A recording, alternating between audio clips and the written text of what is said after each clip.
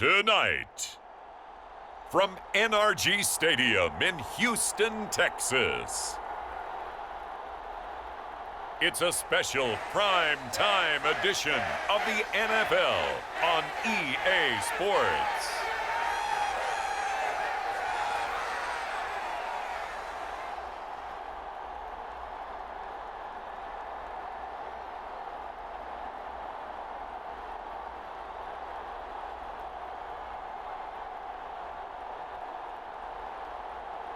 It's the Houston Texans taking on the Seattle Seahawks. On a muggy night here in Houston, Texas, it's a perfect 72 degrees inside NRG Stadium. Straight ahead, we've got a good one on tap here between the Seattle Seahawks and the Houston Texans.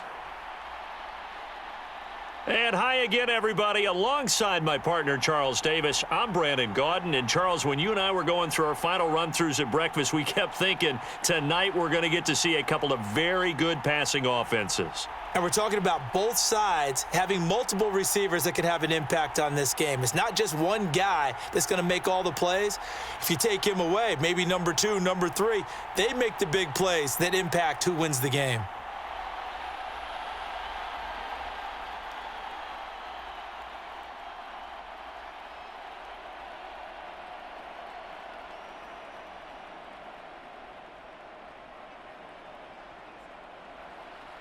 And we are underway from Houston.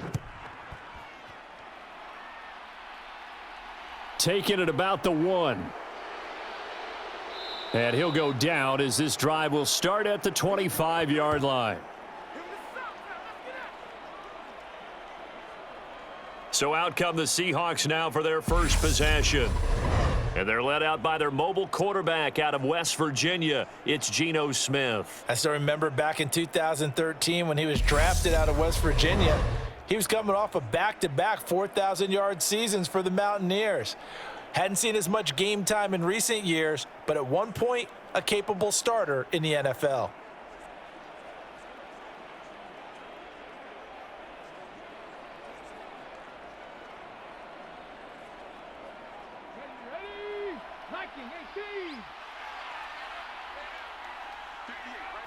Smith going to go to the air first play. Forced out to his left. And he works his way past the line of scrimmage and then slides to a halt. Only a couple for him there on the game's first play, and it's second down. I certainly like what he did right there because he smartly wanted to avoid forcing anything downfield because nothing appeared to be open. Nice harmless slide there to avoid the big hit, and he gets a small gain on the play. They'll run. It's Kenneth Walker. First down, Seattle on a pickup of 13. And that's how you get started and open up a game. Really well-blocked play.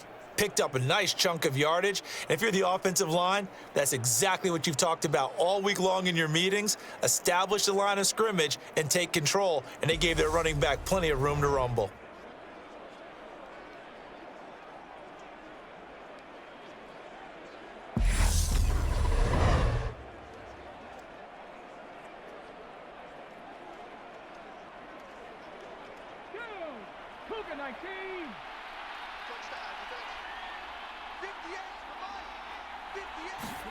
Now Geno on first down. Left side complete to Lockett. They'll give him 4 yards there, and that will bring up second down. I think defensively you're okay with that. You're in the first quarter. He's going to get some catches, but they rallied to him quickly. And that's what you count on, and I like what you just said. First quarter, can you do it all game long? They catch it, you tackle them, they go down on the spot. Because when you're able to do that and you don't give up big chunks of yardage after the catch, now you put the offense in a position where every series they have to work hard to pick up first downs, and you tend to stall them out when you do that. And they'll get this down to the 42-yard line. Well, I think when they look at their offense, they think to themselves, weapons, weapons everywhere, and they want to move the ball around. They want to spread it to different people, but you absolutely know they want to get this man involved as well, and that's what they just did on that play.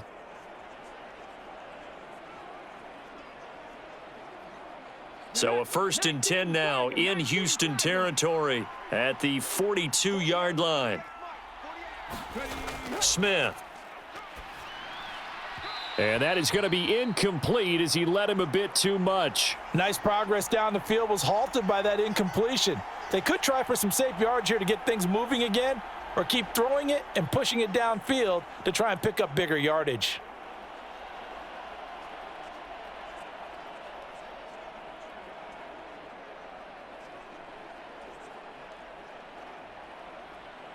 Smith, an incomplete pass on 1st down. Now it's 2nd and 10.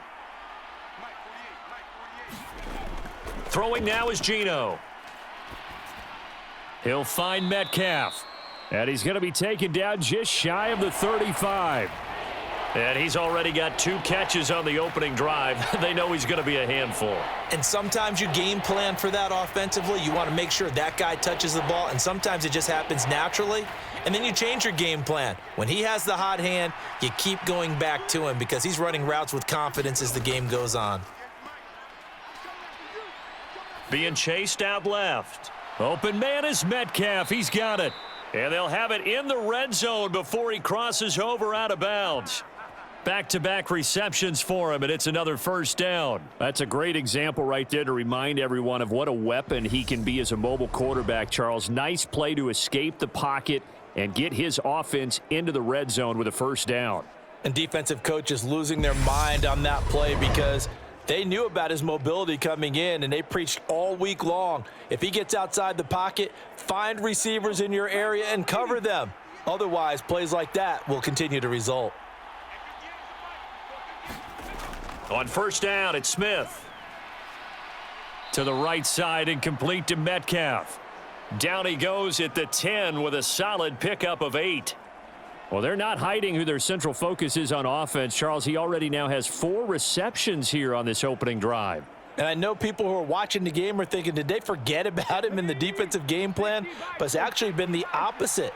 They're giving him a lot of attention, but he's been very creative and savvy in his route running and finding seams and openings in order to create these completions. And the Seahawks are going to be set up with a 1st and goal as good running gets them down to about the 4-yard line. A quick burst there, and he nicely bit off a pretty decent gain. 1st and goal, a chance for an early statement here on the road. Walker will take this into the end zone for a Seahawk touchdown. Right off the bat, they start with a very solid, methodical 10-play drive. And you know me, I tend to look at things from the defensive side. They're coming off the field gassed right away. We're in the first drive of the game. So it's not just what happened, but think of the emotion you carry into a game, then double it with getting a 10-play drive put on you and points scored. They're pretty tired right now.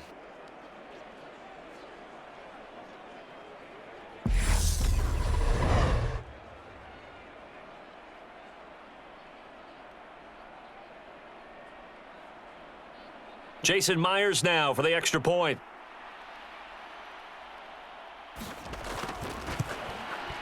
And this will give the Seahawks a 7-0 lead. So the drive goes 75 yards, 10 plays. And it was Ken Walker finishing things off with a touchdown run.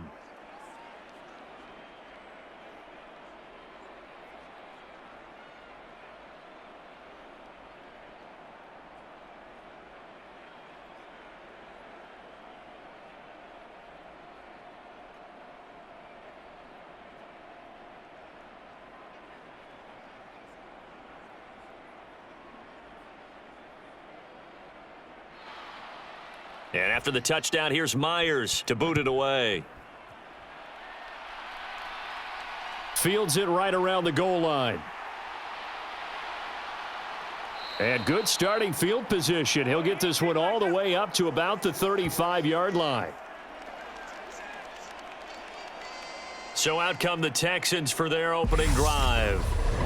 Leading him out, the former Stanford man. At quarterback, it's Davis Mills. And remember, when he came out of college, he left early. So a lot of people weren't really paying attention to this young man, but he was entrusted with a leadership role early in his NFL career and didn't shy away from it. His goal, continue to prove that there should have been one more quarterback that went in the first round of the 2021 draft.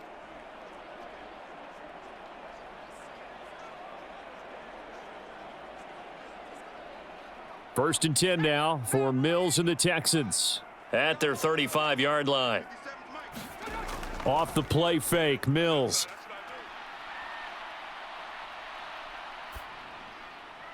And that is incomplete. He couldn't hold on through the contact. Brings up second down. No surprise at all. They're looking for the big man early in this one. The only surprise for them, he couldn't hang on to the pass.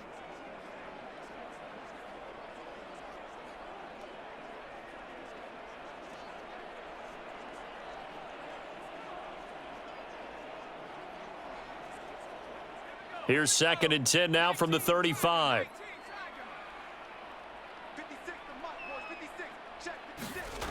Now Mills. That's underneath to Pierce. They do get a yard there, but only a yard. Leaves them with 3rd and 9 looming. We'll see what kind of mindset they have here offensively after giving up the touchdown on the opening drive. And based on our time with them, prior to this game, I feel like they've got a good mindset going in. In fact, the discussion that we had with the coaching staff was, we may give up some points in this game, so our offense has to be ready each and every time to either equal or try and get us ahead and try and keep us ahead. This is their chance to respond to that first touchdown given up.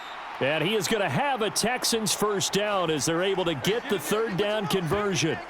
I know at the end of games, coaches always tell us that no one play won or lost a game. But this seems pretty important early, doesn't it? Their ability to pick up that first down on 3rd down, I thought that was key. Well, you're already in the hole after the touchdown on the other side. How will you respond? We talk about that a lot, and they responded pretty well there. You go 3 and out, I think you give up a lot of momentum. You get down 2 scores, could be an entirely different game. So they've got a nice drive going now. They're in good shape. What's interesting to me is they're also in that spot of the field where you would take a shot. Do you change that up just because you're down a touchdown? Now this one to his tight end out on the right side. And he's going to be taken down right at the 40-yard line.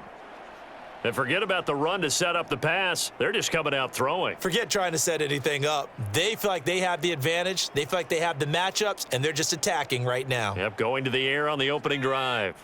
Ball at the 40 here for 2nd and 5. They will run for the first time with Rex Burkhead. 6 yards the pickup, and that's a first down. And that's a nice pickup of a first down on that 2nd down run. And at that yardage gained, they can run that play on any down. From the 34 now, here's 1st and 10.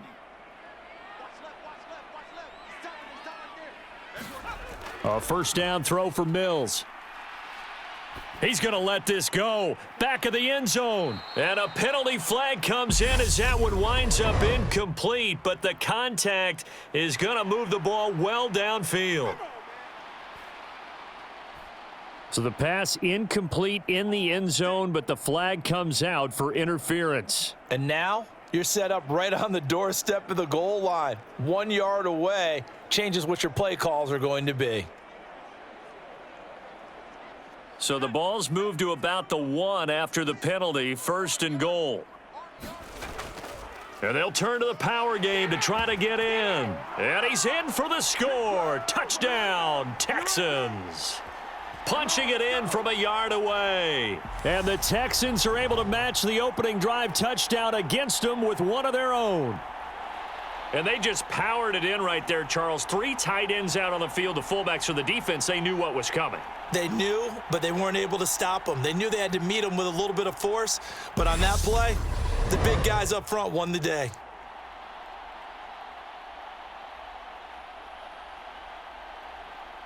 Kaimi Fairbairn on for the extra point.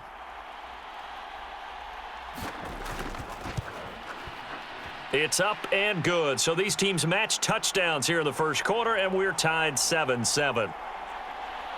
So the drive there took 6 plays, and it ends with a 1-yard touchdown run.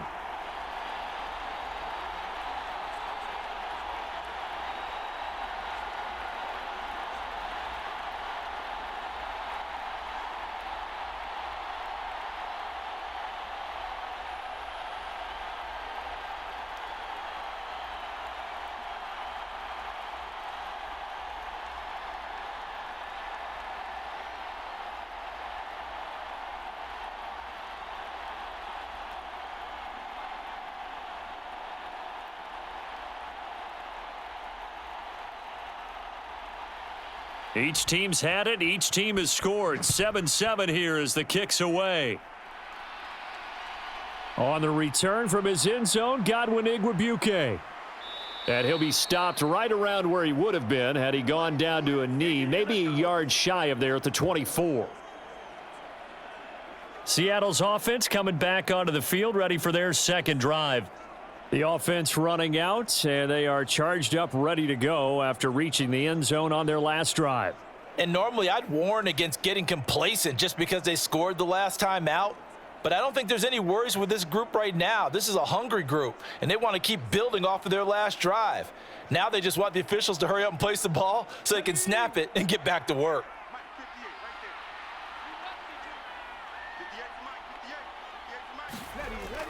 On first down, they'll kick off the drive with Dallas.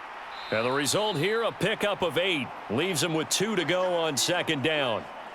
Well, you often say that sort of opens the playbook now, second and short. What do you think, early shot here? I like where you're going. Obviously, we've been together for a while because you know me. I want to take that shot early and loosen things up. 8 yards the gain on that last run. Here's second and a couple. On second down, it's Walker. And he'll be brought down right around the 37. A gain of 5, good enough for the first down.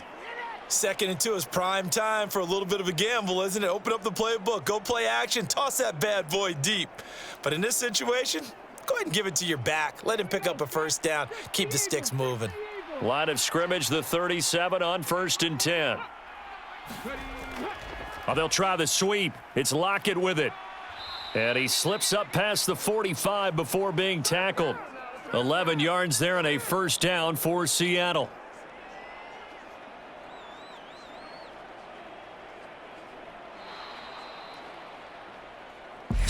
Seven, our score after 1.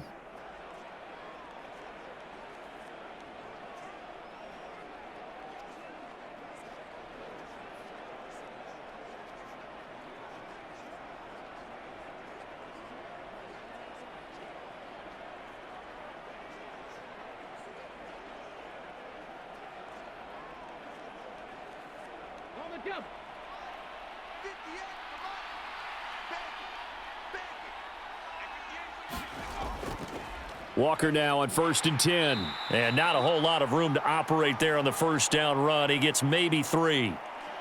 Some of the most unselfish players on any football team, defensive tackles, because we ask them to just eat up blocks and allow other people to make tackles. But when he can make a play himself, as we just saw there, that's a big day. The last run got 3. Now here's 2nd and 7.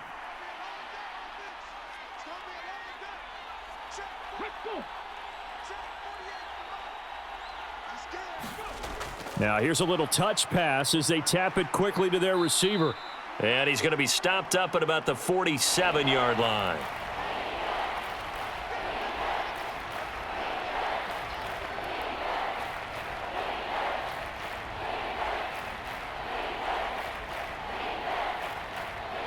And the Texans have an extra defender in the secondary now on 3rd down. Throwing is Smith. This one into the hands of Metcalf. And he's going to be taken down with another first down as the stop's made at the Texans' 34-yard line. That one goes for 13 yards, and it moves the sticks.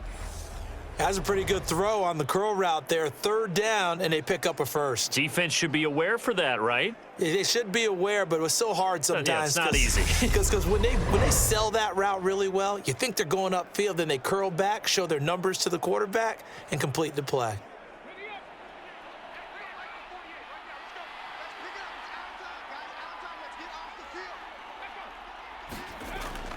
They'll run on first down with Dallas. And he can only manage to get a couple. 2nd and 8 coming up. And the big fella stuffed that one up in a big way. I think doubling him has to be a priority because you can't move up to the next level if you don't take care of him first. The last run got a couple. Here's 2nd and 8.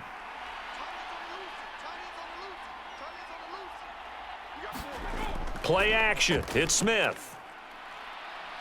He lets this one fly toward the back of the end zone. And that will be incomplete. Tried to dial up the long one way out there, but it'll be third down. And I think they'd be well served to take that type of a physical approach against him the rest of the game. He's had his way so far, but on that last one, that worked quite well for the defense. They need to get this to the 24 on third down. Geno now to throw. Open man, that's Noah Fant, the tight end. And he'll be stopped short of the first down as they rally to tackle him at about the 28. So give him 5 yards there on the pitch and catch. And that'll bring up fourth down. One hallmark of good defenses is understanding the game, understanding positioning, and tackling immediately in the secondary after catches. I think we just saw that on display right there. Got to him before he ever had a chance to think about turning it upfield.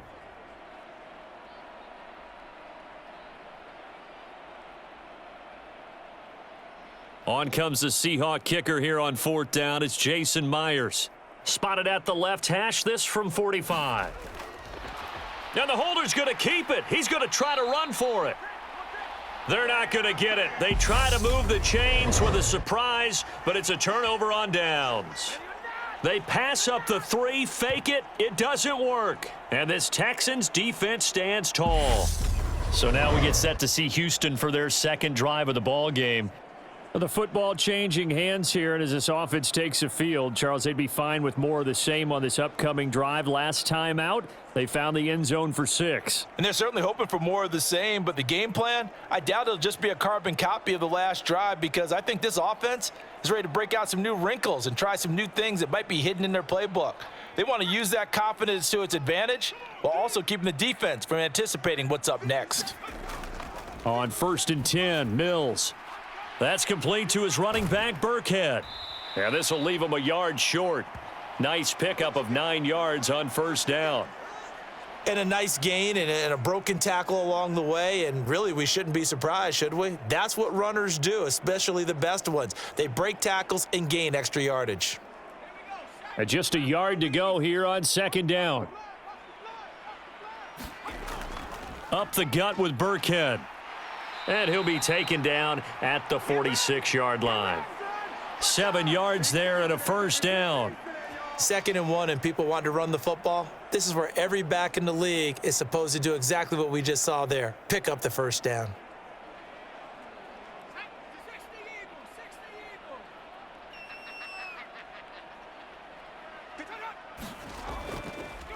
First and 10, it's Pierce. And a gain of 4 gets him right to the midfield stripe. I feel like I could see what he was thinking on that carry. He wanted to follow that big tackle through the hole. Ended up only getting 4 yards on the carry. I think he had designs on that one being bigger. The run got 4. Now they deal with a 2nd and 6. Out of the shotgun, a give to Burkhead. And he'll be taken down at the 44-yard line. 7 yards there and a first down.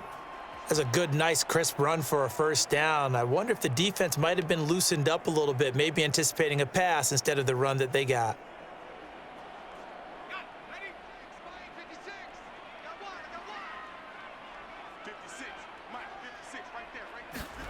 Mills on first down.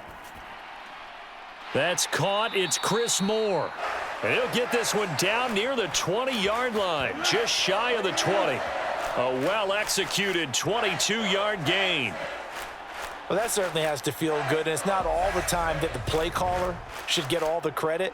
Sometimes I think in the huddle, the quarterback just says, hey, who's going to make a play for me? I just need something right here. And the end result there, nice first down. Drive keeps moving.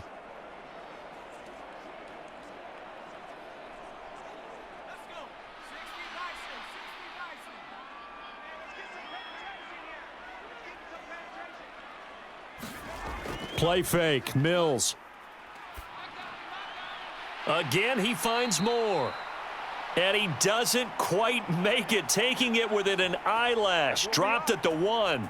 That's back-to-back plays of over 20 yards. I think he has to be saying to himself, how did that not wind up a touchdown? Remember, he just need the tip of the ball to cross the plane. It's not going to get there, but they're going to be set up in great shape with 1st and goal.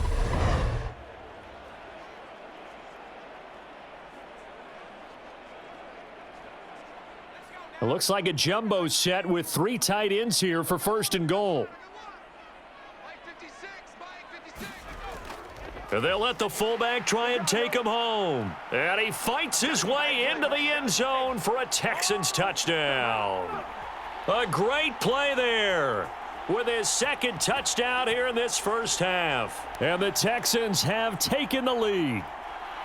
Well, fullback touchdowns have become rare. We just saw 2 of them by the same guy here. And if you had him on your fantasy team, I'm hanging out with you now for stock tips.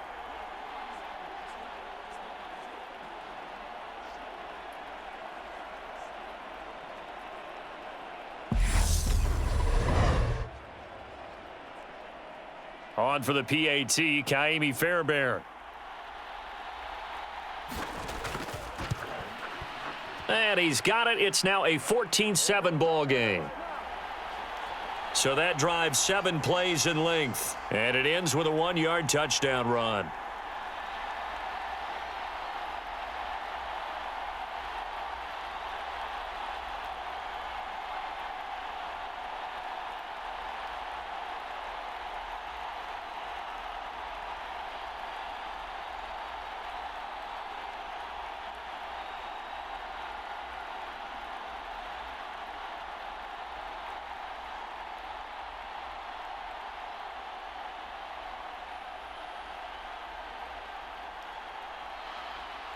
So after the touchdown, here's Fairbairn now to kick it away.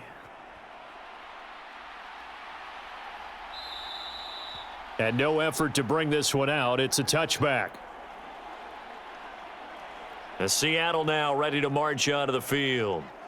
That 7-0 lead of theirs short-lived as they've now given up 2 straight touchdowns to fall behind by 7. Yeah, but no cause for discouragement here. Yeah, they've fallen behind, but haven't they proven that they can go down and score? So what was the formula that got them down there the first time? Get back to something close to that, and maybe they can get this game tied up.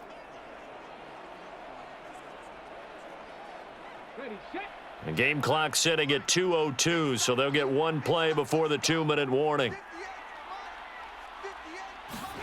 On 1st and 10, Smith. A quick target here, complete to Metcalf. And he's taken down, but able to slip across the 35. We remind you in just a couple of minutes, we'll get you to Orlando and our good friend Jonathan Coachman. Coach will run through some of the numbers and the next-gen stats from this first half of football so far. So here's a 1st and 10 at the 38. Now Geno. Now he'll escape to his right. And they're able to work this across midfield to the 48. I can't be sure how much of that was planned pre-snap, but it certainly opens up some avenues for their offense. And if he can stay a threat to break off those kind of runs, it'll pull defenders away from coverage and open up some choice throwing lanes for him moving forward. First down now, but that clock rolling. Now Smith. Finding Lockett for the catch here on the out route. And he'll be brought down on the other side of midfield at the 43. But it appears that they read man defense and went to the out route, and what you have to do on that one is the receiver's got to make sure he works the defender towards the middle of the field to give himself space to cut to the outside and have that ball delivered with good timing, and they got it done. Looking to throw again on 2nd down. Smith, and his throw's going to be incomplete. To this point, I've been impressed with the work defensively. They have not allowed a lot of receivers to run free, and there's another example, another incompletion.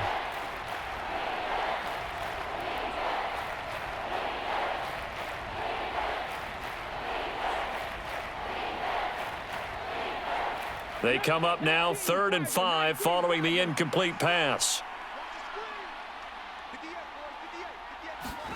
Back to throw, Smith. Catch is made by Metcalf. And finally down he goes as they work it inside the 10 to the 7.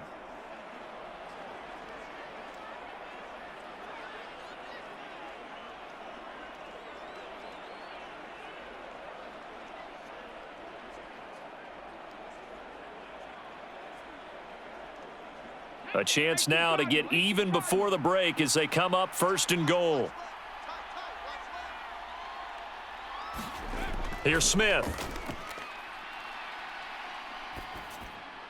Oh, he rifles one, and that's going to be intercepted. And the Texans force the turnover. They'll take over at the 10. But turnovers, obviously, Charles, always costly. But, man, when you throw those interceptions in the end zone like that, it really stings. He tried to fit that one into his tight end, and I often use the expression NFL open, which means a tighter window. Down near the goal line, you really want him to be open. In this case, it cost him.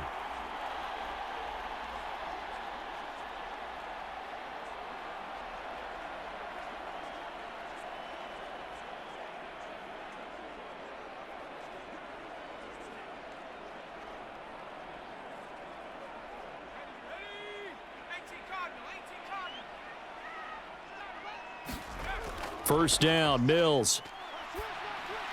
That's caught by the big tight end, O.J. Howard.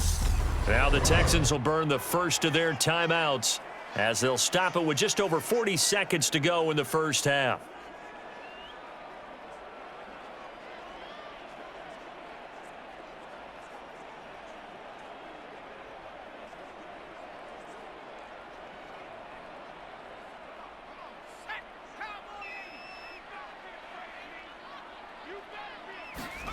Throwing again on second down. Mills. They dial up the screen here to Burkhead. And down he'll go at the 25. Now another timeout called for by the offense, as it'll come with 36 ticks to go in half number 1.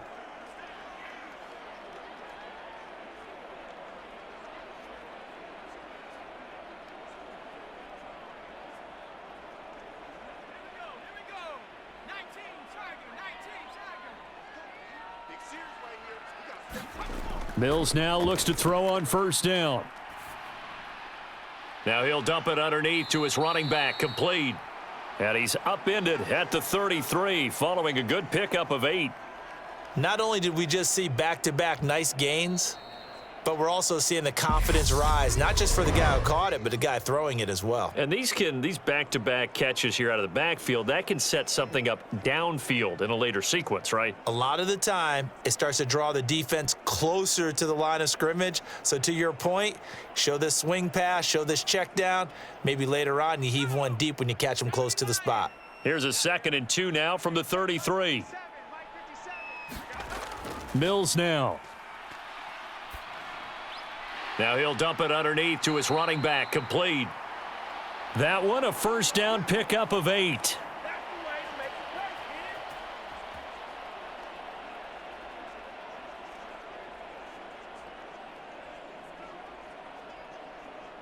So we have reached halftime with a touchdown. That's the difference on the scoreboard. As we send you on over to Orlando for Jonathan Coachman in our EA Sports Halftime Report. Take it away, Coach. All right, Brandon, thanks very much. Welcome, everyone, to our brand new studios here in downtown Orlando in the EA Sports Halftime Report.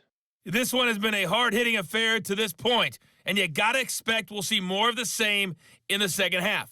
And to bring the action your way, let's get it right back out to Brandon Gott. Okay, Coach. Yeah, adjustments likely going to play a big role in this third quarter in what's been a tight contest so far.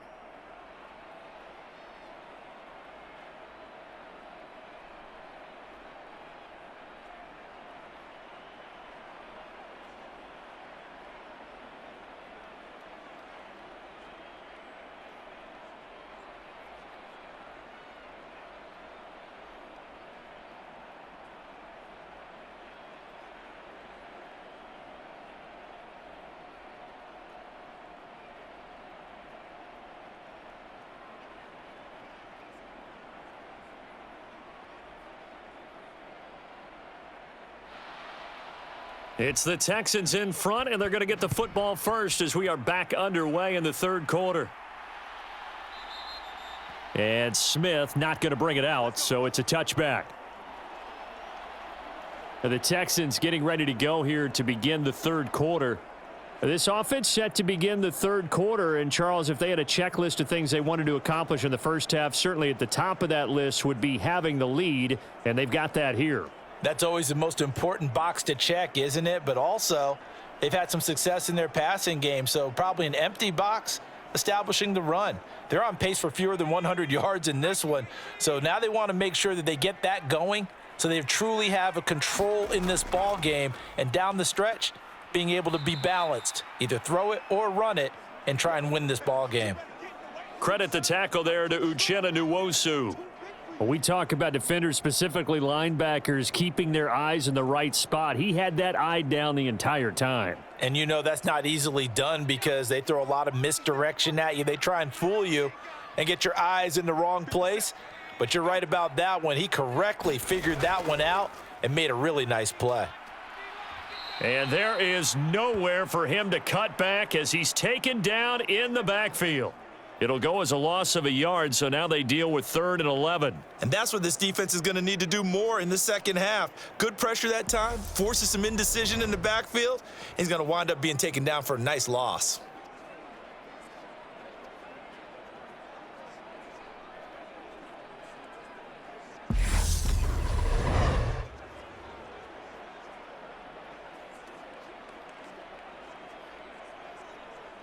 It'll be a nickel look here for the Seahawks on 3rd down. To throw, Mills. He's going to find his receiver, Chris Moore. And he gets this up just shy of the 30 to the 29 before he's out of bounds. It'll be a gain of 5. And that's going to bring up a 4th down. I like the thought process. I like the design, but I think he may have waited a little too long to spot his man because if you're going to run that drag route, you've got to put it on him and let him turn upfield. Instead, he waits until his receiver's too close to the sideline and they don't get the yards after the catch. Here's Cameron Johnston now. And surprisingly, this is the first punt of the game for either team.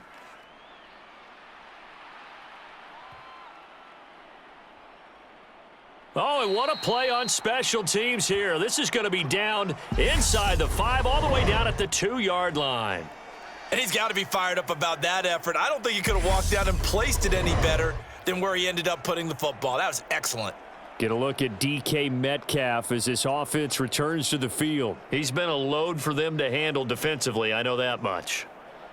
But look at him. He's got 7 catches on the game, and he's starting to shred them a little bit because not only is he catching them, he's picking up good yardage, keeping the chains moving, ball control, you name it. This big guy, what did you say? He's been a load for them to handle? That's right. Agreed. This has 7 catches, as you said, over 100 yards. They'll run with Walker to begin the drive. And he takes this just about a yard shy of the 20.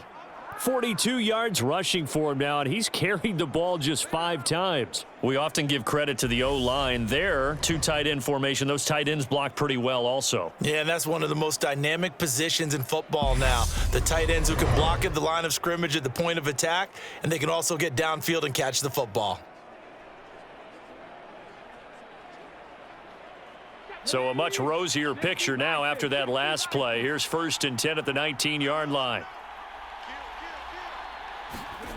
Now Smith.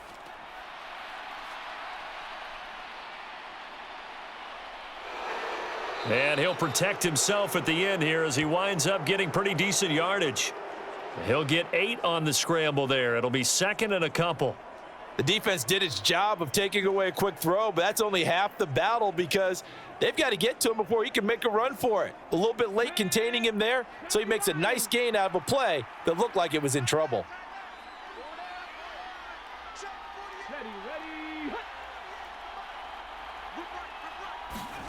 Oh, they're going to run a little pop pass here.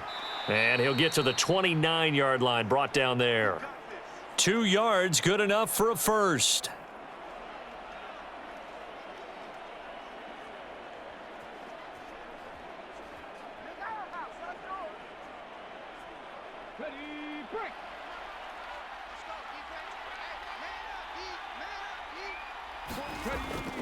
Up the middle, here's Walker. They find some open field here. And brought down, but not before reaching the 45-yard line. First down, Seattle, 16 yards, the gain there. They're making it look easy out there. Another first down. So far on this drive, let me do this little bit of math here. 4 plays, 3 first downs. That's a pretty good recipe for success.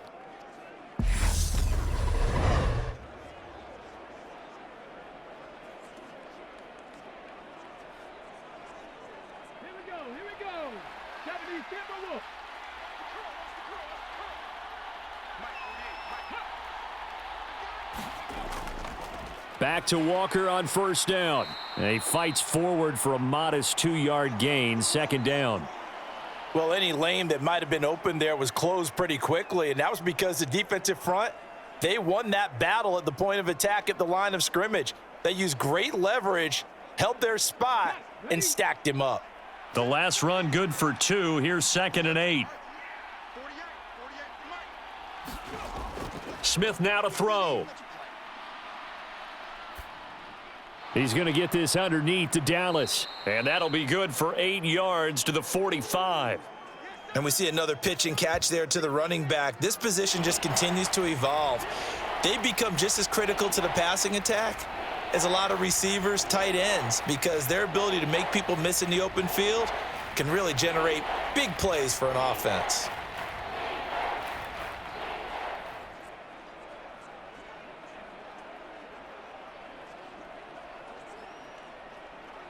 Play number 7 coming on this drive. It's 3rd and inches.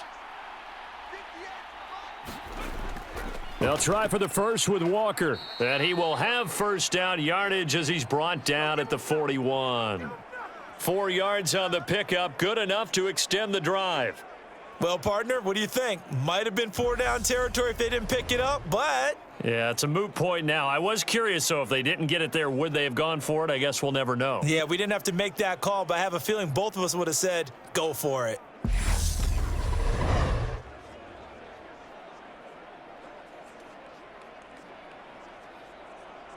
Okay, ready?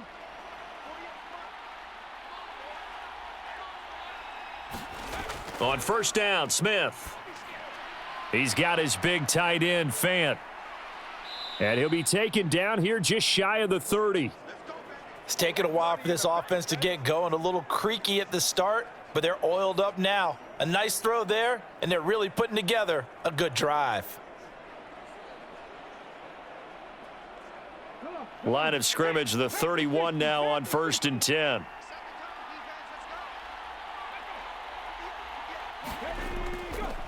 Straight ahead, Walker.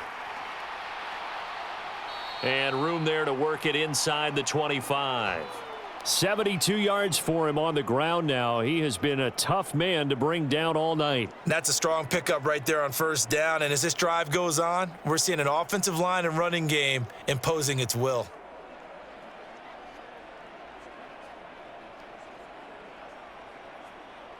Eight yards the tally on that first down run. Here's 2nd and 2. They'll fake it. Now Smith. And that'll be incomplete. Took a pretty good shot as he tried to pull that one in. Couldn't hang on, 3rd down. We saw this a lot in the first half, and it continues. These receivers just not able to get much separation. So that means they have to win the 50-50 balls. They've got to go up with the defender and find a way to start coming down with them. And this time, contact and another incomplete pass. On 3rd down, here's Walker. And he's going to be a yard short. A 2-yard pickup leads to 4th and 1. I'll bet they thought they had picked that one up because it was a 3rd and 2 call, and they got awfully close. Now we're at 4th and inches. I wonder if they think they're feeling lucky here and maybe want to go pick it up.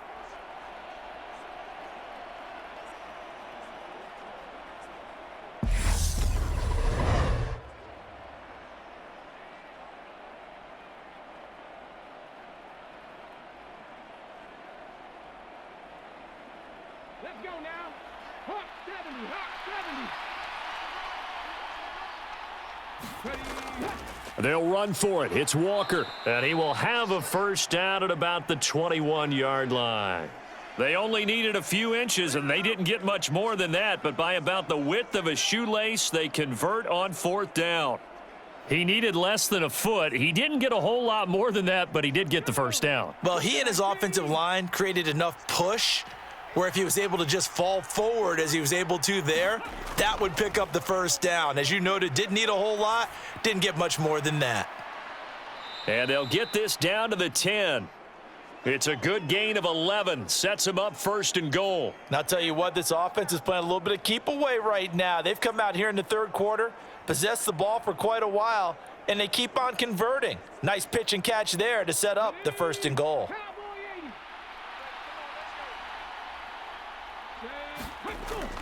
Straight ahead running. Here's Dallas. And he will maneuver his way down to about the 7. That gets him 3 yards closer here as it brings up 2nd and goal. 3 quarters have come and gone. We'll return with more after this. You're watching the NFL on EA Sports.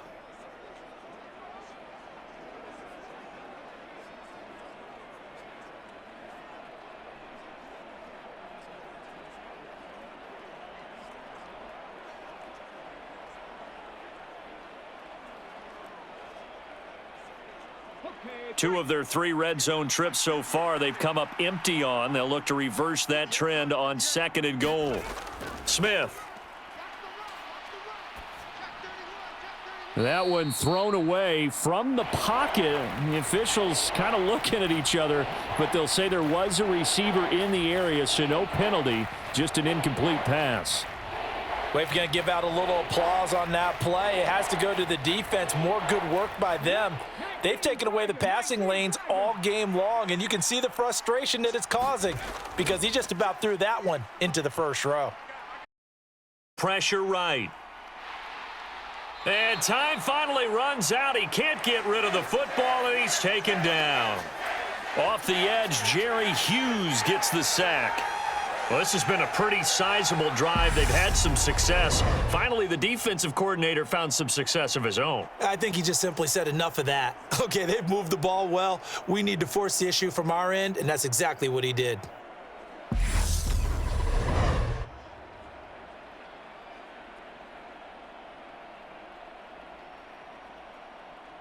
So on now comes the kicker. It's Jason Myers. This just 32 yards officially from the right hash. Myers' kick is good. And they'll cut the lead back down to 4 now at 14-10.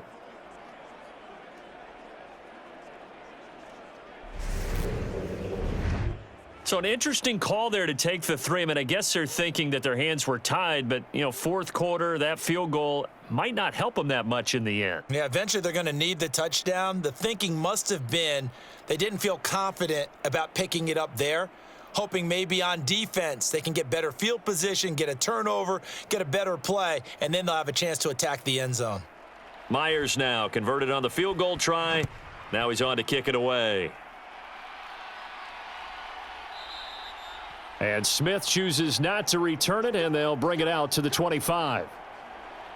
Houston set to take over. They have the lead, obviously, late in the game. I guess the good news for them is if for some reason they would make a mistake, a field goal does the opposition no good. Everyone loves to have a little bit of a cushion, and that helps you immeasurably. But the bottom line is, do all the things that you're taught in order to close out the game. Don't even let that become an issue. Yeah, but it's still a one-possession game. This one not fully over yet. 1st and 10 now for Mills and the Texans. At their own 25-yard line. Here's Mills. Now he'll dump it underneath to his running back, complete. And he's going to be dropped following a pickup of 7 past the 30 to the 32. Just about every quarterback is trained to really look downfield first before you come back and make a nice, safe throw. And in this case, that's exactly what he did. Found his running back, let him create some space, and it turned out to be a nice play for the offense. To throw again on 2nd down. Mills. He stiff arms him. Throw right side caught by O.J. Howard. And he'll be tackled right on the chalk of the 45. A fresh set of downs on a gain of 13 there for the Texans. And after that completion, you can understand why so many teams in the league are emphasizing speed on defense at every position. The tight ends have created so many tough matchups now. If you can't run with a tight end as a linebacker, this is going to be the result every time. And they're going to stop him right at the line of scrimmage. Just no cutback lane to be found whatsoever. 2nd and 10. I know that speed is the hallmark of today's NFL game, but the key to good rushing defense is still having your linebackers set the edge. So after the run for no gain, here's 2nd and 10.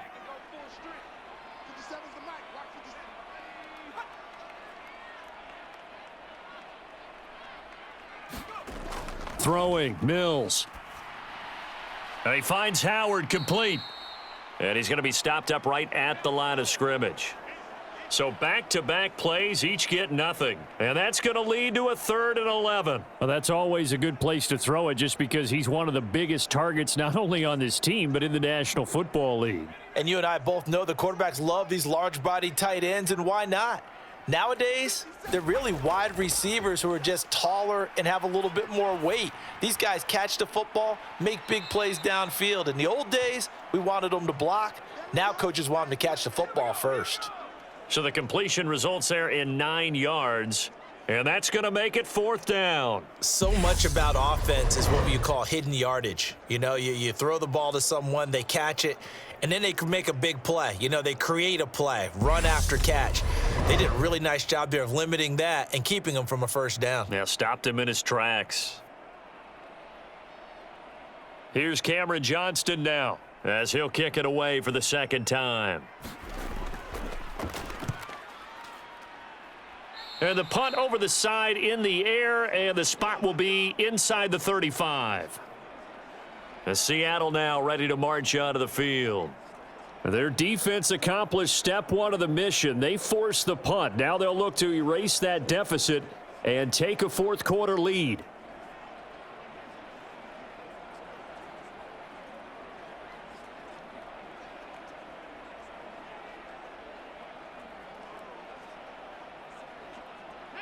From the 34 now, here's 1st and 10. From the gun, here's Smith. Throwing the out route, and he connects with Fant. And he'll be out of bounds after getting this one across the 40. That'll give him 8 that time, and it'll be 2nd and a couple. I got the sense that the defense created a little momentum for them there, didn't they? Did their job, forced the punt. Now, nice start to the drive. Offense has to do their part. Yeah, they certainly do, but what a great start for them. And they got to go thank the guys on D. Out of the gun, Walker with it. And this won't be enough to pick up the 1st. A gain of 2, 3rd and 1. Ladies and gentlemen, that is a force of nature at the defensive tackle position. Yes, he's as big as they come, but still plenty agile. He's able to make a nice play there to swallow up the ball carrier. The offense on 3rd down tonight, they've hit 4 of 7. They're up against a 3rd and 1 situation.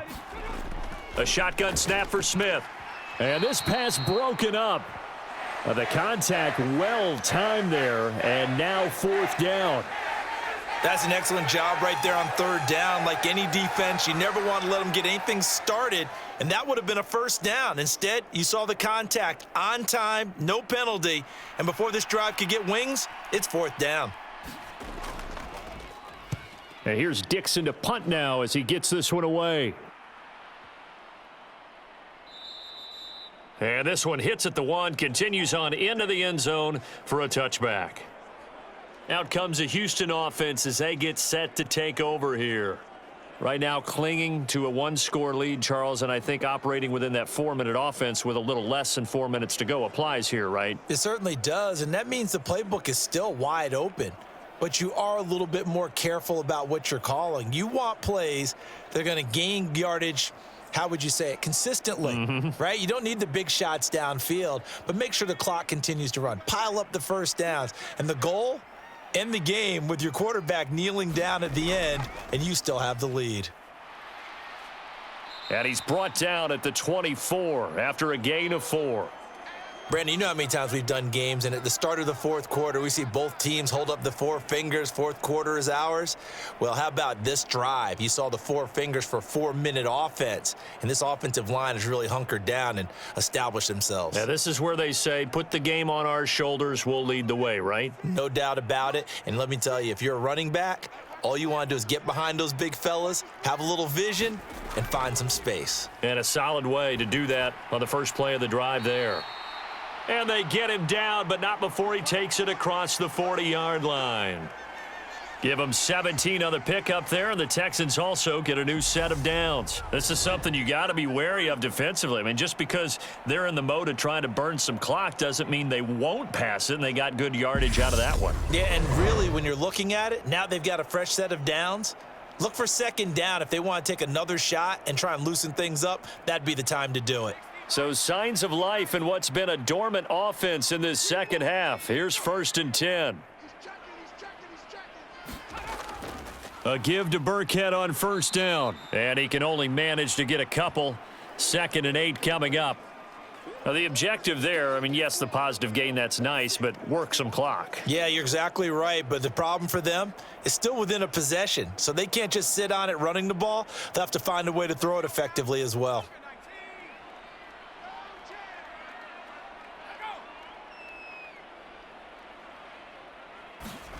Throwing on 2nd and 8, Mills.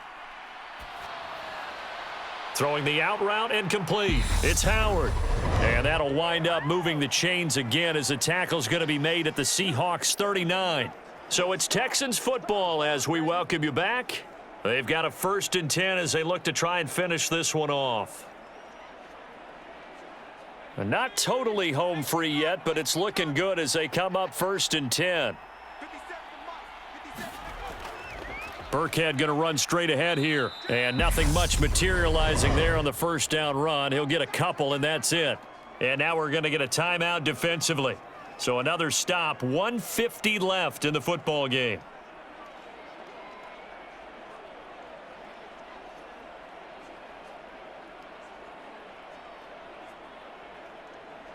This, in all probability, another run here on 2nd and 8.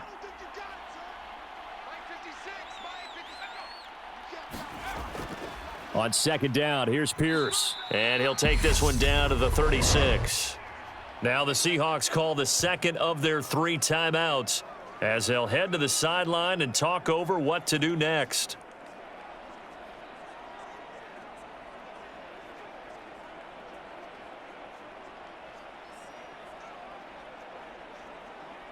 They need to get to the 29 if they want to pick up a first here on 3rd down.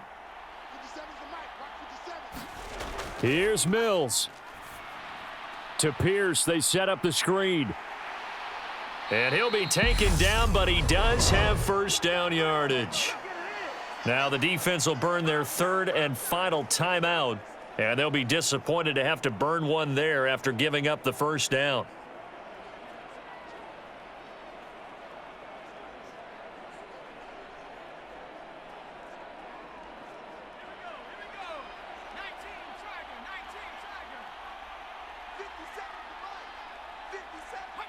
And they take a knee.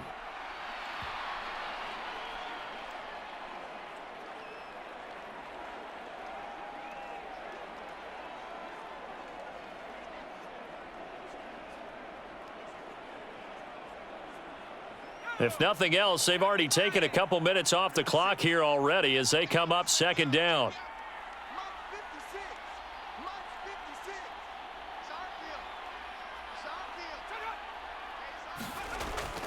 Pierce now up the middle. And he's going to have to protect the football and take his lumps here at this stage of the game as they stop him behind the line. That'll wind up as a loss on the play, so now they're staring at a 3rd down and 12. I think it might be time to move to a different section of the playbook there because back-to-back runs, both for loss. Now they have 3rd and long coming up.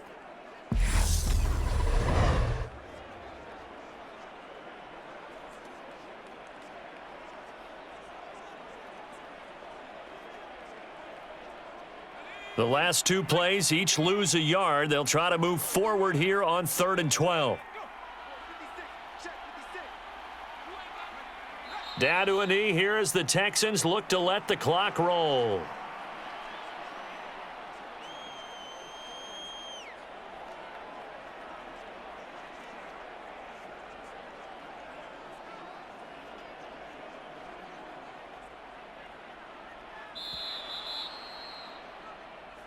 So Houston going to come away here with the victory. And it was a bit of a strange game. They were held scoreless through the entire second half, but their first half output, that's enough to carry them to victory. And that's an odd game to watch, isn't it? Because when we saw the output in the first half, you think to yourself, okay, they've got something working here. They know what they're doing. They'll continue that along. But instead, it's goose eggs in the second half. Fortunately, enough of a cushion and enough defense to carry them home.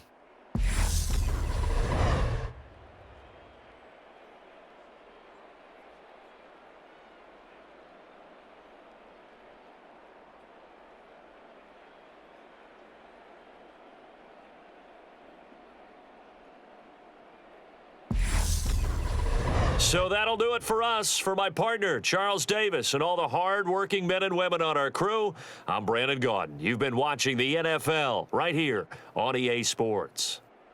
It's a win for the Texans as we say so long from Houston.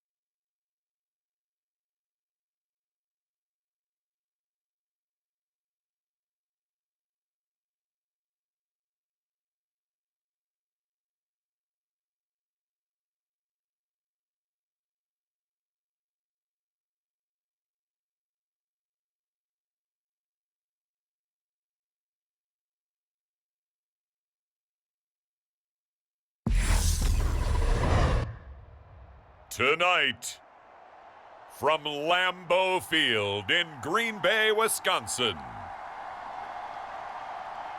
it's a special prime time edition of the NFL on EA Sports.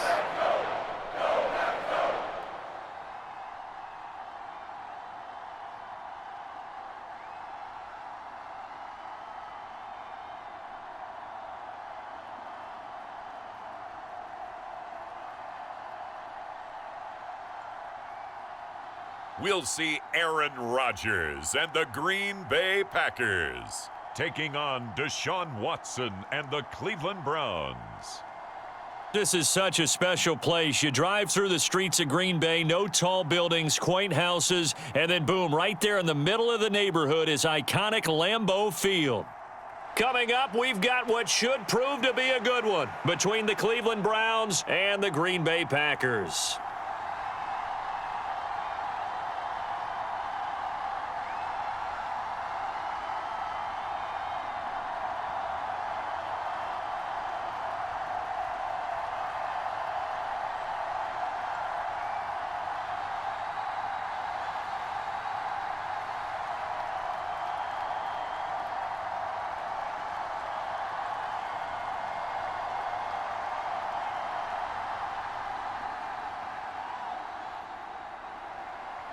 Ready to get us started, it's Cade York, and off we go from Lambeau.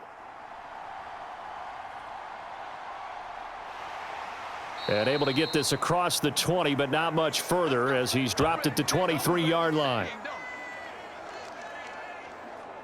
Here we go with the Packer offense guided by their decorated QB with a long list of Pro Bowls and other accolades next to his name, of course. Aaron Rodgers leading the way. There have been very few quarterbacks in the NFL who have been as consistent throughout their career as Aaron Rodgers. He's been good for so long, and we've seen no decline in his skills. His accuracy and arm strength continue to elevate the talent around him, and his in-game mistakes, few and far between.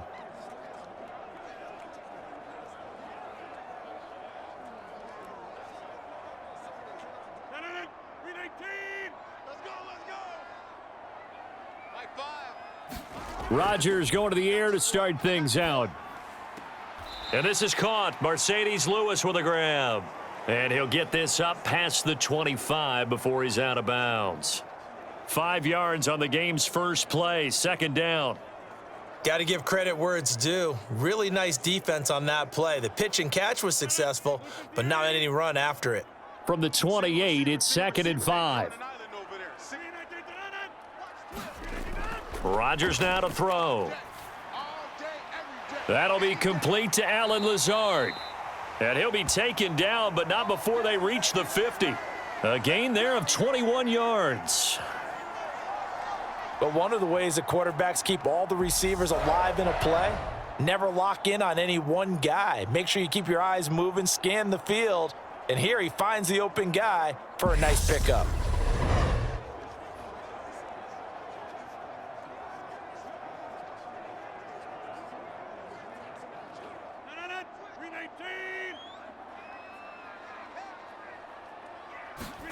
From midfield, here's Rodgers. He's got Tunyon complete over the middle. And he'll be taken down, but not before they work this to the 45. Nice rhythm throw there on first down. He located his tight end, made it a nice easy pitch and catch. Hoping he can break a tackle or two. Wasn't able to do that there, but still good yardage.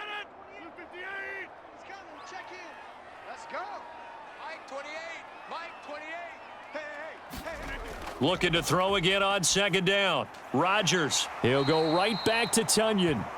And they're going to get this down to about the 37. Well, they clearly wanted to come out, Charles, and be aggressive throwing the football, and they've been pretty efficient along with that aggressiveness. He's now 4 of 4 on this opening drive. Yeah, and that's led to a fresh set of downs. I like what he's doing back there. You can tell he's at ease, feels good about what he's doing. And I think if I'm the play caller, I'm reading that, I'm continuing to let him throw the football. And he'll be brought down at about the 23-yard line. That early game script that they drew up is working pretty well here on this first drive. Already in field goal range, Charles knocking on the door of the red zone. You know, Brandon, when we met with the coaching staff, they kind of predicted that they would come out firing like this. I think you and I were a little skeptical that it'd be this easy, but they certainly knew what they were doing in scouting, in preparation, and understanding what their team was capable of. Meanwhile, Rodgers' throw into the hands of Cobb. And he'll be marked down right at the 15-yard line. And the pocket's been protected pretty good here so far on the opening drive. We always talk about confidence in runners and catchers and quarterbacks. How about the protection detail? They're not allowing anyone near the guy throwing the football. 319. Check in. All day, dog. Mike 28. Mike 28. I'm here all day. Throwing again on 2nd down. Rodgers. That's complete, and once again, it's Cobb. And the Packers are going to have a 1st and goal as he'll be taken down at the 7-yard line.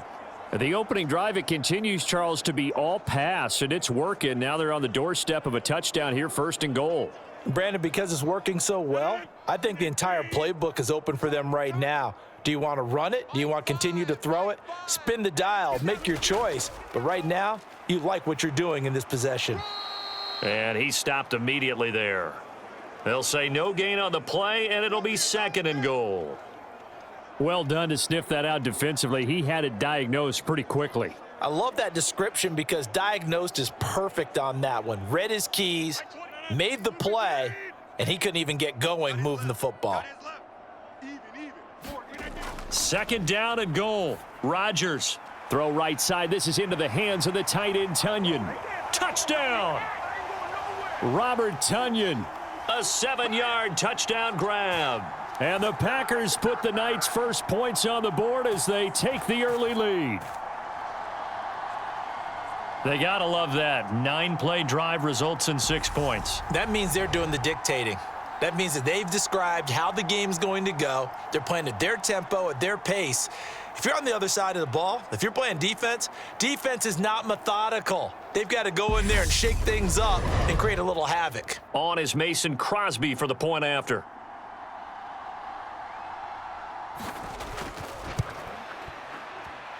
And it's good to make it 7-0 Packers.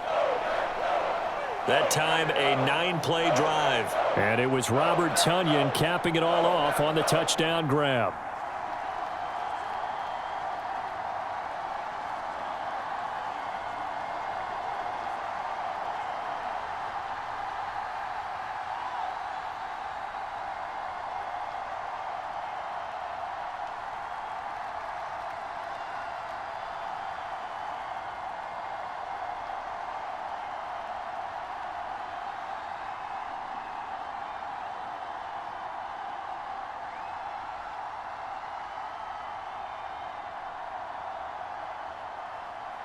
Now after the touchdown, here's Crosby to kick it away.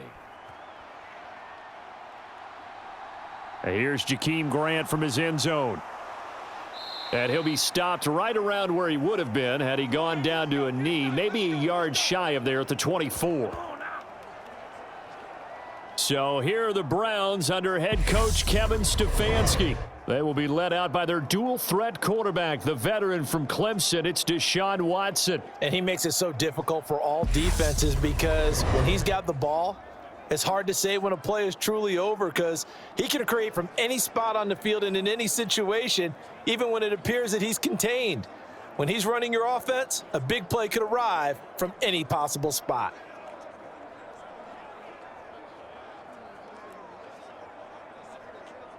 Watson and the Browns now with a 1st and 10.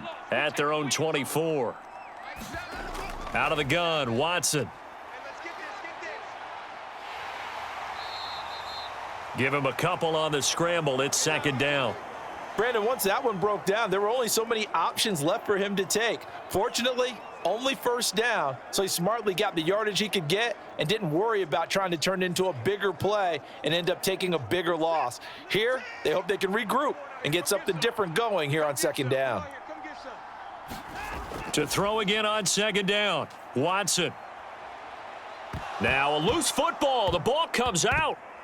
And the Packers pick it up. And they are going to set up shop at the 32-yard line. And that play just looked a little helter-skelter from the start. That's the risk as a quarterback. Once you take off with that football, you might fumble it, and he did. And he was going for the reward, which is gaining yardage, breaking down a defense. But you're right about the risk. Always lurking out there, someone always trying to get to the football. Try to find a place to cover up and slide and protect what you've earned.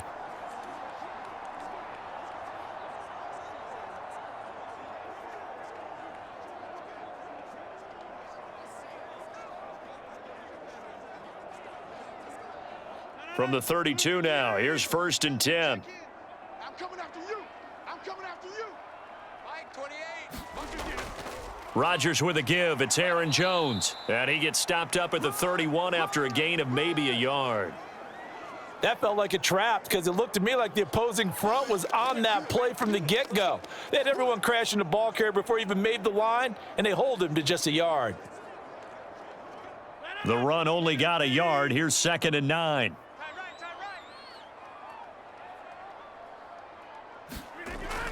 They'll go again to Jones. And only able to get 2 here. Stopped at the 30. Well, they didn't get a whole lot out of that one, but I think you've got to continue to try and run and try and keep the defense honest. You mean or else he'll just sit back, dare you to throw it on every down? Yeah, you get your quarterback hit a lot that way, too. Well, good field position to start the drive, but under the gun now here on 3rd and 8. Now Rodgers. Open man left side. It's the tight end, Tunyon. And he is out of bounds inside the 30.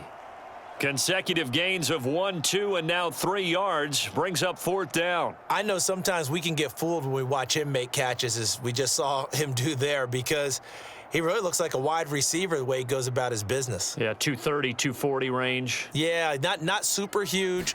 Maybe not counted on to be that inline point-of-attack blocker that we used to have in the good old days. But you can flex him out. You can run wide receiver routes with him. You can make him a primary target, and that's how he'll shred a defense.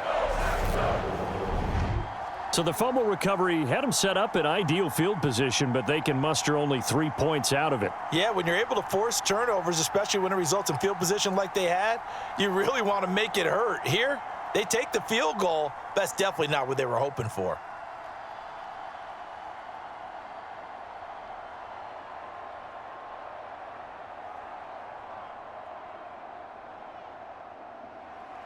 So after the made field goal, 10-0 here early as the kick's away.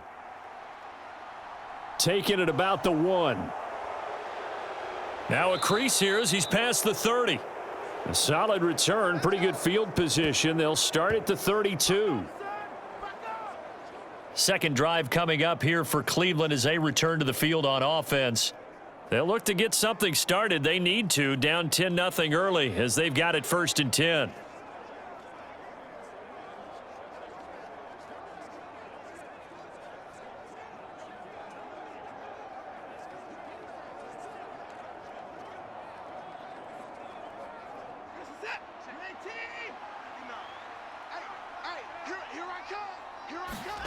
Here's Watson.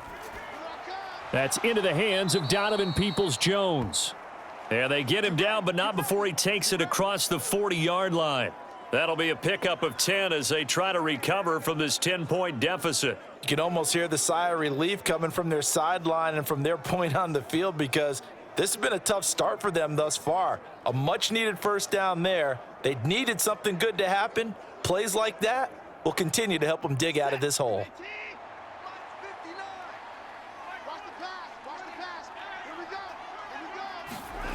On first down, Watson. This complete to David Bell.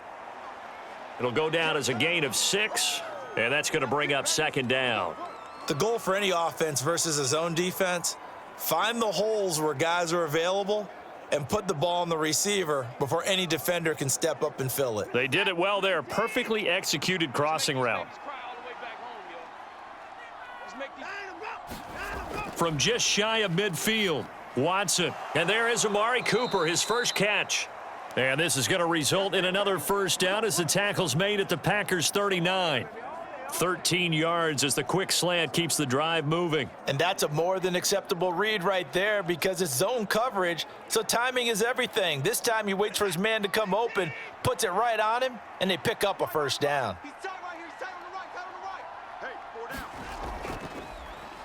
First carry for Nick Chubb. And a very determined run there as he'll take this all the way down to the 27. Good effort. 11 more yards that go around, a first down as well.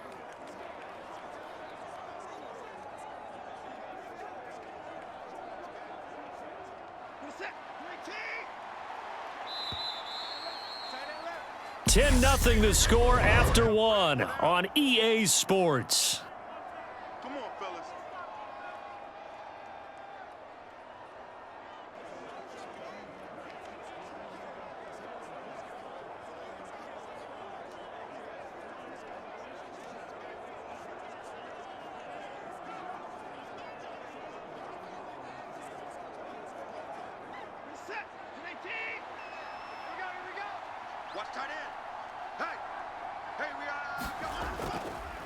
A first carry now for Kareem Hunt. And he'll go down right on the edge of the red zone following a pickup of about 7 or 8.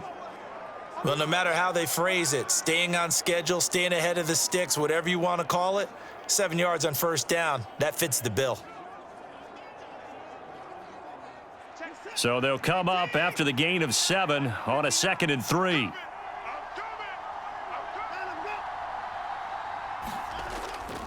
They run again with Hunt. A nice little juke. And he'll go down here at the 12-yard line. That one, a first down pickup of 8. For a lot of guys playing this game, there's no better feeling than running right through a tackle. He's able to lower his center of gravity and churn his legs for a really nice pickup.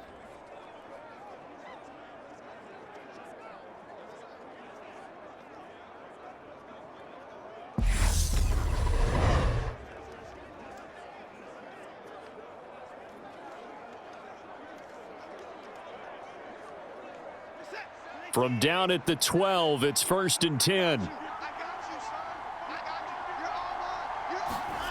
They'll try the air now with Watson. And that throw behind his man, he missed him, incomplete. Amari Cooper, his intended receiver, and now it's 2nd down. Not sure what happened there, but he just didn't get the right read on the coverage that time. Pass wasn't where it needed to be, and that'll send them back to the drawing board. So now 2nd and 10 after the incompletion on first down. They'll go left side on the ground with Chubb. And he'll be dropped at about the 11 after only a yard. Absolutely love the effort there. The ability to flow from his inside spot and stop that one at the line of scrimmage. Nice linebacker play.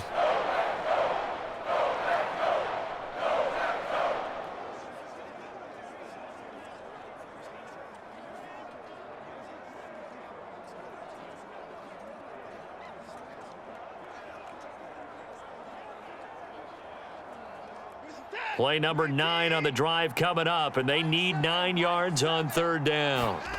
Now it's Watson. And the ball is knocked out, and the Packers pick it up. And a big turnover there as his guys will get the football back. Okay, after those first 2 drives, I think there's a head coach who's going to be calling for CSI. They're going to want some forensics on this. What is going on with this ball club? Unable to hold on to the football and take care of it. Yeah, 2 straight fumbles for them to start out. Yeah, you would think that this team would come in ready to go. Sometimes just mentally not prepared, and it shows up in these types of plays.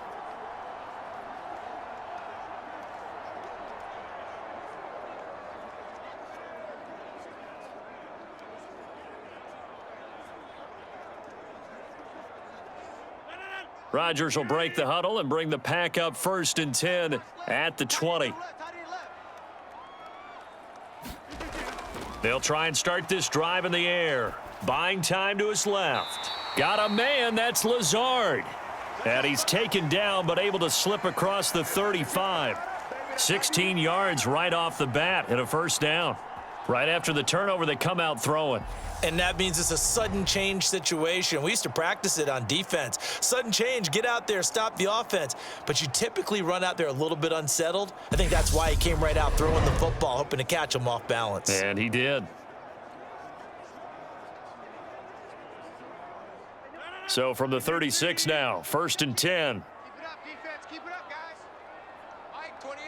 Mike 28. Now Rodgers. And he's left with no option here but to throw it away. Defensively, celebration time because they finally forced an incompletion. He was perfect throwing the ball to that point. Yeah, but from his viewpoint, they didn't force the incompletion. He just missed. That's how hot he is right now, and that's how he wants to continue to throw the ball.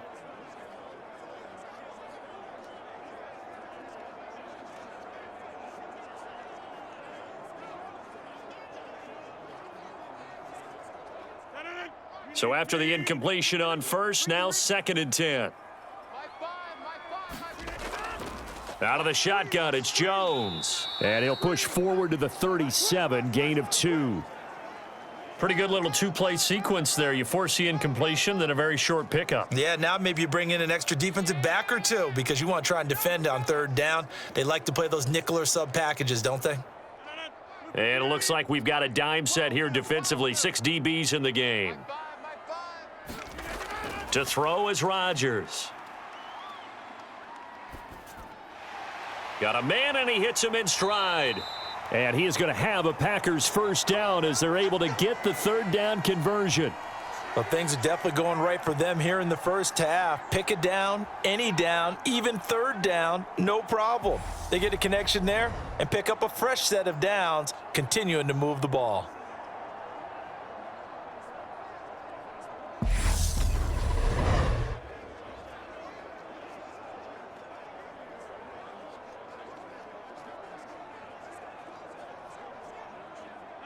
Two 1st downs have them up near midfield now on 1st and 10.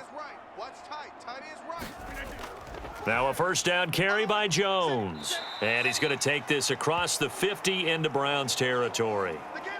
And give the tackle to Anthony Walker. They've created a nice sustained drive off of plays like that. A nice strong run there that keeps them advancing the ball. After the pickup of 5, here's 2nd and 5. Throwing is Rodgers. He has it complete to Christian Watson. And they're going to have another 1st down as he's going to be tackled at the Browns' 37. They picked up 5 yards last time. Now they double it and get 10 here. Good strong throw and catch right there. And so far in this game, the alleys have been open for them to get completions, and they're taking advantage of it.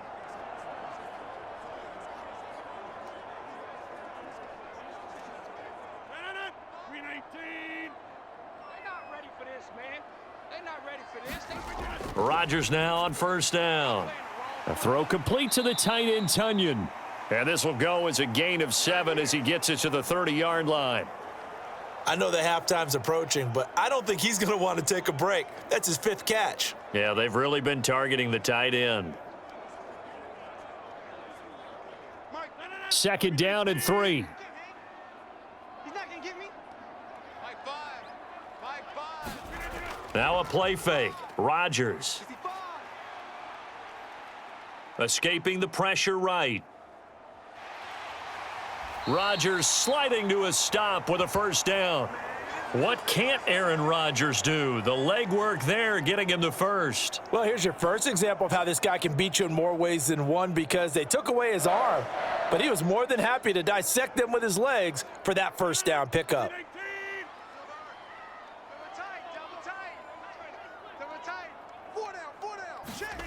Throwing on first down is Rodgers. And he's going to go down. Back at the 27-yard line, he's sacked. Finding his way home for the sack that time, Taven Bryan. They've been moving the ball well offensively, really getting into a groove. Last play, pass completion. Now, finally, the defense gets there. And you have to find a way to disrupt their rhythm. Do you do it with coverage, or do you do it with pressure? They elected to go with pressure, and it was the right call.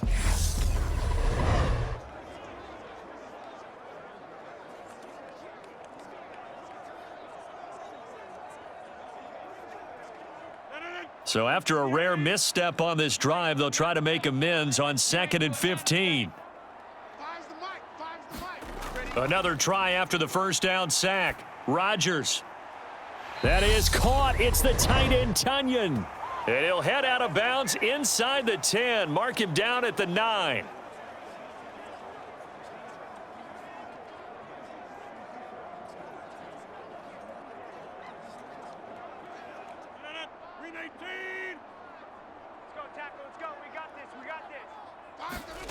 Rodgers going to throw.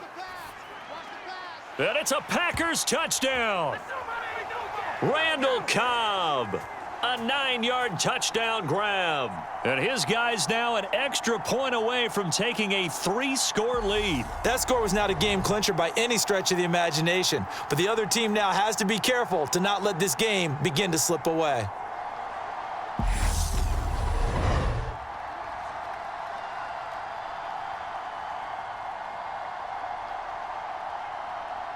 Now Crosby for the point after.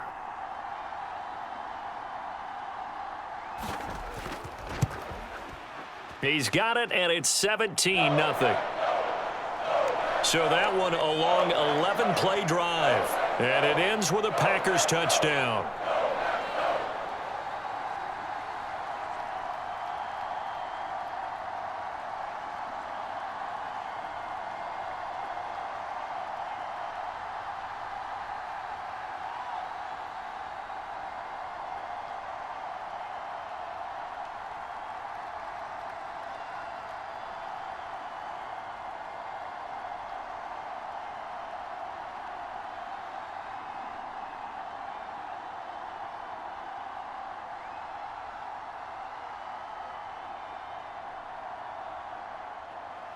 Now after the touchdown, here's Crosby to kick it away. Taken in at the 3. And a good return as he'll be stopped just shy of the 30-yard line. Cleveland offense making their way out. And job one here, Charles, just keep possession of the football. 2 drives, 2 turnovers to this point. You're exactly right, Doctor. Hippocratic oath. First, do no harm. And right now, they're harming themselves on offense. I like that. No one is mistaking me for a doctor, though. But thank you, Dr. Davis.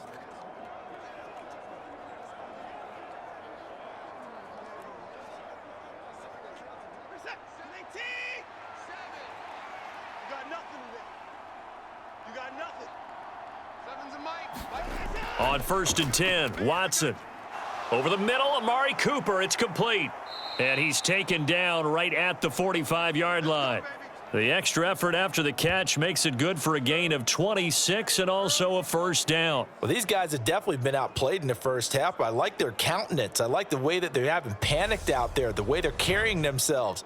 They're starting to move the ball, and what you have to do, maintain your poise and start to put together some drives.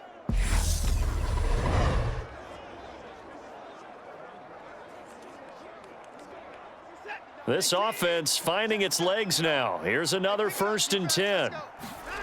Watson now to throw.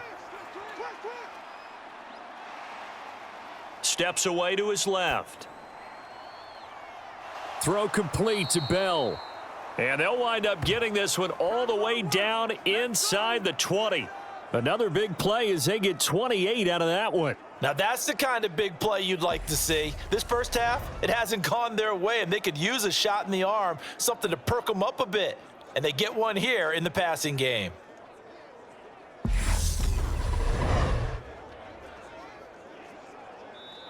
Now the Browns will use the first of their 3 timeouts as they'll stop it with just over a minute to go before halftime.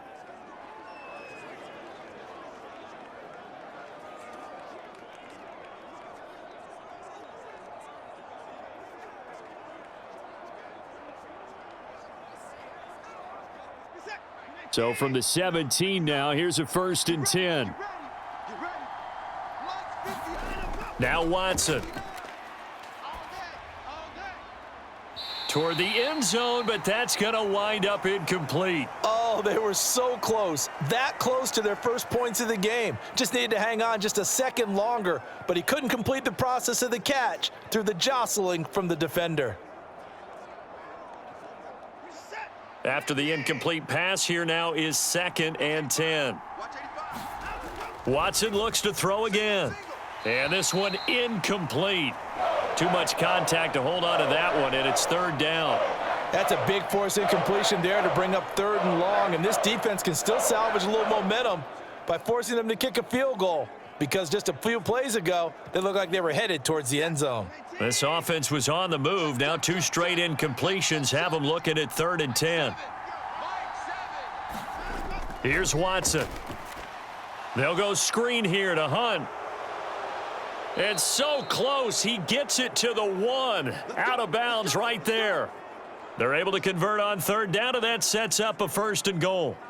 And when you're throwing the ball downfield really well like they have been on this drive, it's really a nice time to work one of the screen plays in. One of my favorite play callers in the game has always told me he starts every game with 10 to 12 screens, because if he starts feeling the pressure from the defense, he uses their aggressiveness against them.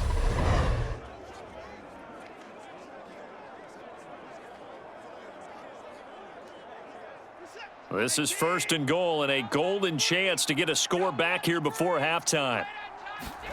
To the air yet again, Watson. And this is caught.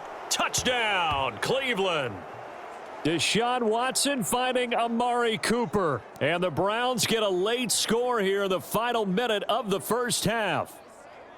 The way this one was going, you just got the sense they needed something before half. They've at least got something on the board now. Still trailing, but a good sign. That takes me back to our preseason tour of NFL camps. You remember we talked with that one coach who said his emphasis this year was scoring in the last 2 minutes of a half, heading into the locker room.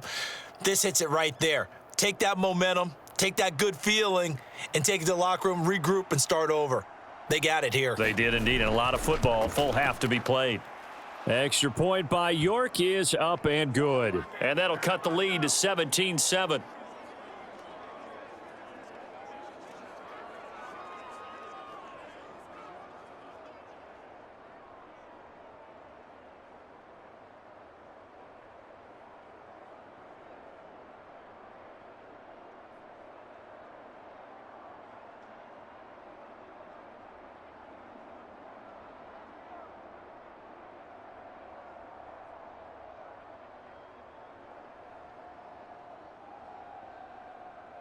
York ready, and here we go as he sends this one away. Nixon elects not to return it, and this comes out to the 25. The Packers with a football here late in this first half.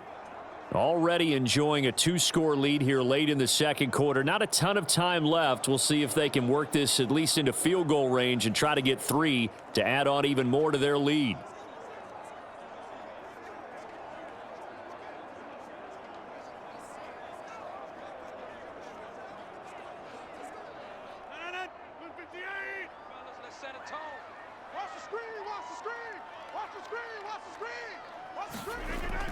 On first down, Rodgers.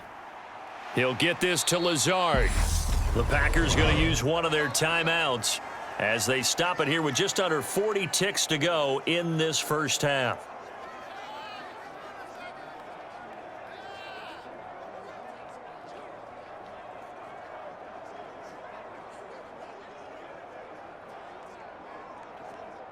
Maybe a good spot to take a shot. Here's 2nd and a yard from the 34. Throwing now is Rodgers. And that one off the mark behind him, incomplete. That is the first time that they've targeted him that he has not come down with a catch. He's caught everything that's been thrown his way, a dominant pass receiver that can break down any defense, because when he's doing that kind of work, it really hurts you on the back end. And even though it's an incompletion there, I think they're going back to that well. They tried the throw on 2nd down, unsuccessful. Now it's 3rd and 1. Here's Rodgers to throw. Got a man. It's Tunyon. Now the Packers going to go ahead and use the 2nd of their timeouts as the clock will stop with 34 seconds to go before halftime.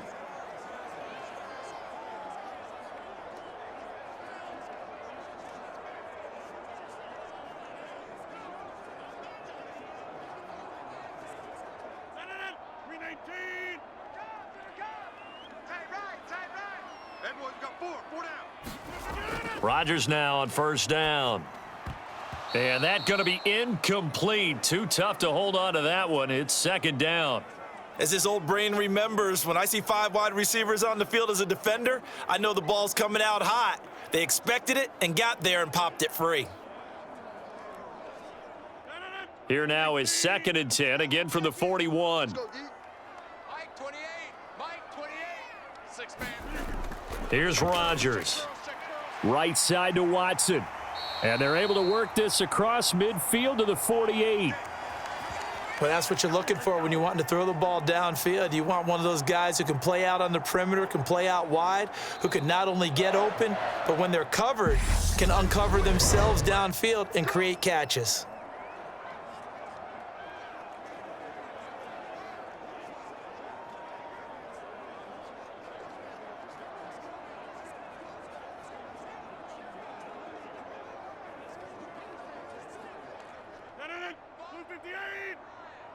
You're not ready. You're not ready. Mike 5. Mike 5. And I'm coming after you. Rodgers again now. And he's taken down. This will be a Brown sack. Myles Garrett in there to get him. It's a loss of 5.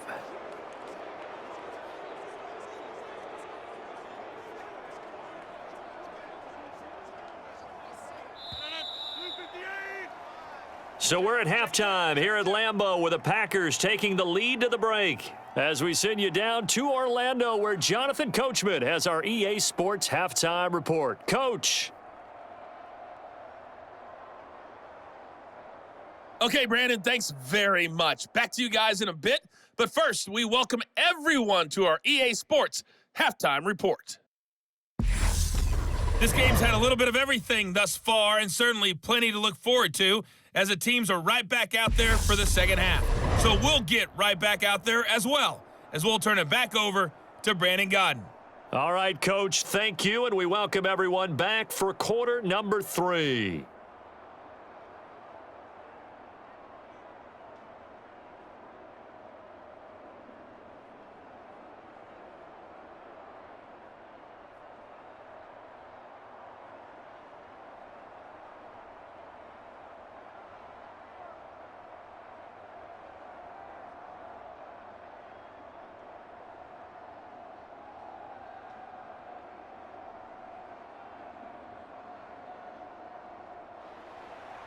The Browns going to see the football first, but they trail here as we resume play on EA Sports.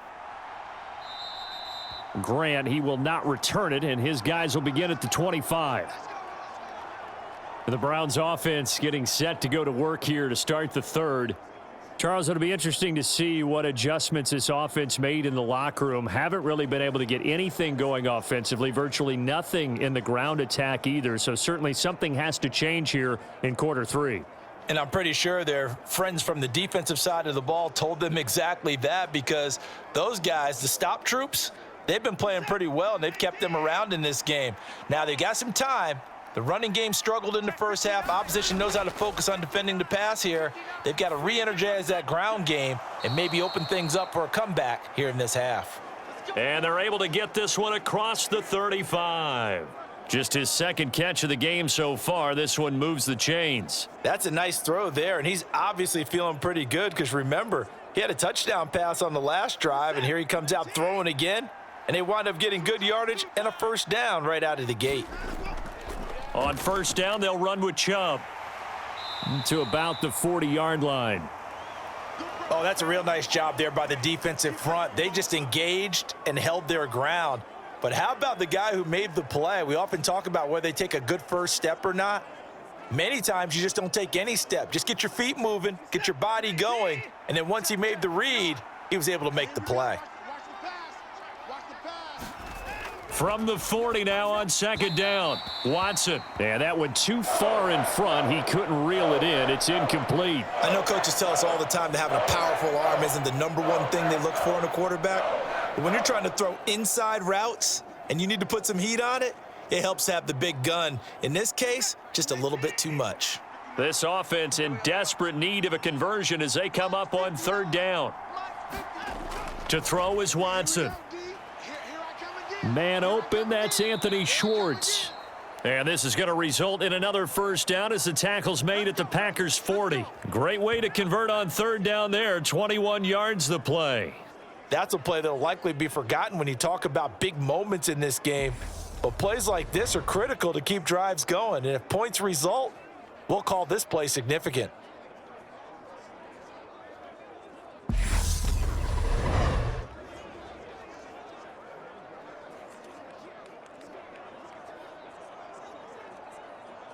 So into Packer territory now. Here's first and 10, right at the 40. Back to throw, Watson.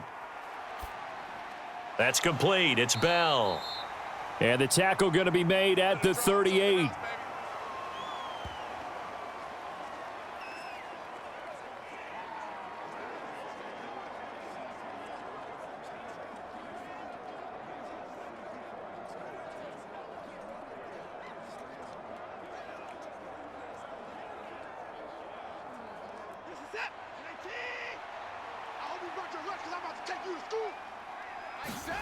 Again, it's Watson.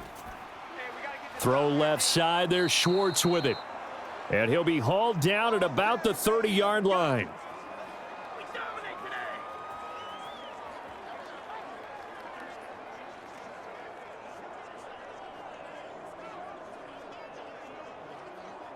So first and 10 now from the 30. Here we go.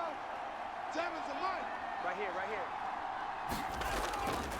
Chubb will get the call running left. There's the stiff arm. And he is out of bounds inside the 30. And give him 4 yards there. It'll be second and 6. On any running play that's called, they're always hoping that it's going to break big and go the distance. But when you get a nice gain like that, you're able to do so many things anyway. You can come back and run essentially the same play again, continue to move the ball on the ground, or you can decide to throw the ball now because usually you have the defense back on its heels. And he's got this pretty close to a first down as the tackle is made at the Packers' 21. It's a 5-yard gain, but they'll still be a yard short here with third down now looming. Getting had a ton of success here so far, but you get the feeling that he might be on the verge of popping one. Yeah, even on that one, there was a little bit of a hole, but it closed there quickly at the end. We got three, fellas. We got three. They'll run for it. Here's Chubb. And he will have the first down across the 20 to the 19-yard line. I like this focus there because he wasn't thinking about breaking that one big. All he thought about was, I need one. Let's go get that. Ended up picking up 2.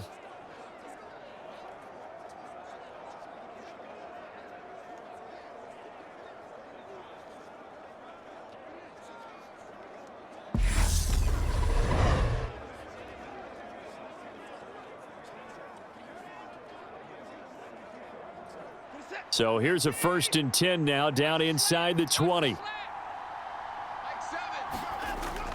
Here's Chubb on the read option. And he'll get him inside the 15 down to the 14-yard line. Give him 5 on the carry there, and it'll be second down. That's a really nice job by them picking up the run blitz and detecting it and blocking it and turning it into a nice run. And a lot of times you think if you blitz a running play, you're going to smother it. But a lot of the blitzers, they come in a little bit high. They don't have great leverage, and they're easily blocked and turned to the side. The first down run got 5. Here's 2nd and 5. And again, it's Chubb. And he is met quickly in the backfield. Down he goes, folded like a lawn chair. It'll be a loss of a full 3 yards there, and it also brings up 3rd down. Well, we saw a lot of negative plays that resulted in plenty of lost yardage in the first half, and that trend is continuing here.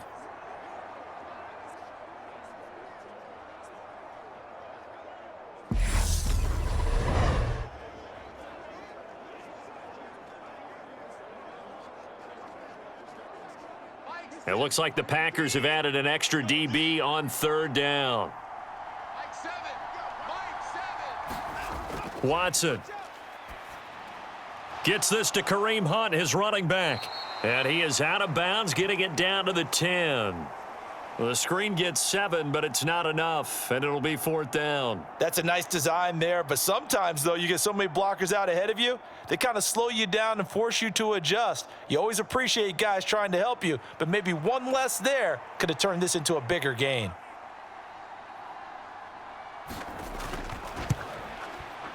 York able to send this one through, and they're back within a touchdown. It's 17-10.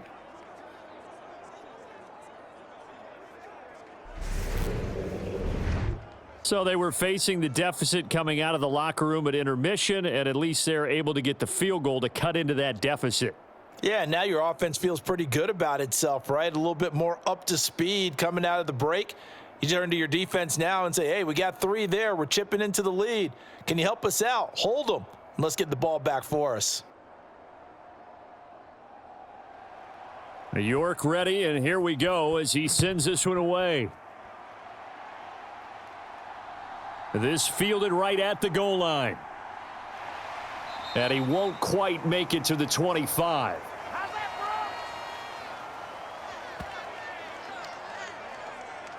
Here's the Packers offense now getting set to start off this 3rd quarter.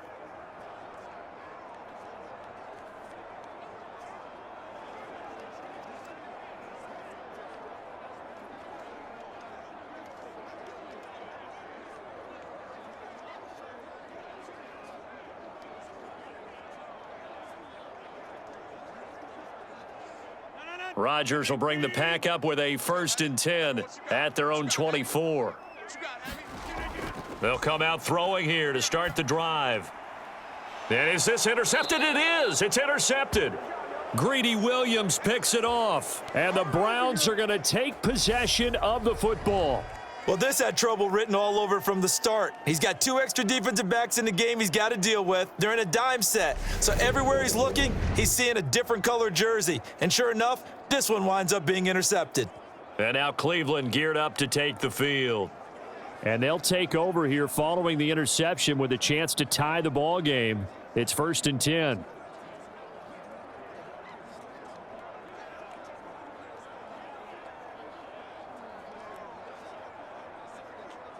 Line of scrimmage, the 37 on 1st and 10.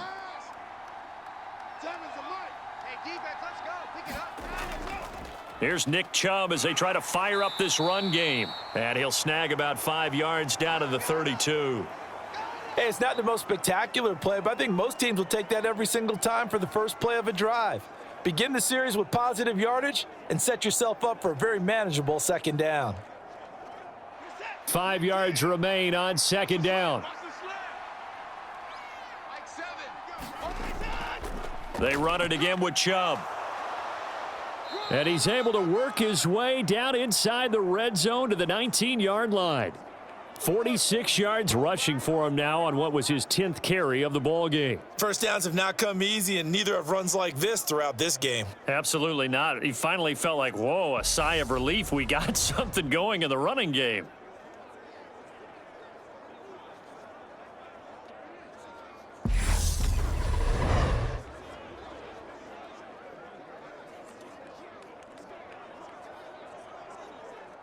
So here's a 1st and 10 now down inside the 20.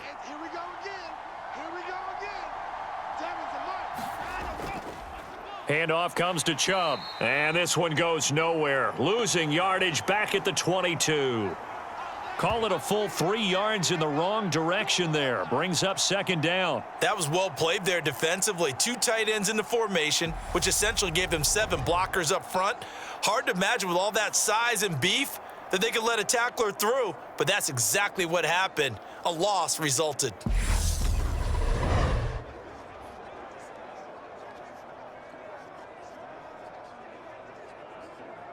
After the loss, they'll come up 2nd and 13.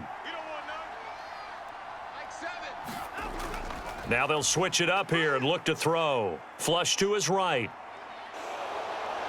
Gets past one man, and he'll get it here to the 10-yard line. Pretty nice gain on the scramble. Gets him 12 yards. Fast, slow, it doesn't matter. If you give a quarterback enough room to escape, he can hit you for a big gain. You've got to give him a little more focus moving forward. Heavy set out there on 3rd and 1. Looking to throw. Watson. And unable to connect. If he had caught it, it would have been a first down. Instead, it's 4th. Trying to get their tight end involved finally. That's the first time that they've looked his way. He's kind of been a forgotten man in this offensive scheme. Yeah, it didn't look his way at all in the first half, and I'll bet you the offensive coordinator made a note at the half and said, let's get him involved because he can be a big-time playmaker for us. York able to send this one through, and that will cut this lead back down to 4 now. It's 17-13.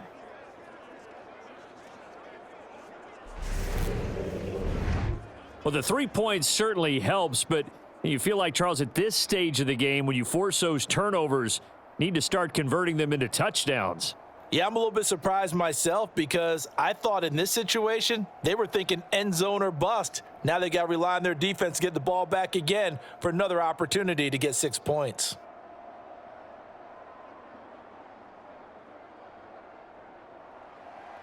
York ready, and here we go as he sends this one away. Taken in at the 3. And up to about the 26-yard line, just across the 25. Yeah, we dominate today. Green Bay's offense ready to go again. And they've got the lead here getting late into the 3rd quarter. The passing game for them, it's been terrific. We've seen that, but the rushing game almost non-existent. And with the lead and trying to finish this game off, they need the running game to come back to life. They need to get sparked that way, take some time off the clock, and keep the ball away from their opponents. Rodgers will break the huddle and bring the pack up 1st and 10 at their own 26. Try to shake off the interception. He'll look to throw. And this one is going to be off the mark, too far out in front. I see the surprise in your face there, partner. That is a rare incompletion from him. He's been on point this entire game. He has percentage completion-wise way up, not that time. 3rd quarter of a tight football game as we come up on a 2nd and 10. Now it's Rodgers. And that'll be off the mark, too far out in front, and it's incomplete. They have to like what they've done defensively here at the outset of this drive. They forced a couple of incomplete passes, bring up a 3rd and 10.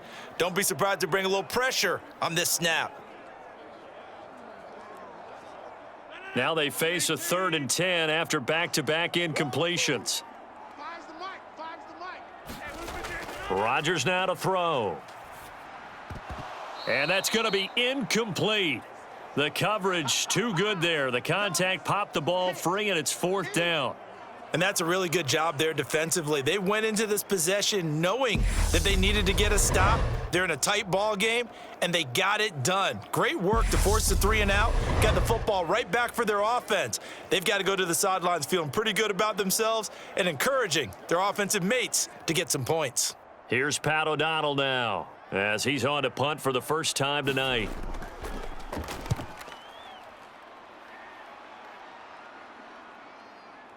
Here comes Grant on the return.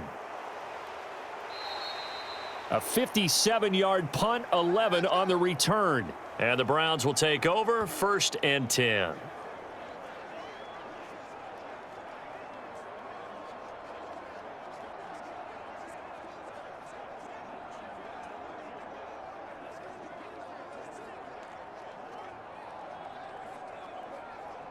The Browns drive about to get started. And last time they got 3 points, but it was a chip shot field goal. And when you go to the sideline after a chip shot field goal, maybe the offense not too happy. It's a balancing act, isn't it? Because you're exactly right. They're none too pleased that they didn't punch it in for 6 points. But they also have to remember they did put points on the board. 3 points is 3 points. And in this league, you take points when you can get them. Not easily done. And that is going to do it for this third quarter of action. This is the National Football League on EA Sports.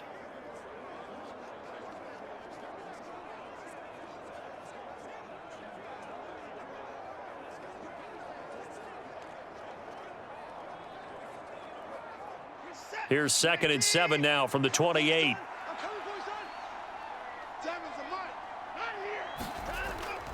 Now they'll throw here out of the gun. And that's going to be caught by Peoples-Jones. And brought down, but not before reaching the 45-yard line. Just what the Browns needed there. Good for a gain of 17. And here we are in the fourth quarter, partner, and watch them drive for what would be a go-ahead touchdown. And you and I both know this is where you need a quarterback who can keep his cool back there. Not just for himself, but to keep the rest of the team relaxed too.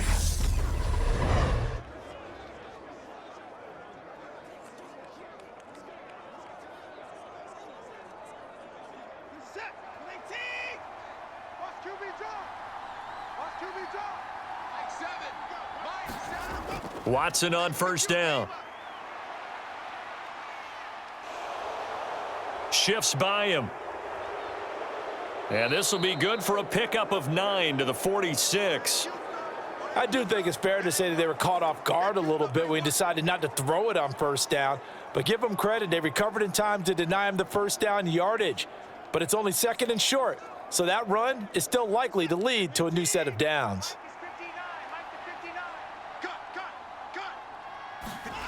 Looking to throw again on 2nd down. Watson, and his throw is incomplete. David Bell, the intended receiver. And it's 3rd and short. Well, that's a defensive coordinator's got to be happy with that result. They took away all options downfield and forced the incompletion.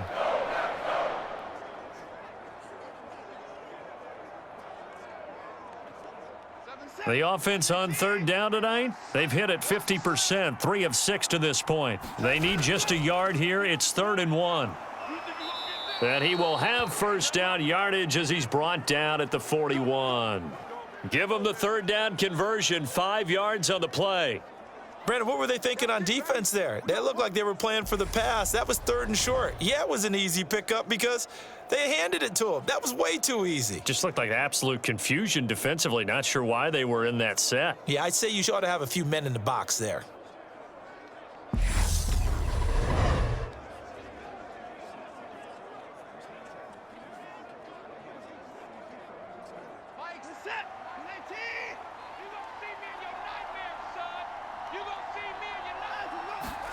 On first down, Watson. That's complete to Peoples-Jones. And he'll get this one down near the 20-yard line, just shy of the 20. A good pickup there of 20 yards.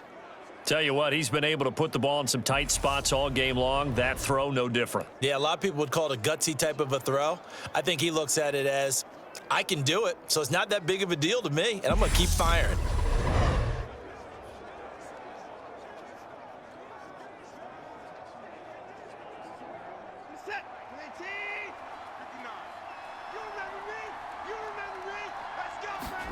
On first down, it's Watson. And they work this near the 5. He'll be stopped at the 6. Opted to run for it. The decision a good one. Picking up the first, getting 14 yards on the scramble. If they get a game-changing score on this drive, it's going to be because of plays like that. That run was pure heart. Took it himself, found a way to reset the downs, and advance the ball.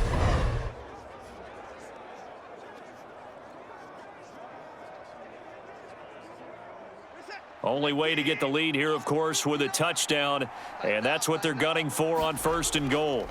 Here's Watson. And he'll be brought down right on the edge of the goal line at about the 1-yard line.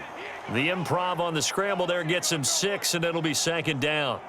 Well, this has certainly turned into a showcase game for what he can do on the ground because they're just continuing to give him chances to run it, and he's earning every additional carry by putting up positive yardage on each run. On 2nd and goal, Watson flushed out right. And he's going to have to eat this one as down he goes. It's Kingsley Enagbare finding a way in to bring him down. When you're this close to the goal line, you got to expect pressure from the defense, so the ball's got to come out fast. Got to get out of his hands quicker.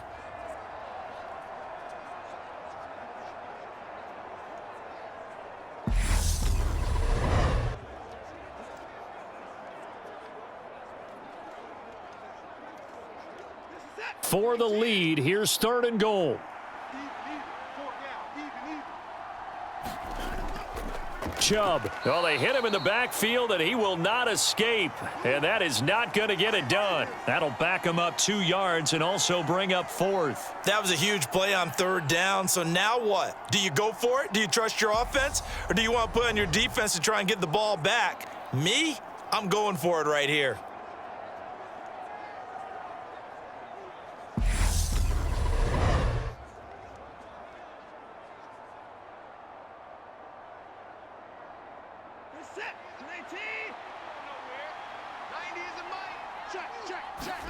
Desperation time. Watson on 4th down. And that's going to be caught for a Browns touchdown. Donovan Peoples-Jones From 3 yards out. And the Browns have taken a 4th quarter lead. So quite the comeback here. They have erased that deficit, pushed themselves out in front now here in this 4th quarter. But this game's kind of felt like a horse race, hasn't it, partner? Because you had the other guys run out to their big lead, but then slowly and surely, they've been creeping up and closing that gap. Now they've stuck ahead in front here late in the game. The finish line's not far away. They need their defense to finish this thing off. Now an important extra point here to stretch this lead to a field goal. He's got it, and this is indeed up to a 3-point lead. A pretty long drive that time, 11 plays all told. And it's capped off by the Browns touchdown.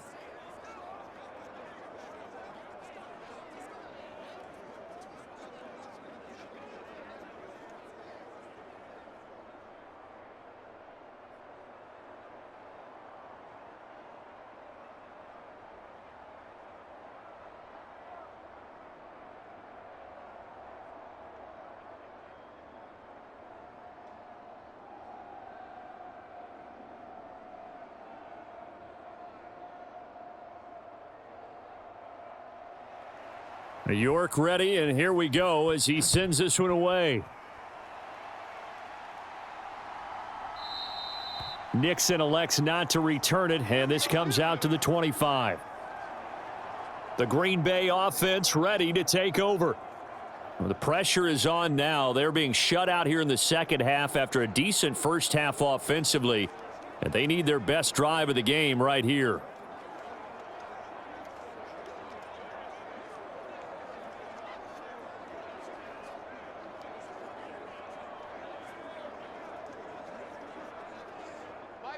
Rodgers will bring the pack up with a 1st and 10 at their 25-yard line.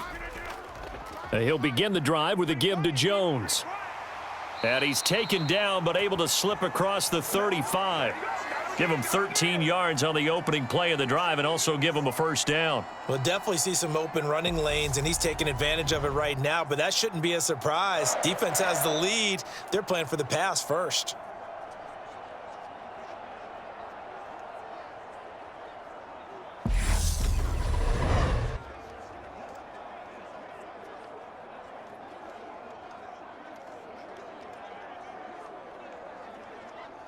So here's a 1st and 10 at the 38.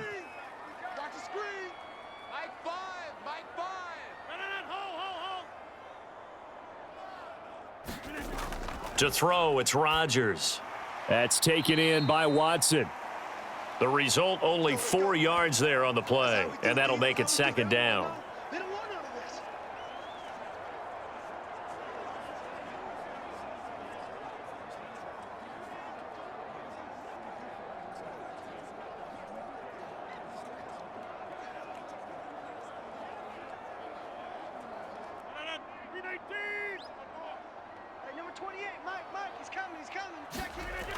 Now Rodgers. And that is incomplete. A lot of force bearing down on him there. He could not hang on. It's third down.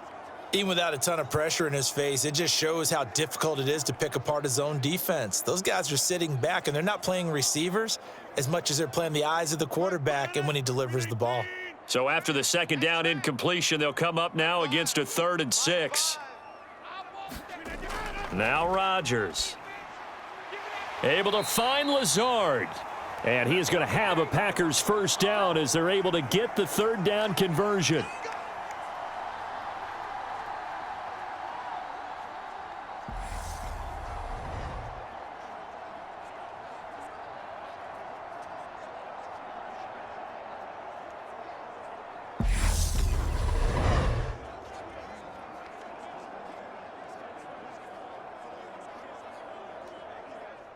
So signs of life in what's been a dormant offense in this second half. Here's 1st and 10.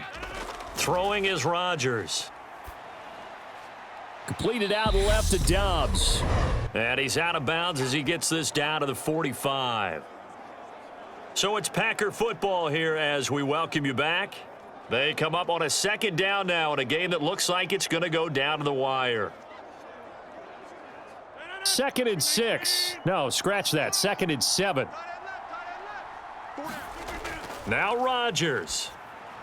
Over the middle here, it's hauled in by Watson. And the tackle going to be made at the 38. But they picked up a little bit of yardage there, and now, in this situation, should be in no hurry to run a play really fast. Let the clock wind down. First down now, but the clock continues to move. To throw is Rodgers. And this throw a bit late as he couldn't reach back for it. Limited time left on the clock after that incompletion, so I think both sides are going to savor every second to prepare before the next snap. Because once the ball's in motion, it may be a nonstop push to finish this drive off. Everyone better be on the same page right now because I think they're going to try and get several plays off in quick succession if they can. Rodgers to throw. It's just me and you. It's just me and you. Man open, here is Jones. Touchdown. Aaron Jones. 38 yards. And the Packers answer back with a touchdown of their own to take a 4th quarter lead. And touchdown and congratulations and zero relaxation ahead of them, right? Way too much time on the clock for them to start celebrating. Yeah, part 1 is done, but now on the sideline, you can already see them scrambling down there. They're getting those defensive guys ready. Yes, you have to get those guys ready, and you also have to talk to your special teams guys. Make sure the kickoff is exactly what you want and cover it well. Extra point try now for Crosby.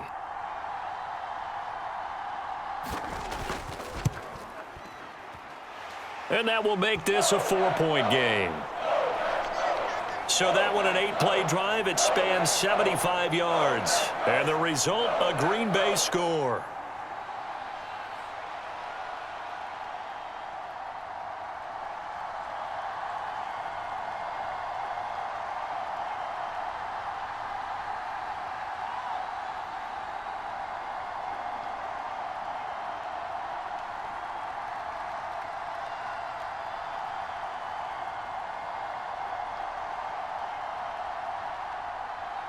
Now after the touchdown, here's Crosby to kick it away.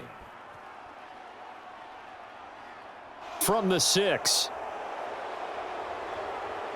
And they'll get him down inside the 30 at the 27.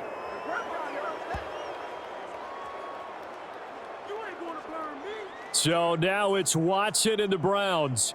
Down 24-20, under a minute 20 to go. How will this thing pan out? We'll watch as they come up on first down.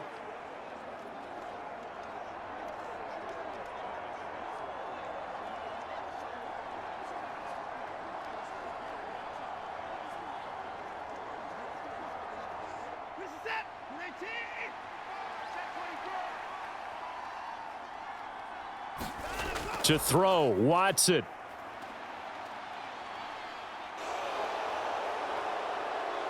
And he gets this one just shy of the 40. They'll mark him down at the 39. A nifty bit of scrambling there. 12 yards, first down. That's multiple times now he's tagged them with a big gain with his legs, really showing off some nice awareness and the ability to correctly realize when he's got a chance to tuck it and go himself. First down now, but that clock rolling. And that's going to be incomplete. The nice thing is that you've still got all your timeouts, so the middle of the field, that should still be an option, especially if you see the defenders pinching the sideline. You can run a little seam route right here and pick up some nice yardage. An incomplete pass on first down. That leads to a 2nd and 10. Here's Watson. And he can't get a throw off. He's taken down. What a huge play at this point in the game.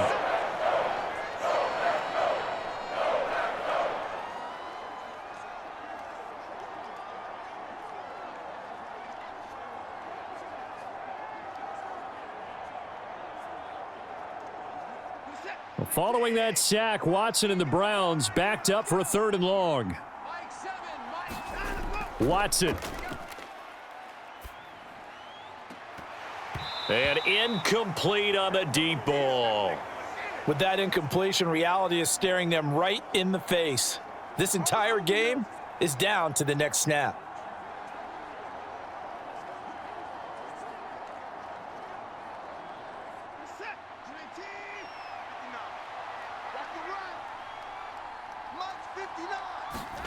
Here we go on 4th. Watson. Into the hands of Cooper. And they're going to get this up to midfield. Now the Browns signal for the 2nd of their timeouts as they'll stop it with a little over 30 ticks to go in the football game.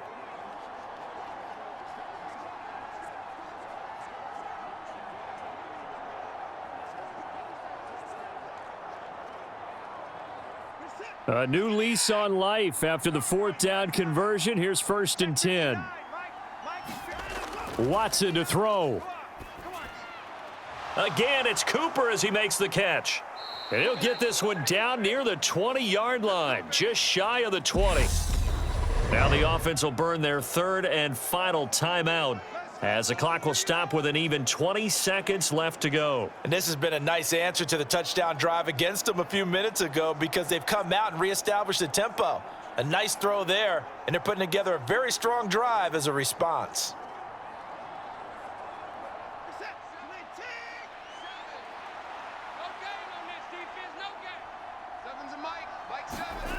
Now Watson. Oh, he forces one there. It's a potential dagger as it's intercepted. And the Packers have just about sewn up this football game. That's a beautiful read there by the safety. His zone coverage, so he's just going to sit back and watch. He knows he can't get beat deep because he has the end line to protect him. So he can react to everything in front of him, and he makes a great break on the football and comes down with the interception.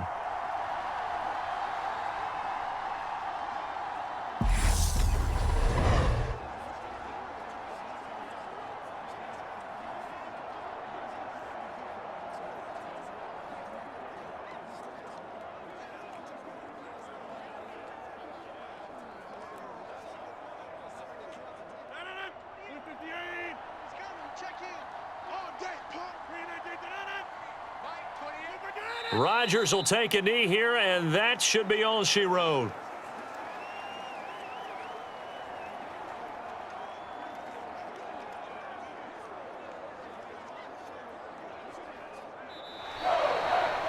What a ball game this was. What an atmosphere this was. And the home team getting the late touchdown, getting the victory, and now everybody in this building can file away with smiles on their faces. And what do real estate people tell us all the time? It's location, location, location. So being at home, that can be a big deal because remember, they were down to their final chance to retake the lead. That home field advantage, I think it helped fuel all of what happened for them down the stretch. A huge win.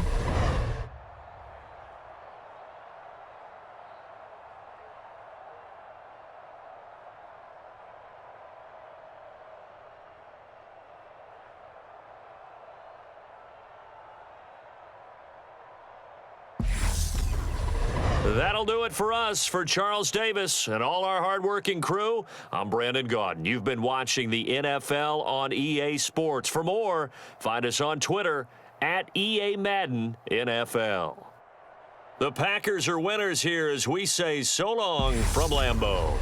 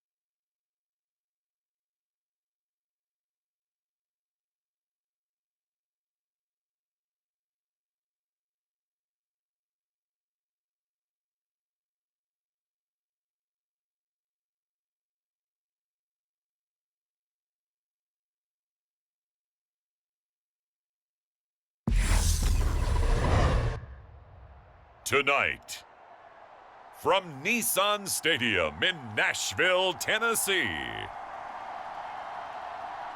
it's a special prime time edition of the NFL on EA Sports.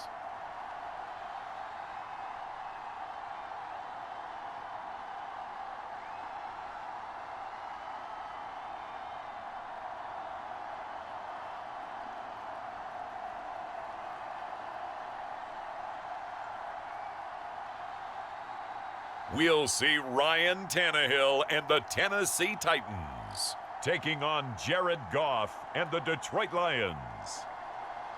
We welcome all of you to Nissan Stadium on the banks of the Cumberland River in downtown Nashville, Tennessee. Coming up, we've got a good matchup on tap between the Detroit Lions and the Tennessee Titans.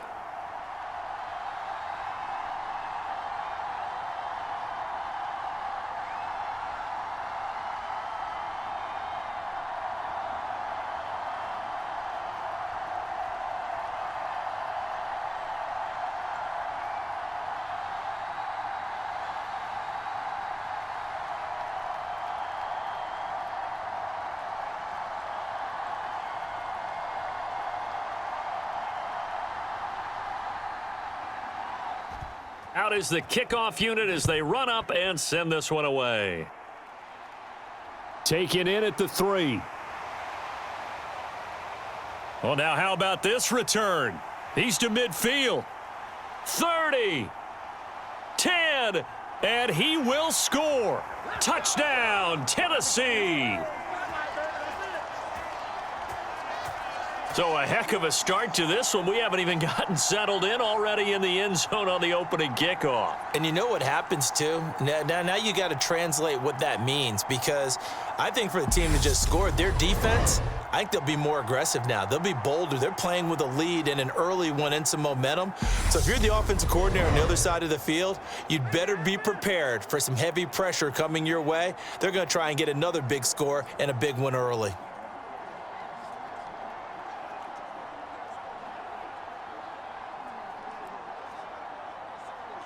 On for the point after is Randy Bullock.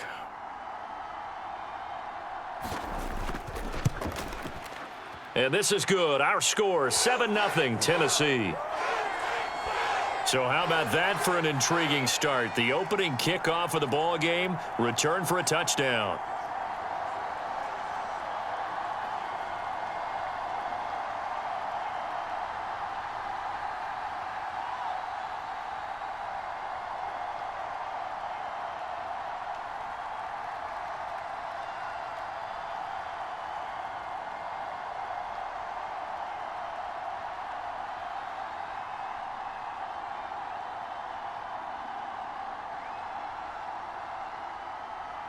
So now the other return teams out there as they'll try to duplicate what they just saw. This taken in at the goal line. And he'll get it up past the 20 to about the 22.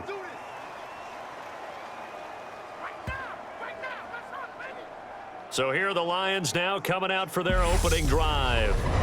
They'll be led out by their quarterback, the guy out of California, the former Cal Bear, Jared Goff. And at one point, the ascension of Jared Goff was really, really strong. Back-to-back Pro Bowls, took his team to the Super Bowl and came really within one quarter of winning it. But since that time, he's had bouts of inconsistency, and that's been the struggle for him as he tries to get back to the form he showed earlier in his career.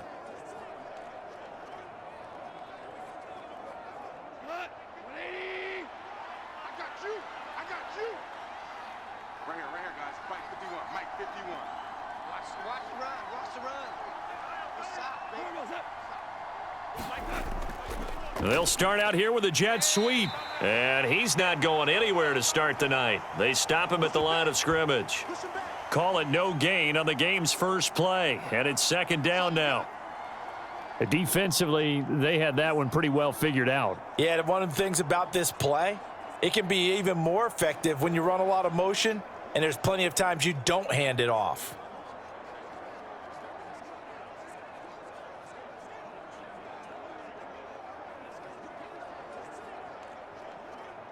Here's 2nd and 10. 41 Mike, right here, 41 Mike. Out of the gun, Goff.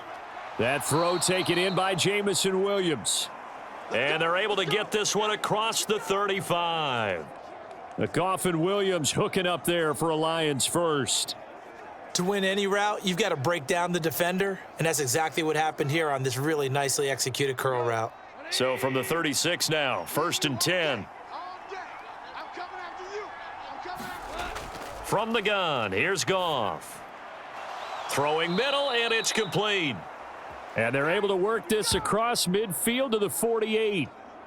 Well, the first drive here and the first time that we've called the big tight end's name, but I can assure you this, Charles, it won't be the last. No, it won't, because when he gets going, now it opens up opportunities on the perimeter because that'll draw the defense towards him in the middle of the field. Now your wide receivers will get involved as this game goes on.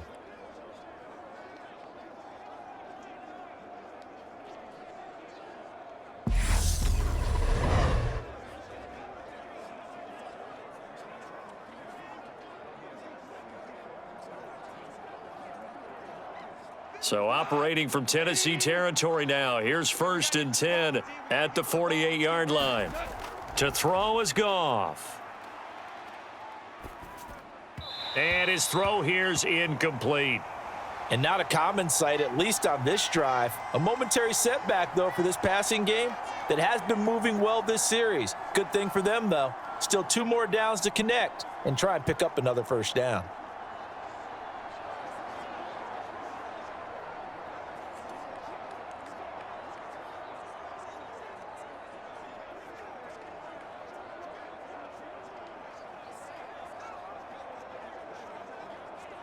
So now 2nd and 10 after the incompletion on 1st down. Let's go. Hey, 4-1 Mike, Again, Goff.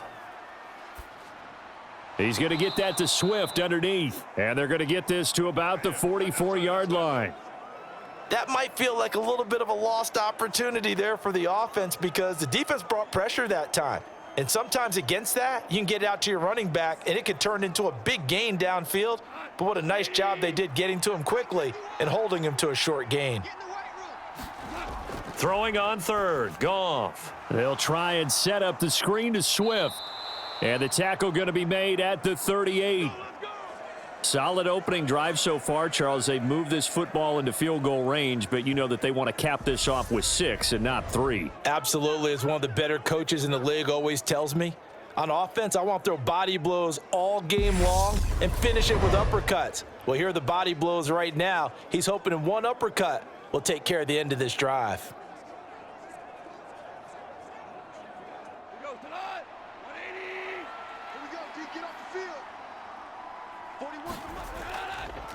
They'll run for the first time with DeAndre Swift. And he is met at the line of scrimmage, and he goes down right there. No gain on the play. It'll be second down. You don't see that a ton, do you? Or the cornerback coming over to the middle of the field to make a run tackle. That's someone with a ton of confidence to feel like nothing is pressuring him on his side of the field. Sees that the ball's moved to the middle and just sprints over there to help out. He ends up getting the tackle. Well played. Oh, he dropped it. They were looking for him in the middle third. He couldn't catch it. Now third down. Not a great start dropping his first target, but let's face it, it won't be his last chance because he'll get opportunities to make up for that one throughout this game. Now this now play number 9 on the opening drive, but it's third and long. Now Goff. Now he'll dump it underneath to his running back, complete. And he's going to have another first down as the tackle's made at the Titans' 26. 12 yards there as they move the chains. And they're getting him involved early. You feel like they saw something on tape, or they just have a sense with him because he's had a good week of practice or something in that area that they want him involved. Just as you said, they want him to touch it either in the running game or the passing game, but they must like the matchups they're getting. Counting down toward the midway point in quarter 1. On first down, Goff. Throw to St. Brown, complete on the left side. And out of bounds right around the 20. Call it a gain of 6 on the play, and that'll bring up second down. And how about this first drive? They're being aggressive, slinging it around. Really confident, too, because they're not trying to fool them with running plays, throwing it, and they're being very successful right now. Throwing again is Goff. Nowhere to turn this time, and he goes down. Sacked back at the 29. It's Jeffrey Simmons that time who got in to record the sack. Well, talk about a rhythm breaker right there. They'd been moving the ball well. Drive had started beautifully. That one's going to hurt.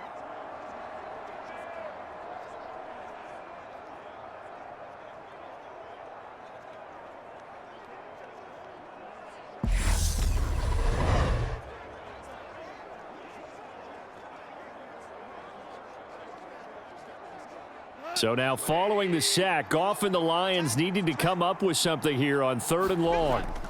Now on third and long, they'll look to throw. Now he'll dump it underneath to his running back, complete. And he's going to have another first down as the tackle's made at the Titans' 15-yard line. Needed 13, they got 14 on third down. Oh, there's going to be a little bit of regret there because they certainly had the chance to get off the field here, just giving up a field goal attempt. But they couldn't get that stop on third down. Now they have to hunker down because guess what? That drive continues.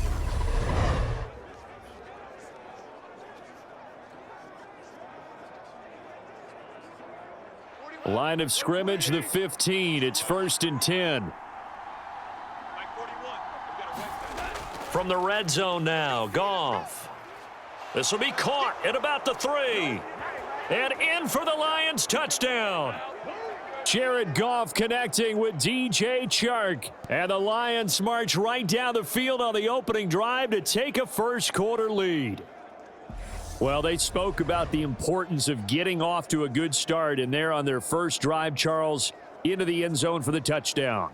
And what an advantage for them. They're already clicking one drive in, didn't need to wait to get up to full speed. We had heard about the extra time they put in with each other, trying to learn each other's skills, what they like, the whole deal. and it paid off early in this one. I would expect them to keep firing on the next drive and keep that connection going. Extra point by Badgley, up and good. And we are tied at 7.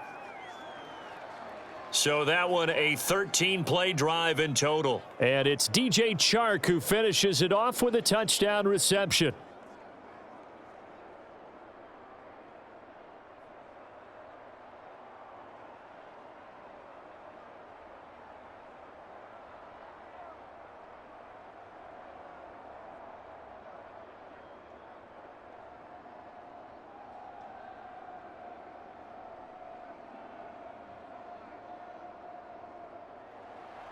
So all even at 7 now as they kick it away.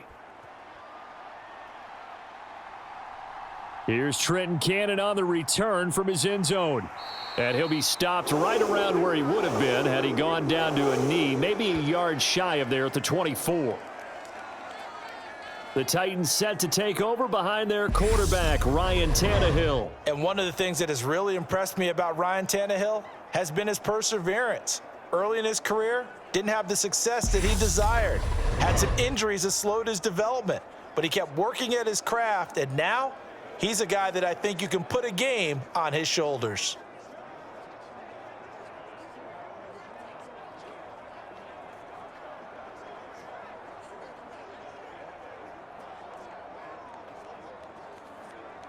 Tannehill and the Titans come up now 1st and 10 at their own 24. They'll start on the ground. It's Derrick Henry. 5 yards is the tally on first down. That brings up 2nd and 5. Well, it's time for them to be good teammates right here. And what I mean by that is possess the ball for a little while. Get at least 2 first downs. Give their defense a chance to settle down a little bit after they give up a touchdown. Here we go. Good 80. Here we go. Hey, check Mike. From the 29, Tannehill throwing middle, but it's incomplete. Well, he certainly thought he had an open look beyond the first down marker to his receiver, but they just couldn't connect, and that will send them back to the drawing board.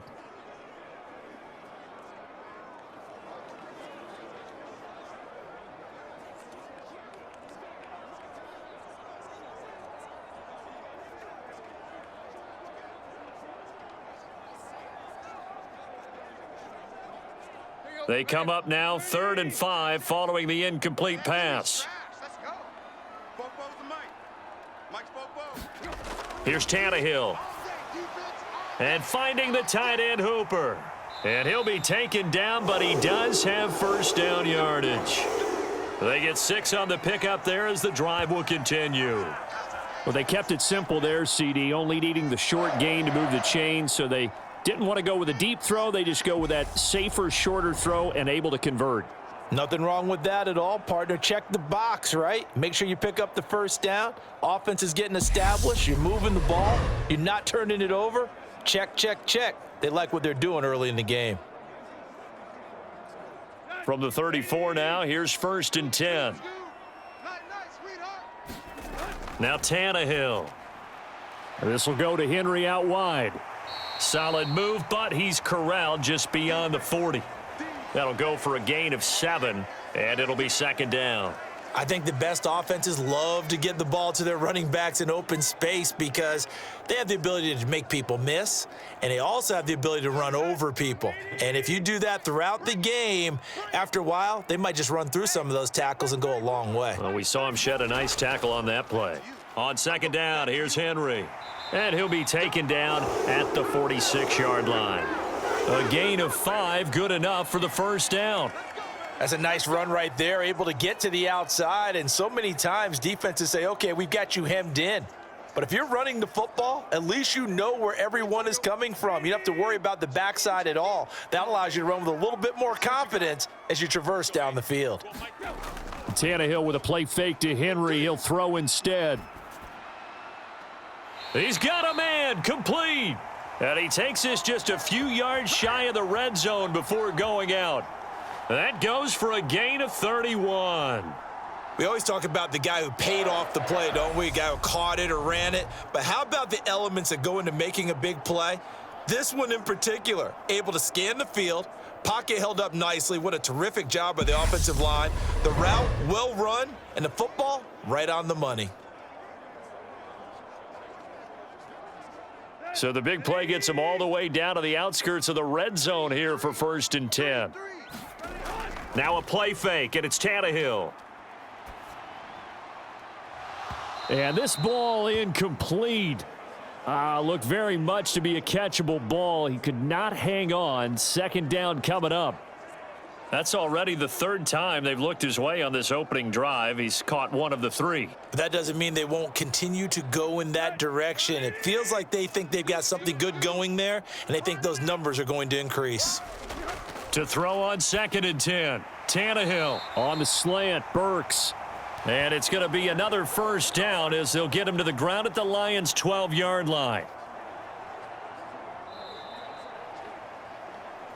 7-7, our score after 1.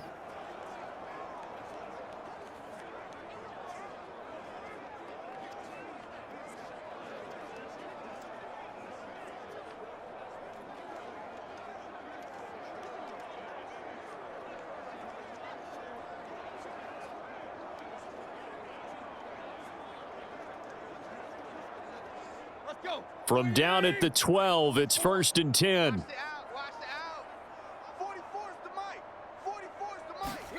Now it's Tannehill. And this will be caught by his big wide receiver. And it looks like he'll be just a yard shy of the 5 here as he's out at the 6. And that's good for a gain of 6, and it's 2nd down.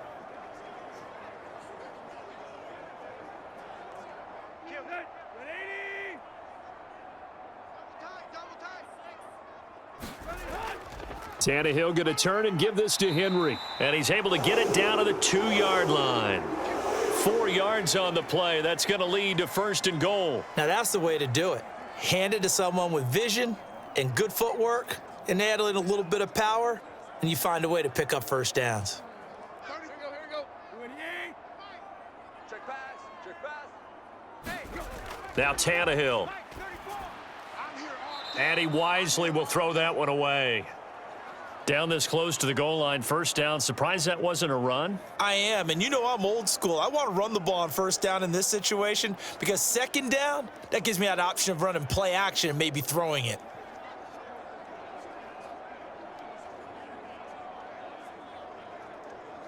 Here we go. 2nd and goal, and they will try again from the 2-yard line. Here's Tannehill. That's to Burks, and he's got it. Touchdown, Tennessee. 2 yards on the touchdown there. And the Titans have taken the lead. A lot of people might call this backyard football. Sometimes just understanding who you've got out wide and who you're going to throw it to. Give him an opportunity to go up and make a play, even when contested. Looks like that one worked out pretty well. The trust factor in effect.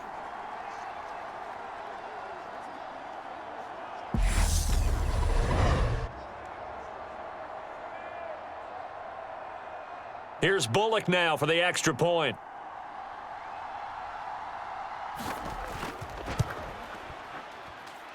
And he's got it. It's now a 14-7 ball game. So that drive, 12 plays in length. And it was Treylon Burks capping things off with a touchdown catch.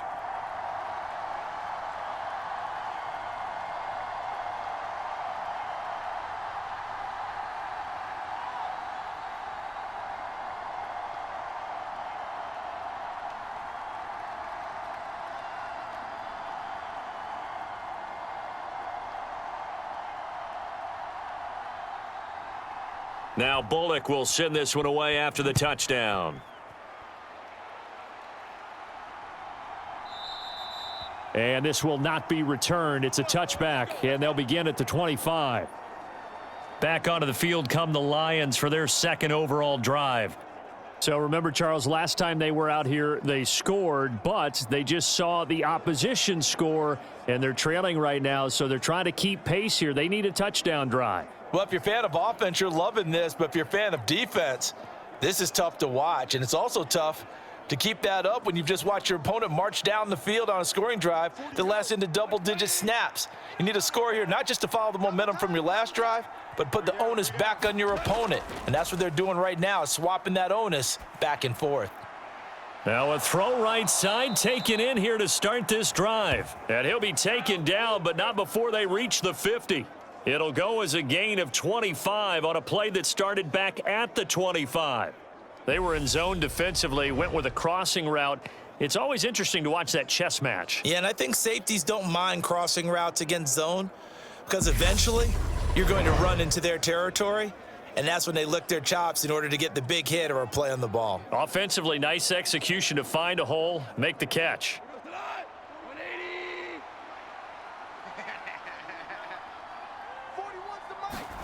From the 50, it's Goff.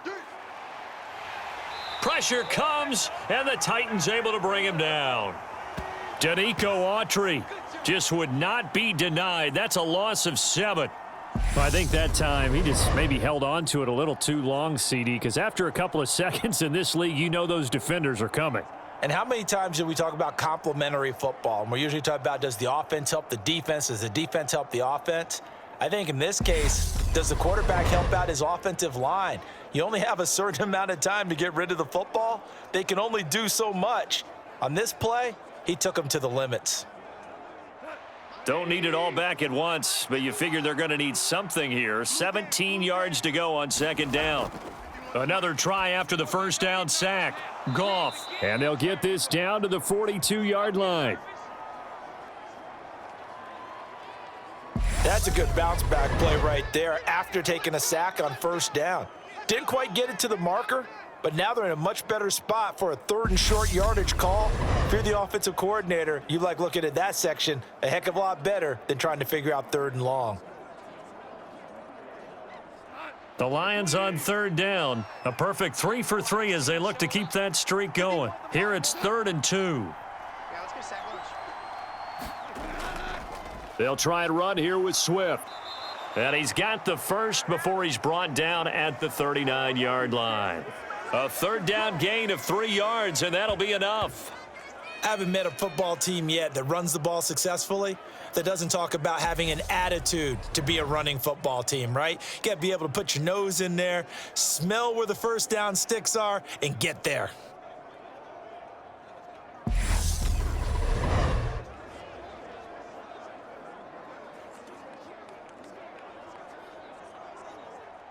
So from the 39 now, they'll come up on a 1st and 10.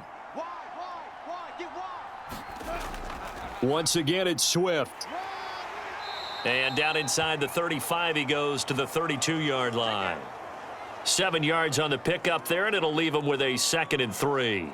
And there we saw one of the downsides of blitzing during a rundown, because sometimes you get out of your gaps. You don't fit the run quite as well because you're headed towards the ball carrier with abandon. A good run, got 7 on first. Here's 2nd and 3. Goff. And he takes a shot on the release as this will be incomplete.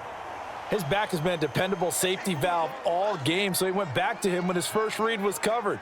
Just unable to connect, so the play results in no gain. 7th play of the drive now as they come up on a 3rd and 3. Goff now looking to throw. And that is incomplete. Well, the other day they told us when we've got 3rd and 5 or less, we have to be able to convert. And I guess every team would say that, Charles, but an opportunity missed there. What they were trying to tell us is they believe it's a matchup game at that point. And they liked some matchups that they had, thought they could exploit them, unable to do so on that play.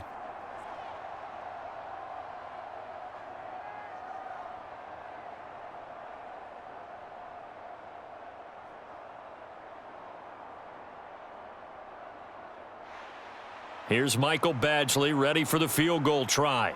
It'll be a 49-yard attempt from the left hash. Badgley able to punch this one through. And they'll cut the lead back down to 4 now at 14-10.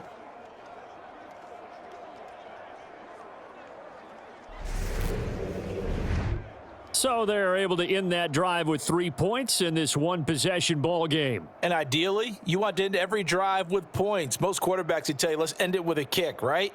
A PAT, that's number one. Field goal you'll take.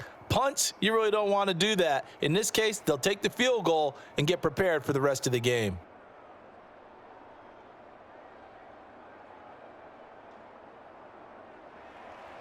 Set now to kick this one away, and off it goes. Taken in at the 3. And it's a pretty good return here as he'll get this up to the 29.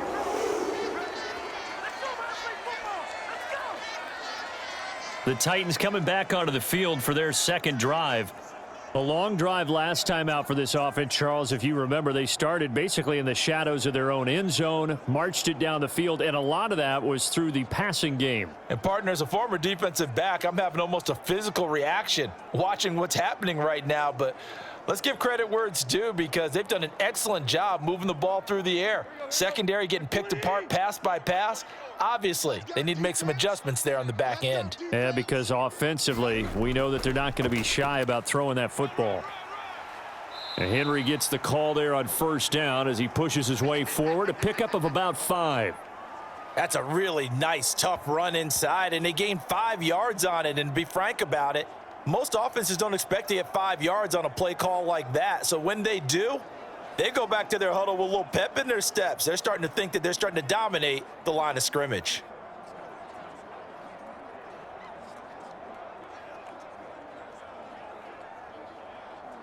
Here you go, right here. Round 20. Scoot. Go, go, go. 34 is the mic. Second down, they go again with Henry.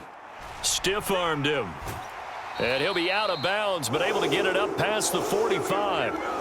The Titans get 14 yards there and move the chains as well. And that's the big fella's MO right there. Running through tackles, keeping the sticks moving forward.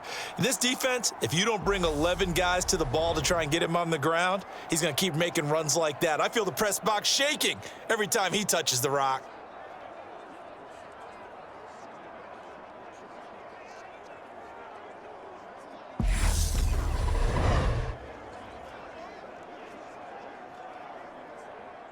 A solid run by Derrick Henry, and here's another 1st and 10. Tannehill. And under the Lions' pressure, he's brought down. Flying in for that sack, Aiden Hutchinson. Hindsight is 20/20, partner. Maybe they should have kept it on the ground again. Well, it almost looked like the O-line was run blocking again. I mean, they opened up a big hole last time. This time they opened up a hole, and the quarterback got sacked.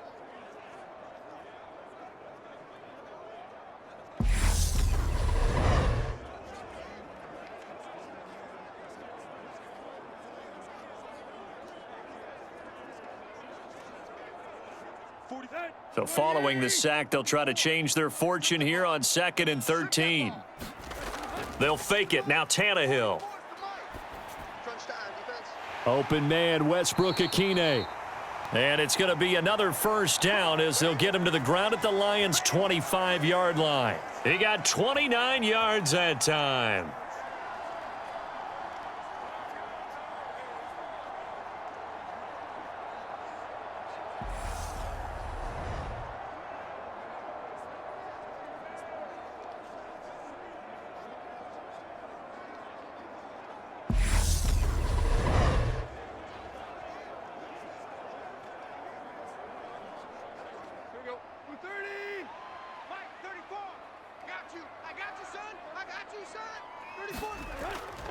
A 1st down carry for Henry. And they've got it in the red zone now, down at about the 19. 40 yards rushing for him now to this point. That play wasn't quite as big as the play that preceded it, but still, got to like the way they're moving the football, partner. Absolutely. Pretty good room to run on that last play. Yeah, they didn't get a 1st down, but still, you'll take runs like that each and every time, won't you?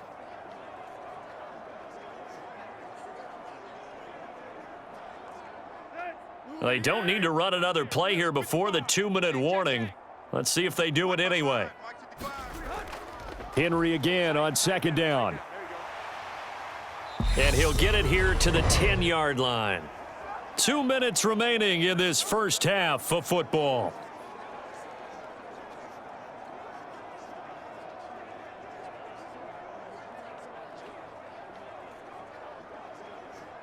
So not quite a 1st and goal. It's 1st and 10 from the 10. To throw is Tannehill. Here we go. And this is going to be intercepted.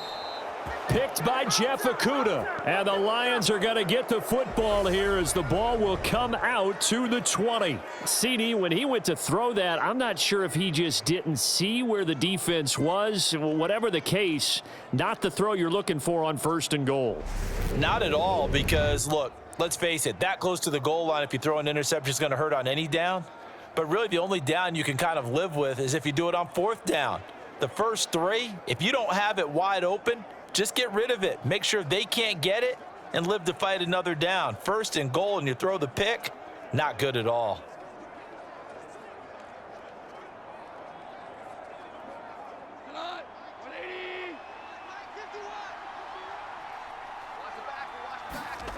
After the interception, here's Goff. Now they set up the screen. That's complete. And he goes nowhere. He'll lose yardage back at the 17. Despite the completion, they're going to wind up losing 3 there. 2nd down. Heck of a play there to get to him quickly and get him down for a loss. I think they did a really nice job getting ready for this game, scouting, watching film, and understanding defensively what the play design was.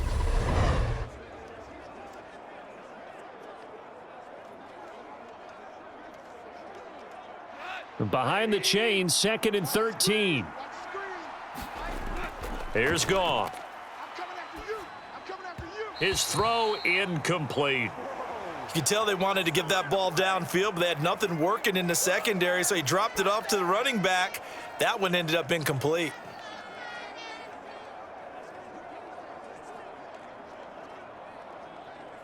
An incomplete pass on that last play, and that means they'll need to come up with something here on 3rd down. Goff, a handoff here to Swift. And not a whole lot to speak of there as they'll bring him down shy of the 20. The Titans going to use the first of their timeouts as they'll head to the sideline and talk over what to do next.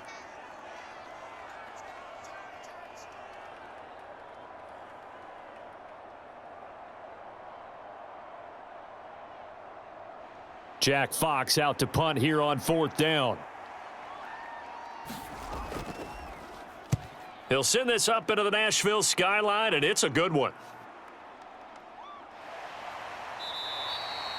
Officially, that'll go as a 52-yard punt. Not too shabby. And it'll be Titan football. Derrick Henry trots back out there and gets ready to go. We're in the 2nd quarter. They've got the lead. The lead, though, not so much because of the ground game, because of their air attack, Charles. So what they're seeing so far is the possibility of things loosening up later in the ground game. Through the air first, maybe they have to start respecting that even more as the game goes on, and then there will be running lanes to find later. Yeah, try to get him more involved here on this drive, maybe. So 1st and 10 now from the 30. Trying to shake off the interception. He'll look to throw. Eluding the pressure right. Thrown across his body, and it's intercepted. Picked by Jeff Okudah. And the Lions will have solid field position here as they take over at their 45-yard line. He got outside the pocket there trying to improvise, and he was calling for the ball downfield, but still the interception. I think what happened, he did call for the ball thinking that he was open, but I think the quarterback spotted him too late. And that margin that he had on the defenders, that got eaten up, and they came up with the interception. Detroit's offense ready to take over. They'll start following the interception in great field position at the 45.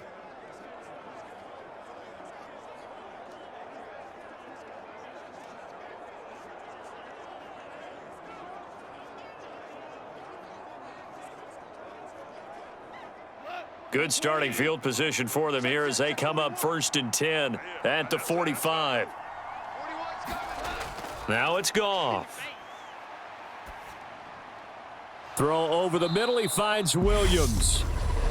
The Lions will use the first of their timeouts as the stoppage will come with a little under a minute to go in this first half.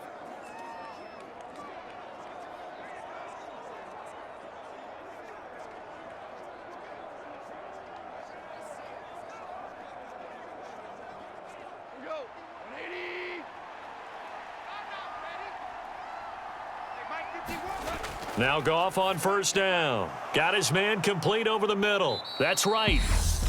Now another timeout called for by the offense as they get the stoppage with a little over 50 seconds to go in the first half.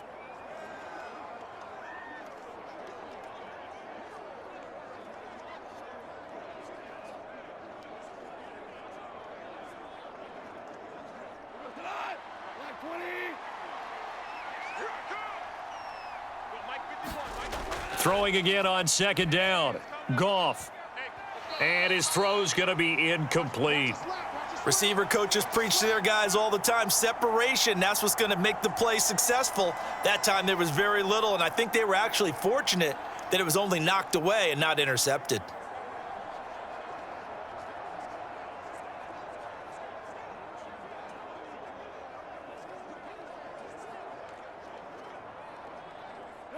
They tried the throw on second down, unsuccessful. Now it's 3rd and 1.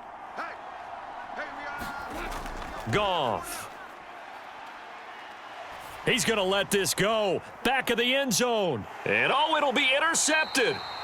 Picked off by Christian Fulton. And the Titans are going to take possession here. It's a touchback, and they'll take over at the 20-yard line. Boy, that one was in the air for an agonizingly long time.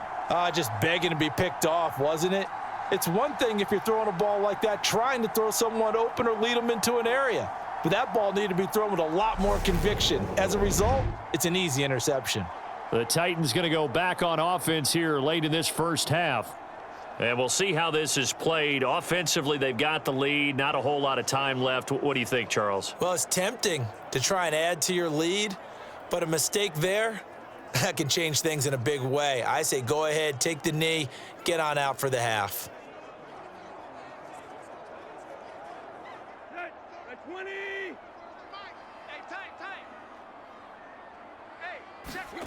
After the interception, here's Tannehill. They set up the screen for Henry.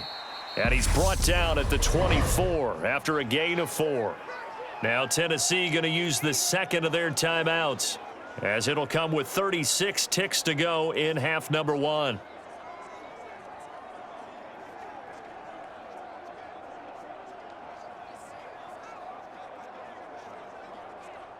They'll come up 2nd and 6 now from the 24.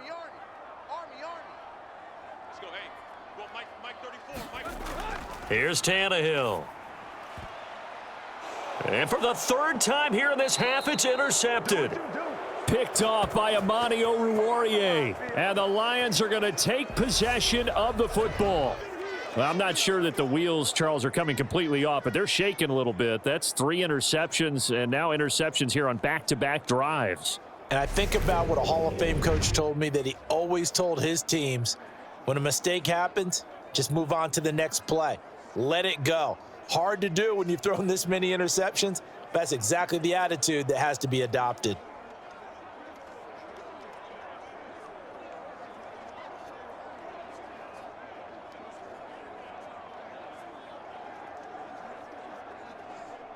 Ball up to the 35 now as they come up on 1st and 10. They go back to the air here after the INT on the last drive. And that one drops down, incomplete. Good coverage there, forced the ball free, and it's 2nd down. I'll give them credit winning that first snap and forcing an incompletion. They're hoping that'll deflate the offense a little bit after they took the field charged up after taking over after a turnover. Here's 2nd and 10 now from the 35. Here's Goff. Nothing open downfield, so he'll throw it away. Tough series for the passing game. Things just aren't clicking. Hopefully they can come through on this play and get this series back on track with a completion for enough yardage for a 1st down.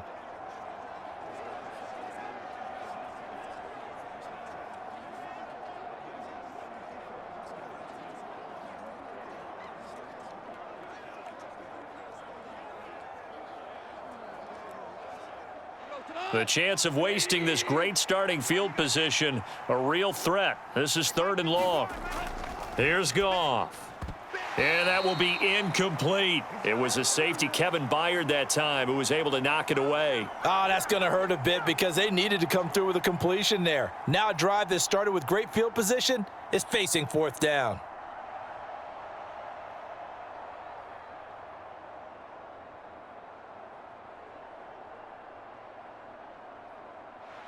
Here's Michael Badgley ready for the field goal try. It'll be spotted on the right hash, a 52-yard attempt. And this one will not get there. It's off to the left anyway. It's no good, and that will keep this a 4-point game.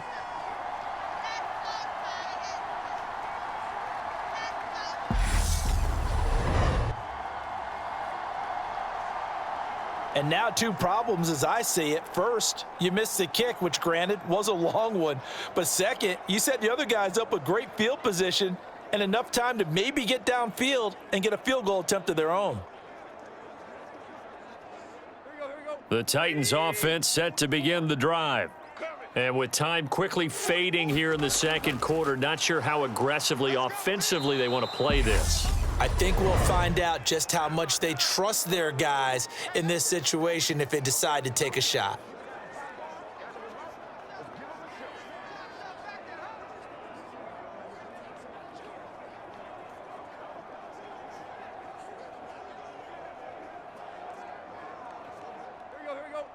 Work to be done here on 2nd and 16 after the sack. Henry up the middle. It's a gain of a couple on what should be the final carry of half number 1.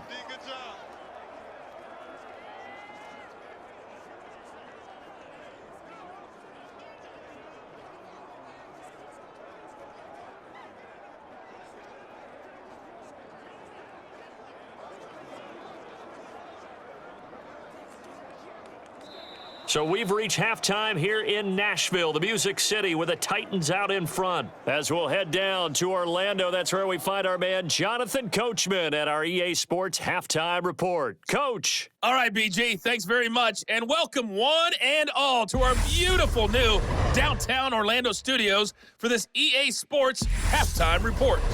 This one has been a hard-hitting affair to this point, and you got to expect we'll see more of the same in the second half. And to bring the action your way, let's get it right back out to Brandon Godden.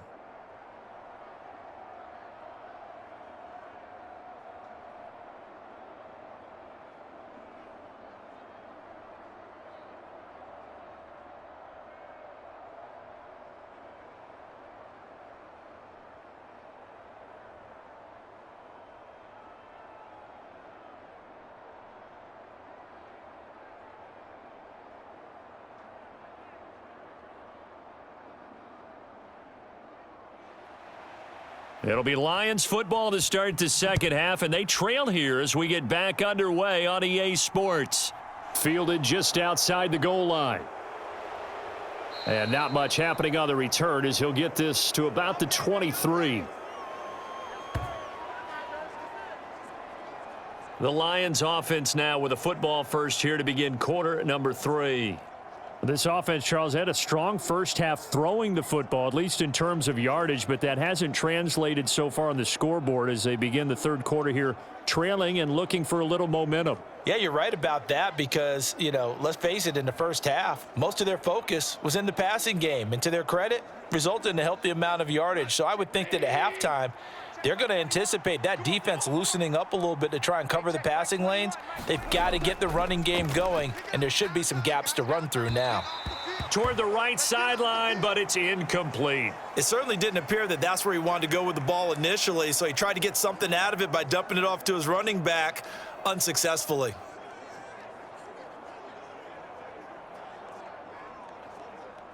So after the incompletion on first, now 2nd and 10. Now Goff. He's airing it out for Williams. And that's going to be incomplete. Good effort there trying to take a shot, but it's 3rd down.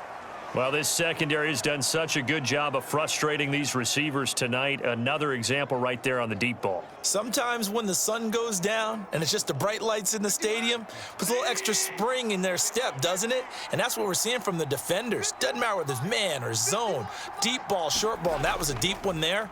They're making plays on the football, contesting everything. And he'll be stopped at the 27-yard line, well short of the first down marker. He did his best to just get 4 out of that, but not enough. And now 4th down. We can make this one pretty simple. Locked up all of his progressions downfield, forced to get it to his running back. But how about the way they ran to the football and knocked him down to force a 4th down?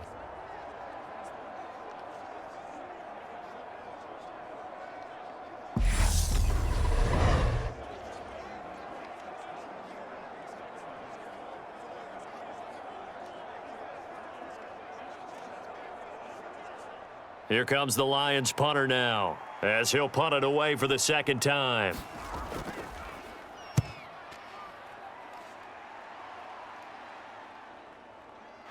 Taking it about the 16. It's a 54-yard punt with a return of 11. And out will come the offense as they take over.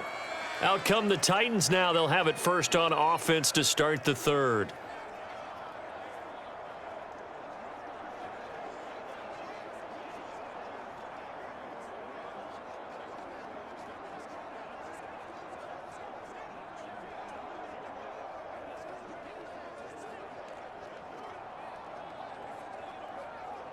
Tannehill and the Titans come up now 1st and 10 at their own 27.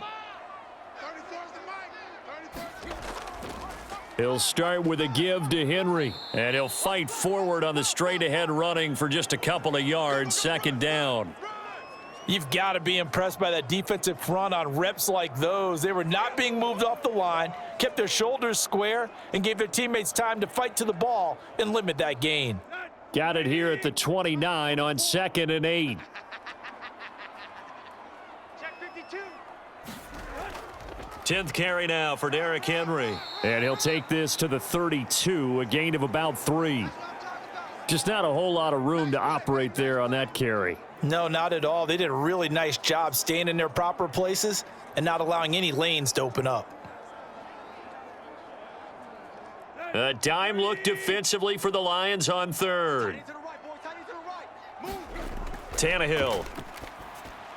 Open man is Burks, and he's got him. And he will have a Titans first down as he's able to get 8 yards there on 3rd and 5. Would it be safe to say that as precise as routes are supposed to be run in the NFL, maybe they're not quite as precise in college ball? That's accurate, yeah. And I think we saw a college route in the NFL there. Just find the soft spot, find the dead zone, and find the first down. And that's what he just did. Here we go. 40. Let's go, defense. Our time. It's our time. Inside handoff, Henry shifts past him at the 45. And he'll get this up past the 45 to the 47. 64 yards rushing for him now in the ball game. And that looked like some pretty easy yardage there right up the gut. And he's a guy that has some height to him. So when you don't have to drop a shoulder or create or get through contact or trash, makes it a lot easier to stay upright, see the field, and make a run as we just saw there. 2nd down, they go again with Henry. And he'll get it into enemy territory just across midfield at the 49. They'll get 3 as the drive continues. It's a first down. Not too many more ideal situations in 2nd and 2 in order to try and pick up a first down. They ran it and picked it up.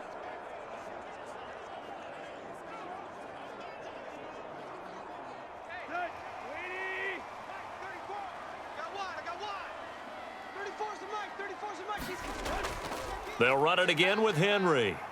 And down to the 44, 5 yards that time. Well, you certainly have to give a little credit here because they're playing this game now at their pace. This is ball control football, sustained runs, taking their time and making it work.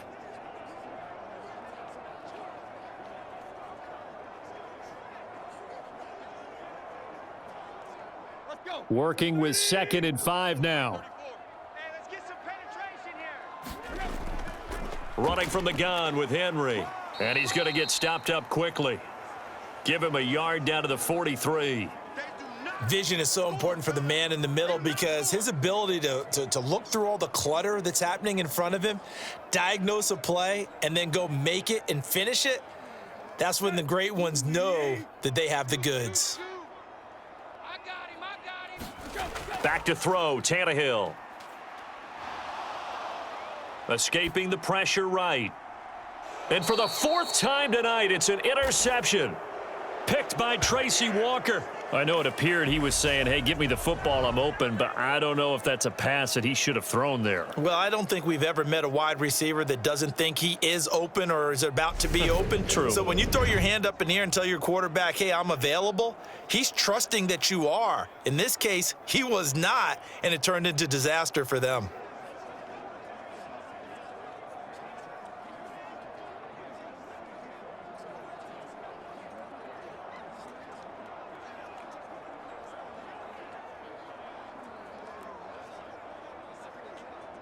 Goff and this Lions offense set for a 1st and 10. At their own 26. A play fake for Swift. Now Goff. And he's going to be taken down. Goff is sacked. They called the corner blitz, and Roger McCreary, he got in there and earned the sack. Well, partner, I would say just avoid play action, but that's not just been the problem. This defense, they've been getting pressure on all types of pass plays and really piling up the sacks in this contest.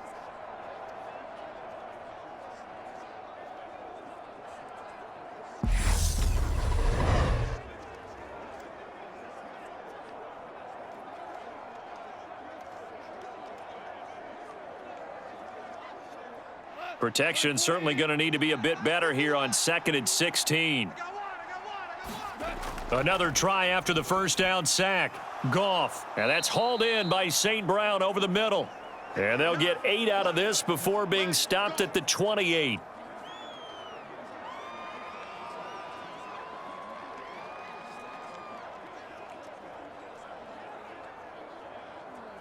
Got an extra defensive back out there for the Titans now here for 3rd down.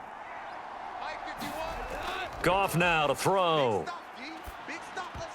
And tight coverage there. It's knocked away, incomplete. So it doesn't look like they're going to be able to build off the turnover. Well, the defense certainly did its part. It got them the football. But you're exactly right. It looks like they're going to have to punt this one away. And it's not a turnover, but doesn't it feel like one after grabbing the momentum with the defensive play? Yeah, and they had all that momentum after getting the football and now zapped right back in the other direction. And here now the punter Fox as he sends this one away. A big kick that time, 52 yards. And it will be 1st and 10 as they take over. Here's Tennessee ready to begin this drive offensively. As this offense takes the field against CD, remember last drive they were moving the football, but then they threw that costly interception, so we'll see if they can right the ship here on this drive. And doesn't that just sum up football? We see it all the time, don't we? The defense goes from losing the battle to making a huge play and stealing the momentum. So you know they're riding high right now, and they're ready to challenge this offense and that quarterback one more time. And we'll see if the offense is up for that challenge here as things start to get more interesting here in this 2nd half. Now a throw over the middle, and he's got it to start the drive. And he's going to get 7 out of this before being taken down at the 27. Now that's staying ahead of the chains. Really good pickup on 1st down, hitting the tight end there. Now it brings up a 2nd and manageable. Just found a hole in that zone.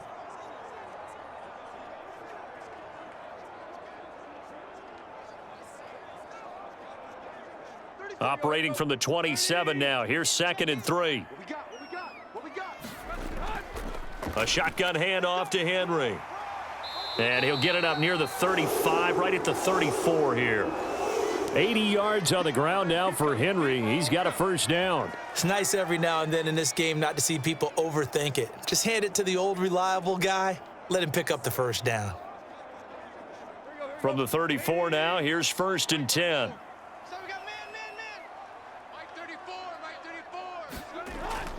And the busy night for Henry continues. He'll get this to about the 38.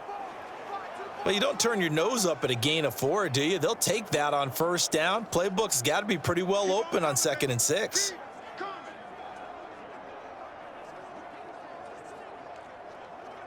Following the pickup of 4, here's 2nd and 6. Hey, check back 34. Again, it's Henry. And they will only muster a yard here to the 38.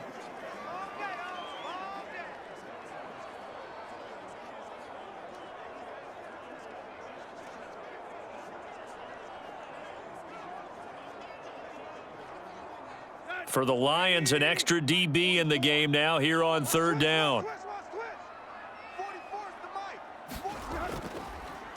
Draw play. This is Henry. And he brings this up to the 46. Good enough for the first. It's a 7-yard gain and good enough to move the chains.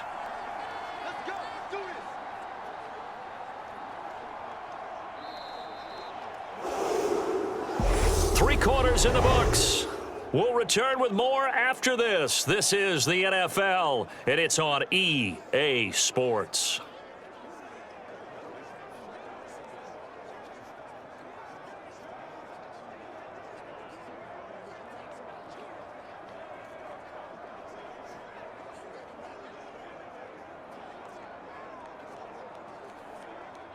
Couple of first downs to kick off the drive. Here's 1st and 10 up at the 46. Tannehill now to throw. Flush to his right. And he's left with no option here but to throw it away. Well, they've been back on their heels a little bit here in this drive, but a chance to exhale just a little bit there with incompletion on first down. Now they have to gear up, try and get 2 more stops, and escape this drive.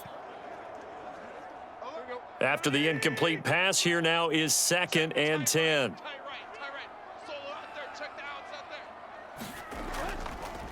A give to Henry. And he's going to get it across the midfield stripe into Lion territory.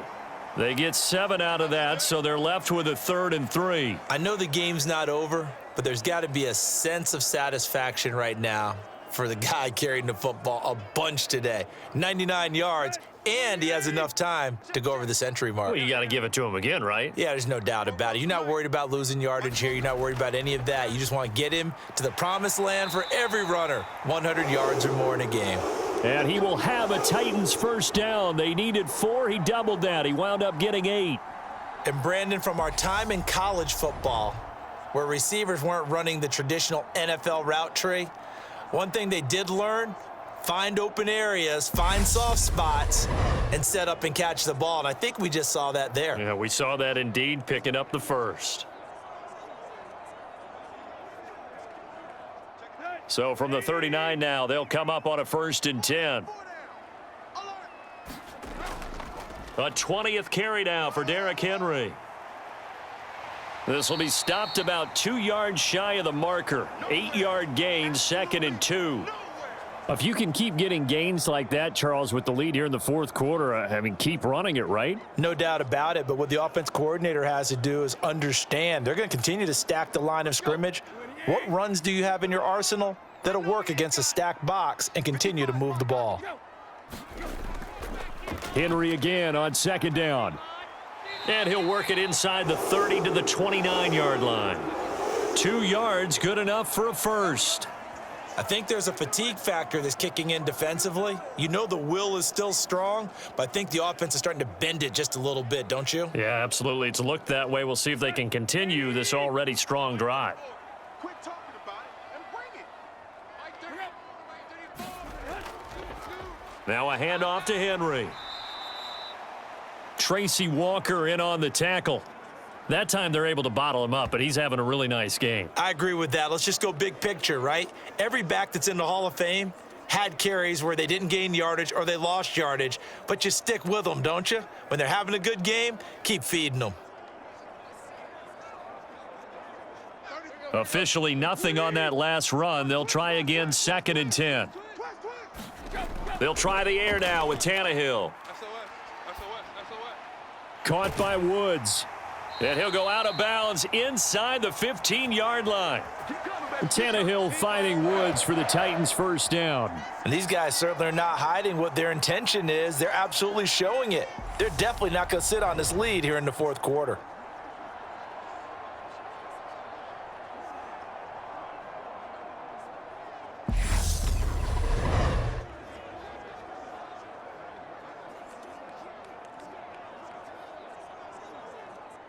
They show run with 3 tight ends here on first down. Let him know. 34's the Mike. He's coming. Check him. Too little. Go. Derrick Henry. And stopped a few yards shy of the goal line at the 3. 120 yards on the ground for him now as he has gotten better, really, as the night's gone on. Well, that's a carry they have to be satisfied with. And throughout this game, they've been satisfied with what he's given them. Whenever they've needed a big run, a first down, he's the guy they've turned to. And it doesn't matter what the defense thinks. They feel like they've got the confidence to keep handing it to him and keep picking up good yardage. So first and goal, 6 points here would go a long way toward wrapping this one up. Henry will score. Touchdown, Tennessee.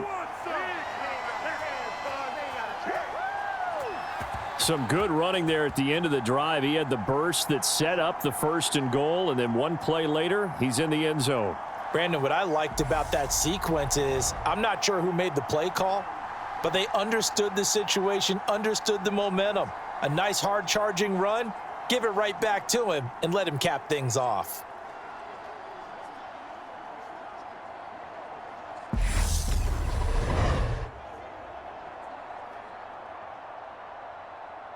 Now Bullock to add the extra point.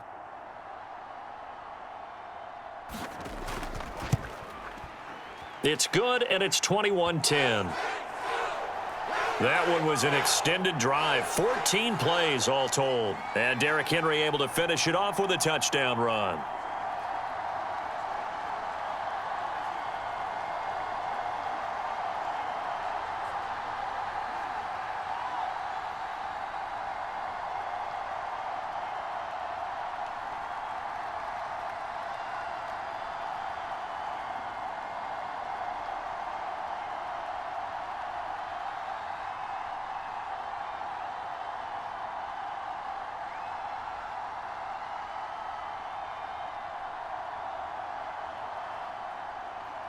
Now Bullock will send this one away after the touchdown.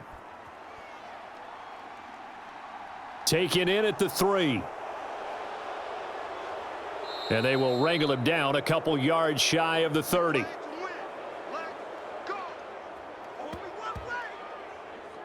Here's the Lion offense now as they get ready to take over. And you figure after giving up that last touchdown, they trail by 2 scores here in the fourth quarter. This drive becomes very critical.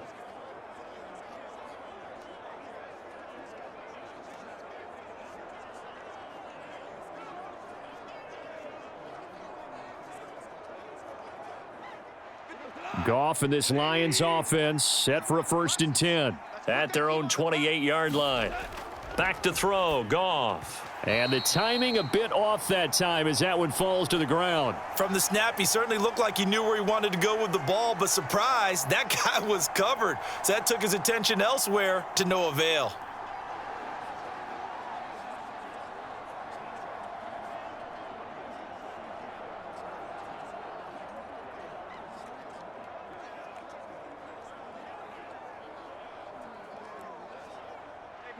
An incomplete pass on first down. That leads to a 2nd and 10.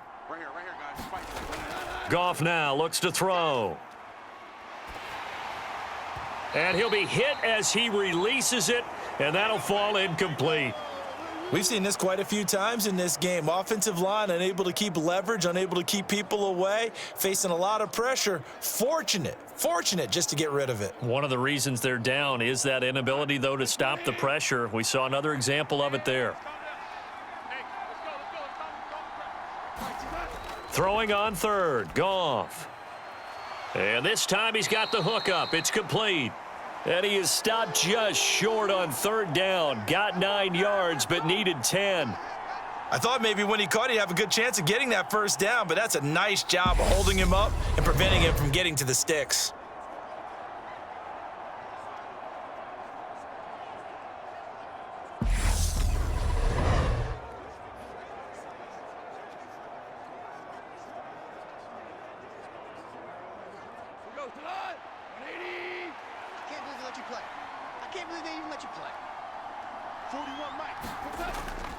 They'll try it now with Swift. And he's got the first before he's brought down at the 39-yard line.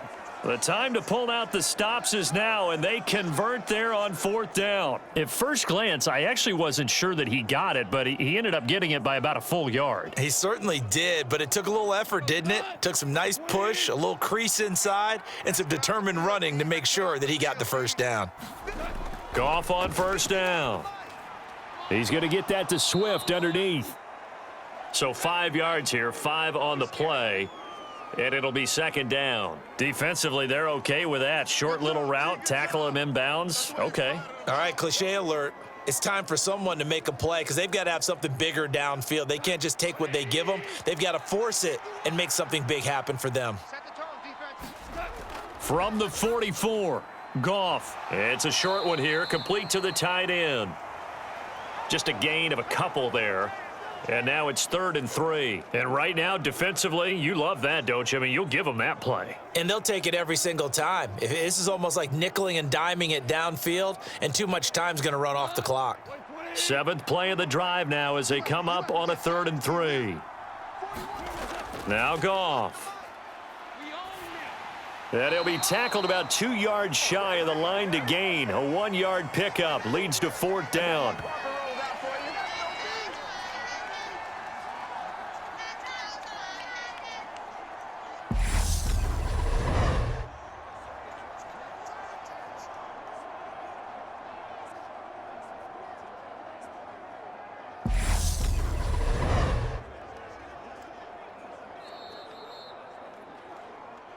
Two minutes left to play in this football game here on EA Sports.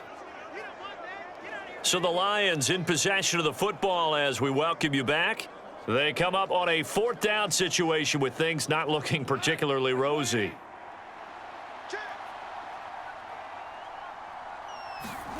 Desperation time for Goff on 4th. And he's able to get it back here to the 43-yard line. For this defense, CD, that's kind of the icing on the cake here as we get to the end of this one. And didn't you feel that they weren't just going into total prevent there? You know, they had the lead, and sometimes you fall back and you lose your aggressiveness. Not in this case. They were still making a play on the football, and look how that one turned out. They may have salted this one away.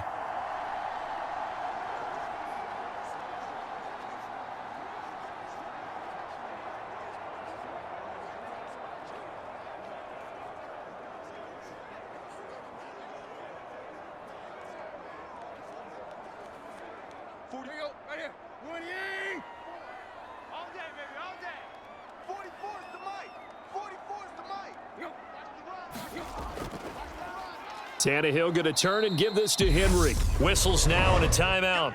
So defensively, they burn it here with 1:51 left.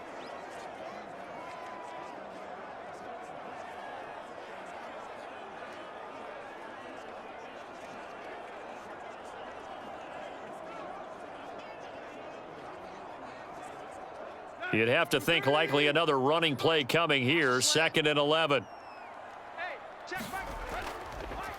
They'll run with Henry. The Lions now going to use the 2nd of their timeouts as they'll head to the sideline and talk over what to do next.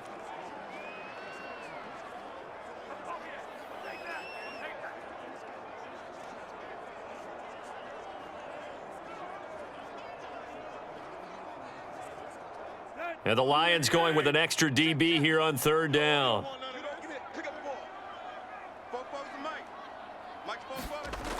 They'll set up a throw. And he's got his man in stride, complete. And he will have a Titans first down as they're able to get the 3rd down conversion.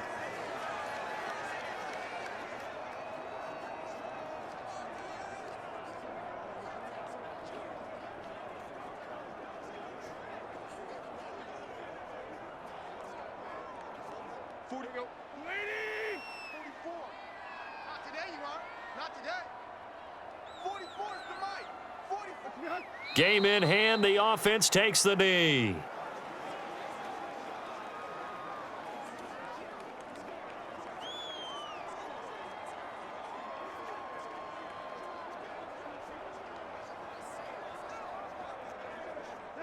Now 2nd and 11 from the 32.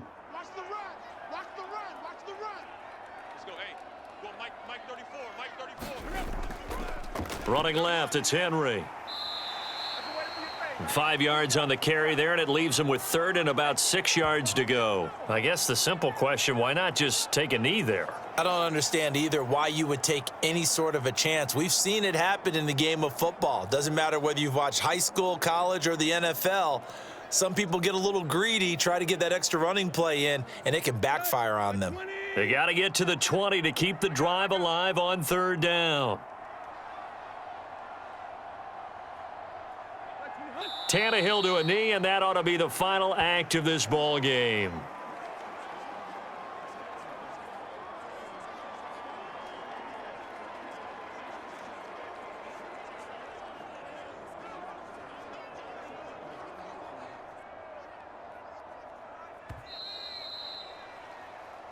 So this one, a Tennessee Titan victory, and it was their defense that really made the statement after the break. They pitched the second half shutout. Yeah, think about the team that just got vanquished. They did score in the second quarter. Do you think they thought at all that that would be their last points of the game? No, but what a second half. The adjustment, whatever they did in the locker room, it certainly worked. It certainly did, and you're exactly right. Whether it was an adjustment, whether it was just more focus on what they planned to do going in, whether they just played better, whatever it was, it all came together in the second half, and no points were allowed. That's a great way to close them out.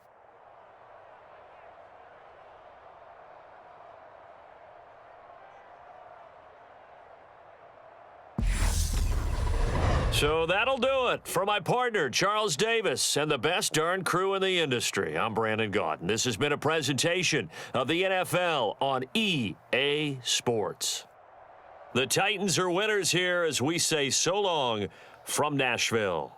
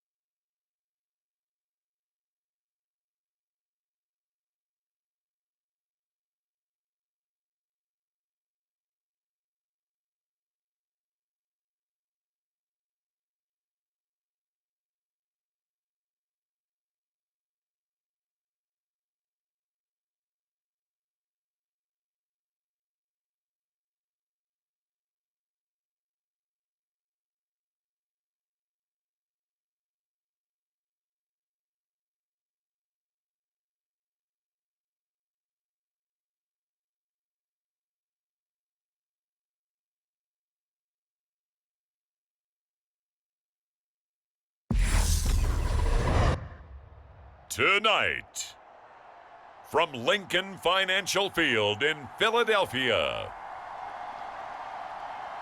It's a special prime time edition of the NFL on EA Sports.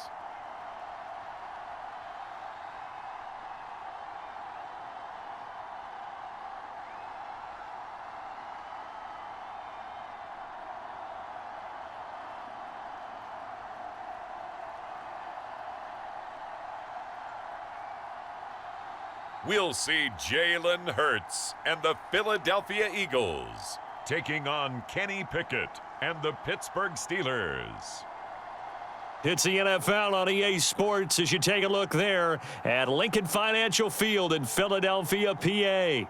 Straight ahead, we've got a good one on tap here between the Pittsburgh Steelers and the Philadelphia Eagles.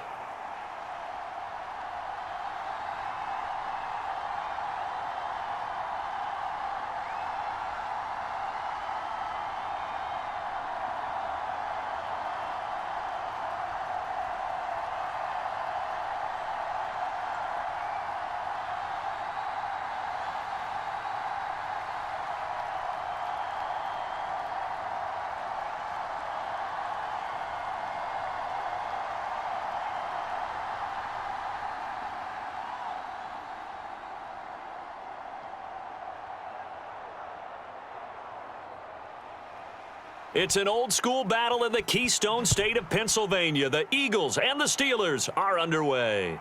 Fields it right around the goal line. And able to get this out to the 25.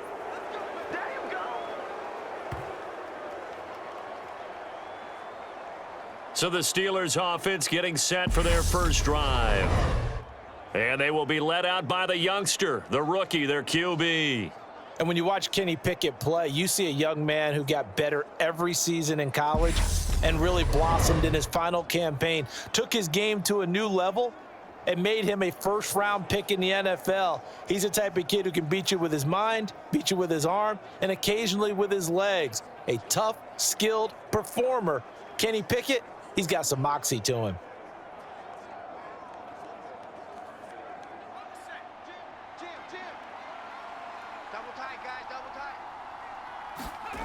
Pickett now to throw off the play fake. That ball caught by the former Toledo Rocket, Deontay Johnson. 17 yards on the game's opening play and a quick first down.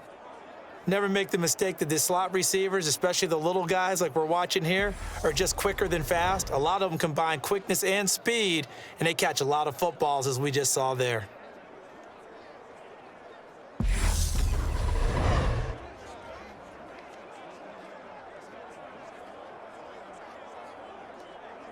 One play has him up past the 40 already, and another 1st and 10.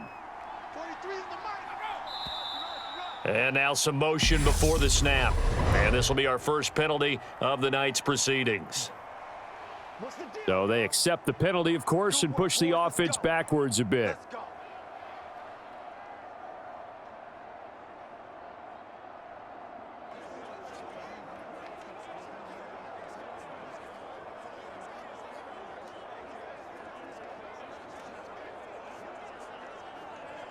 A false start backs him up 5, 1st and 15.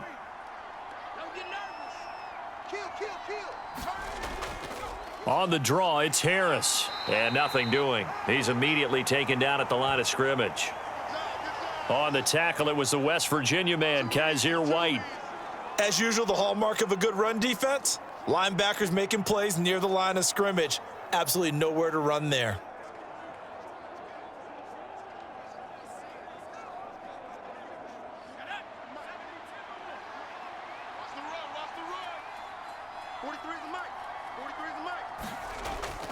Harris going to get it again on 2nd down. Absolutely nobody fooled there. He's going nowhere fast as he stopped behind the line of scrimmage. Just a 1-yard loss that time, but that's not what they needed. Now they're dealing with a 3rd and long. With his size, he's a tough man to bring down, but they do a nice job there stopping his progress and not allowing him to get back to the line of scrimmage.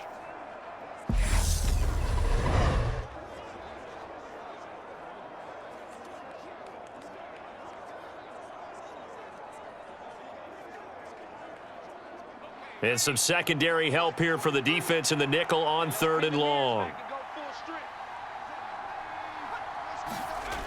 Here's Pickett. He gets it complete to Harris. And he'll go out of bounds, it looks like, right at the 40.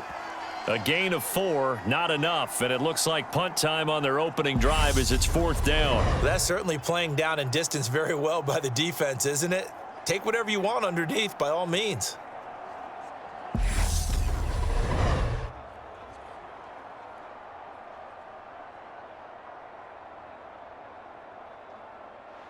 On 4th down, here's Presley Harvin on to punt.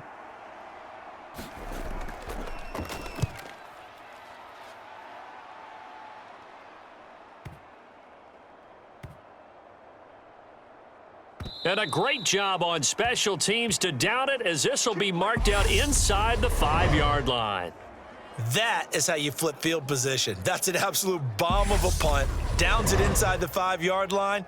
Absolutely ideal. From that position, you're hoping to get it down inside the 15, inside the 5. Superb. Phillies offense getting ready, and Jalen Hurts ready to lead them. The second-round pick who started his career at Alabama, then finished with an electric senior season at Oklahoma. So this is where we find out about the game plan and the trust factor, don't we? In this situation, the natural thing is take care of the ball. Run it inside. Everyone cover it. Just, get yourself some room and let your punter punt it out of there. But when you really got a QB you can trust, you might want to take a little shot early and try and create some space. Here we go. Mike 55, Mike 55. They start on the ground here at Sanders. And they'll get him down up past the 15-yard line. That'll go for a gain of 13, helping big time to get away from that end zone. 1st down. I guess it's good we can't really read the mind of the defensive coordinator now, huh? Had him pinned back there deep, give up that run. Can't be happy. Yeah, whatever's in his mind right now, we probably couldn't say over the air.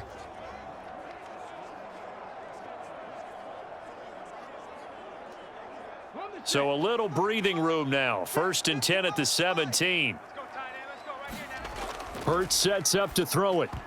A quick throw knocked away. It's incomplete. Quarterbacks work all the time on manipulating a defense with their eyes and their head movement. In this case, he just stared the receiver down. That allowed for excellent coverage, able to knock that one away. So now 2nd and 10 after the incompletion on 1st down. Let's go. Let's bring it. Let's bring it. Here's Hurts to throw. Out to the left there and complete to the tight end Goddard. And able to get this across the 20 before going out of bounds. He'll get only 3 there, so it leaves him with a 3rd and 7 ahead. Yeah, that one was covered pretty well because they were trying to leak the tight end out into the flat. I think they were hoping he could catch and turn upfield and pick up the 1st down. So 7 yards from the 1st down here as they come up to the line of scrimmage. Hurts. That ball nearly intercepted, but he could not hang on. Oh, pick there certainly would have been nice. Instead, at least, it'll be 4th down. That was their first 3rd down try of the game, and clearly something was off in the execution of that play. Good news, they've got a whole game left to clean that up and start clicking on those key 3rd down throws. And on 4th down, on is the punt team sending this one away. And they'll get to this and touch it. Looks like, right at the 15-yard line here. So Pittsburgh retakes the field for their 2nd offensive possession. The defense got the better of them last series, forcing a punt.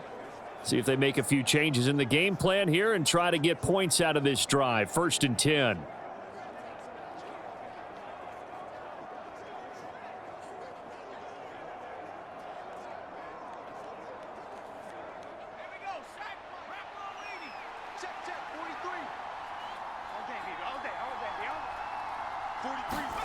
On 1st and 10, it's Pickett. Flushed out right. Pickett lost it. And the Eagles have recovered. Partner, everything that happened before that fumble was great. Good vision, navigated the open field, got good chunk yardage. At that point, if you see a defender coming, though, just step out of bounds. Don't risk all you picked up before the hit to just try and get an extra yard or two. So back onto the field, here come the Eagles for their 2nd drive. They were forced to punt last time, and I doubt sincerely that they'll have to punt here because they're gifted with terrific field position. I don't even want to think about the idea that they would end up punting starting with this type of field position. Neither do they. Great starting spot, great opportunity to run your full playbook. If they want to take a shot here, they can go ahead and do it.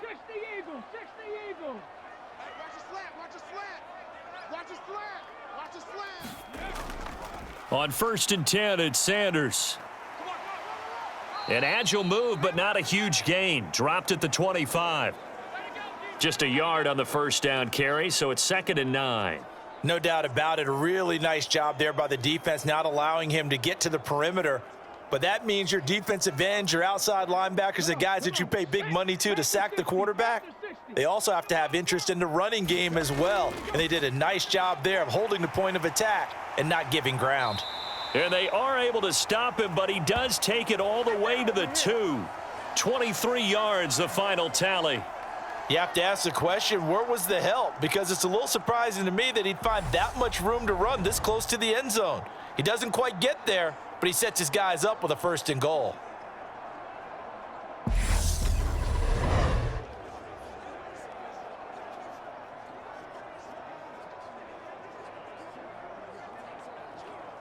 From the 2, here's 1st and goal.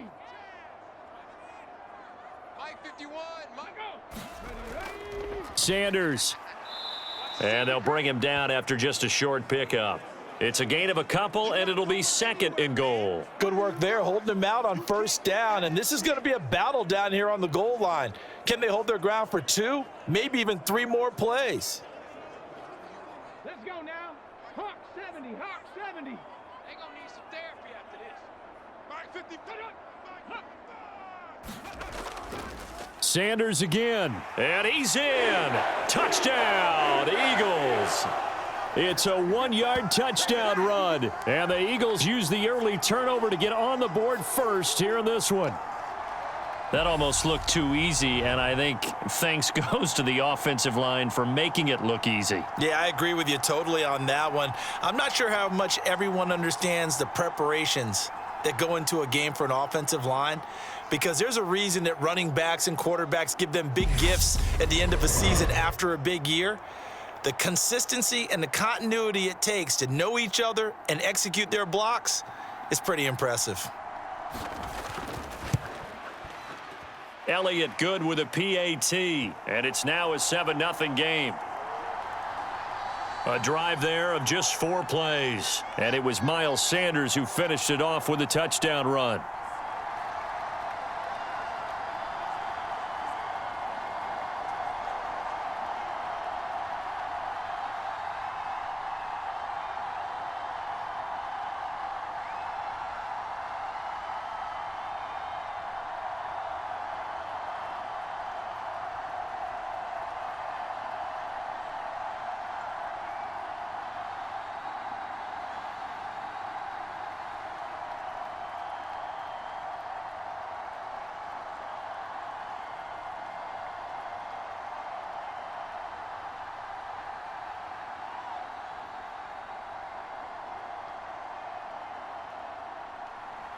Now after the touchdown, here's Elliott on to kick it away.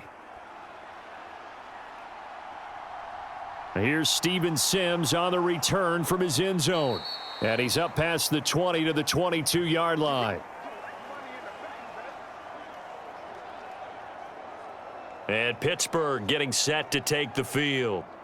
Last time out, they had the fumble. That led to the touchdown. Not a great look on either side of the ball as the defense gave up the points too, Charles. But they've got to take care of the football and do better here on this possession. It's certainly been a tough stretch, partner, for both of those units, and they kind of put their defensive mates in a really tough spot there by dropping the ball on the ground. But an easy way to make it up to them, get out there now and get some points on this drive. Pickett leads the Steelers up here with a fresh set of downs at their own 22. Pickett now on first down. He'll air this one out deep for Sims. And that will be incomplete. Would have been a big hitter if they had connected. Instead, it's second down. There is something to a game plan with trying to keep a defense honest. With a guy with that type of speed, you do so. Send him deep. Try and throw some air under it and hope you connect downfield. On that play, they were unsuccessful. On second down, this is Harris. 4 yards the gain, and it'll bring up a third down. That second down play call was not to pick up the first down. It was to accomplish what they did, to get them into a manageable third down, because they had incompletion on first down, so they were behind the sticks, so to speak. They needed to make up some ground, and they did. The Eagles call on the extra defensive back here as they prepare for a stop on third down. Pickett, he'll look to throw it. He'll get this to his tight end. That's Pat Freiermuth. And he will have a Steelers first down as they're able to get the third down conversion.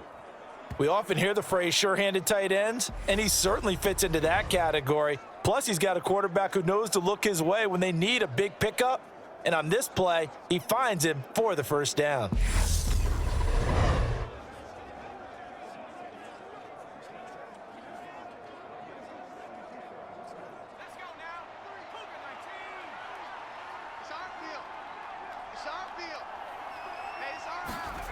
Pickett to throw on first down. He'll air this one out deep for Sims. And that went a little too high as it's knocked away and incomplete. We know he has a lot of confidence in his arm and likes to force it downfield, but the coverage was tight there. Fortunate it wasn't picked off.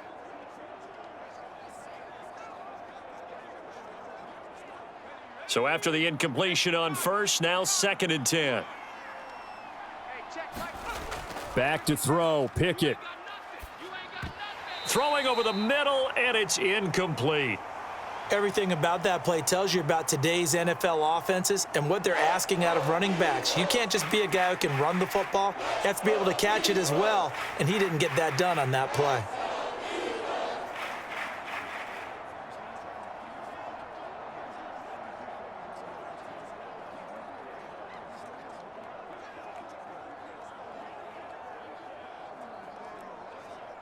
So back-to-back incompletions, and that has them staring at a 3rd and 10.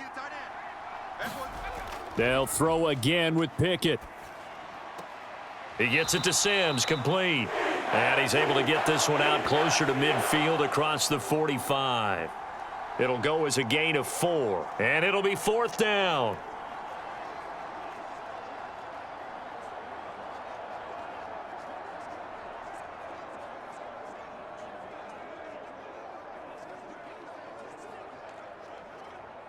On is Presley Harvin now as he'll send this one away.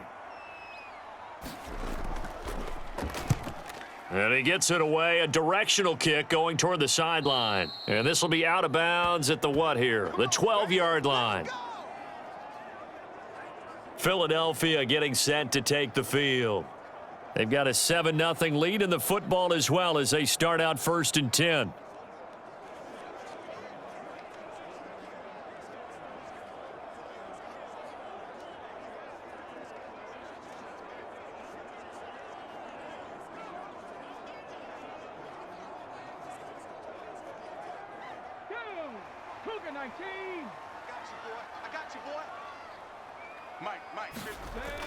It'll be Sanders to begin the drive. It's a 6-yard gain on the ground, and that'll make it 2nd and 4. Now, Brandon, that's the way you want to run the football. There should almost be quote bubbles above the offense right now. Bam, boom, biff. That's how they feel good about moving the football. The last run got 6, now 2nd and 4. Throwing is Hurts. Over the middle, complete. It's Sanders. Short completion, just 4 yards. And that's going to make it 3rd down and less than a yard. Well, offensively, that's the mismatch that you want. You want to force a linebacker to try and cover your back out of the backfield, out in some open space. But linebackers nowadays, they run like backs, and they take a lot of pride in covering. What a nice play he made there in the open field. It's caught. Smith. And he is going to have an Eagles first down, and he'll have it by plenty as they're able to keep the drive alive on 3rd and inches. We've seen quite a bit of the short passing game here early on first quarter, haven't we? We have, and I think it works a couple of ways for this team because, number one, you throw the short game until they stop it. And if they're not going to stop it, you keep throwing it, and occasionally you'll break a tackle and turn it into a bigger gain. Also, if they start to creep up, start to pressure receivers, now you go over the top, take it deep, and now you get some of those big shots downfield. Shut up. 19 Tiger, 19 Tiger. Come this way, here we go. Play action. Here's Hurts. And he'll take this beyond the line of scrimmage as he slides to a halt. He'll get 5 out of the scramble. It's second down. After one, 7-0 on EA Sports.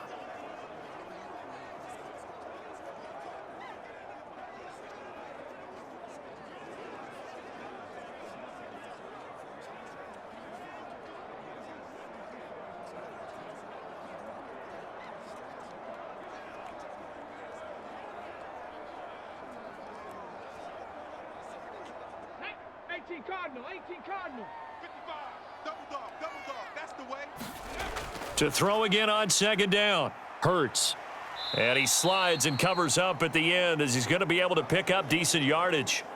He'll end up getting 5 out of that, but now they're looking at third down. They made a nice effort to stick him with a loss for that play, but it's going to take more than that to keep him from advancing the ball. Should be an entertaining battle anytime he tucks and runs over the second half of this contest. Come on, They'll run the option on third and short yardage. He's not going to get there. That won't even be close. It was blown up in the backfield. That winds up being a 4-yard loss and leads to fourth down. Well, that play never really got off the launching pad. He had a linebacker in his face before he had a chance to do much of anything. Yeah, I think it's big boys up front, that offensive line. They've got to do a little bit better job of protecting him if they're going to continue to run the option like this.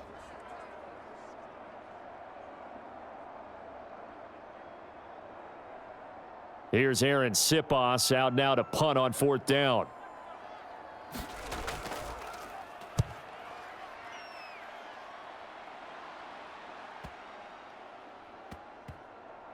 And a nice job here to down this one right on the 5-yard line. That punt was near perfection as it checked up inside the 5-yard line. You never know where these things are going to go, do you? No, what was it? You got a John Heisman quote about that, yeah, right? He said the football is roughly a prolate spheroid, which means it's going to bounce funny, and you never know where it's going to end up.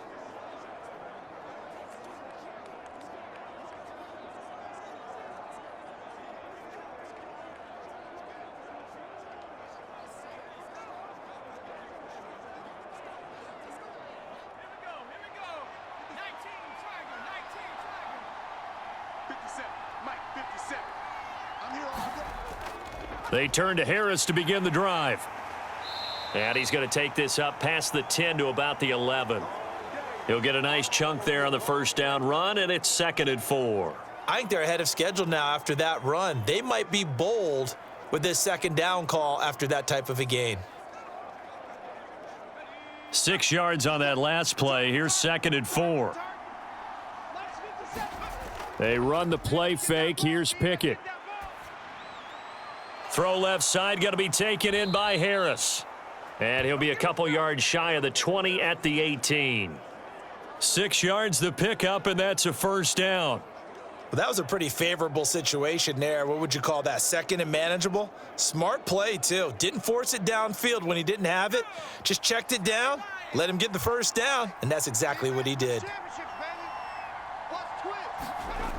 Off the play fake, here's Pickett. Going for the deep ball. And that is incomplete. Took a shot there on first down, but he couldn't reel it in. One thing I know from experience is that when the deep ball is thrown and you're the defender, you've got to fight that little bit of panic that emerges. You've got to play the ball really well. It's a 50-50 jump ball play.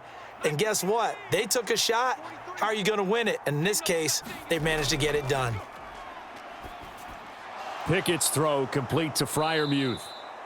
9 yards, and that leaves him just short, so it'll be third and less than a yard. And there's a completion to the tight end, and look at the size of these players nowadays. At that spot, 6'4", 6'5", and up. A lot of guys used to be basketball players, somehow came back to football, and that's really good for the game of football. You're getting better athleticism, great hand-eye coordination, guys who know how to control their bodies when they run their routes. And he's able to get it to the 33, good enough for a first down. It's a pickup of 6 and good enough to move the chains. We all love to have a home run hitter in the backfield, guy who can take it the distance. But in short yardage, trying to pick up first downs, that big guy, always a nice luxury to have, isn't he?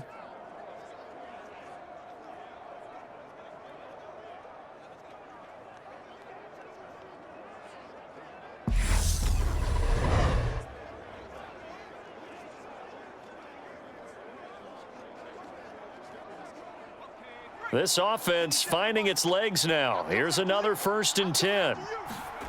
1st and 10, here's Pickett. On the throw, led him too much that time. It's incomplete. Offense was moving it a little bit, had them back on their heels, but they earned a brief pause by forcing the incompletion. That gives them a quick chance to regroup and try and mount a stand before they're backed up even further. 2nd and 10 from the 33-yard line. Working out of the gun, it's Pickett. That's caught by Sims. And he'll be out of bounds, but able to get it up past the 45. It's a Pittsburgh 1st down, a gain of 13. And another thing that makes a comeback route really effective is that oftentimes after you've made the initial move, receivers breaking away from the defensive back, and that makes it a really tough play to defend. A nice chunky yardage picked up there. Off play action, Pickett. Pressure comes, and down he goes. The Eagles get there for the sack. Brandon Graham applied the heat off the edge. Defensively on the previous play, they gave up a pretty good chunky yardage, but right there, they got a good portion of it right back. And if we just flip it around from the offensive perspective, took a nice step forward, and how about a couple of leaps backwards after that play? They've got to figure out a big call coming up here to try and gain that yardage back.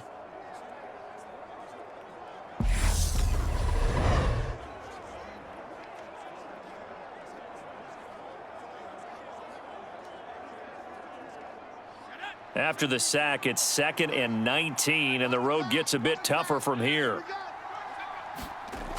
From the gun, here's Pickett. He's got his tight end Freiermuth right side.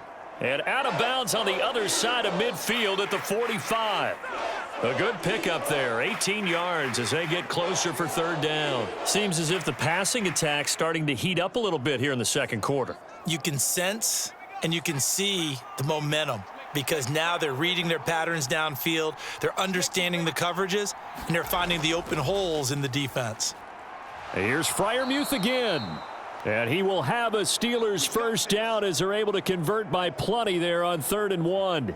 They brought in the heavy set on 3rd down, and that usually means running play, but we have seen them throw out of that formation, and sure enough, they snuck the tight end out on that one, wound up hitting him for a 1st down.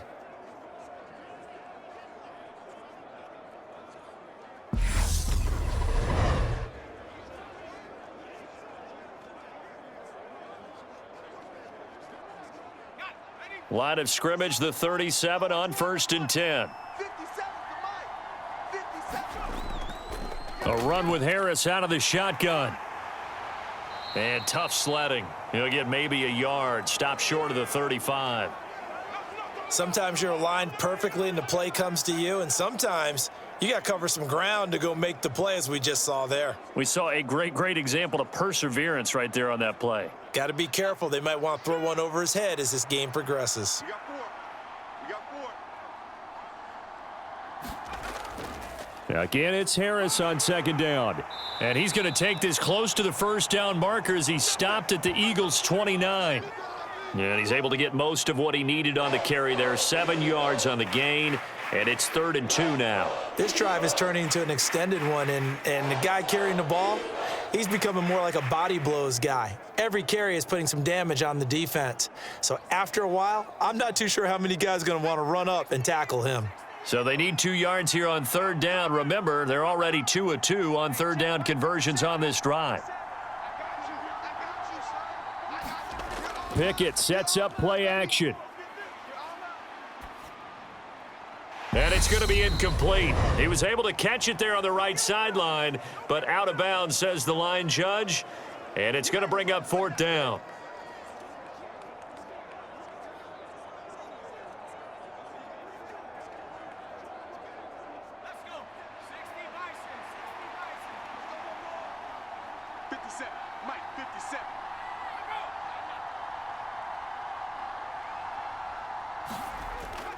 They run for it with Harris. And he's able to pick up the first before he's taken down at the 27. They only got a couple, but a couple's all that they needed as they convert on fourth.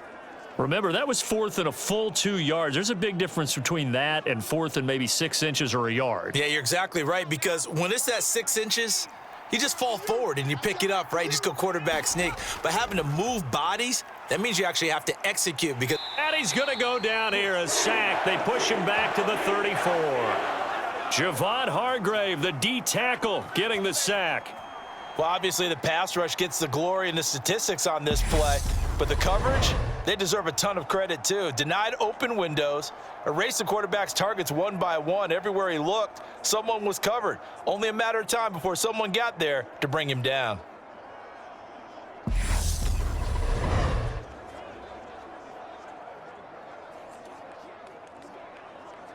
So 2nd and long, and got to be careful not to fall out of field goal range. Another try after the first down sack. Pickett. That's complete to his tight end, Freiermuth. And he is out of bounds inside the 30. let's not quibble about the gain there on 2nd down. That was a positive play because that was a take-what-you-can-get situation. Got out to the tight end. Now it gives them a much better opportunity to convert on 3rd down.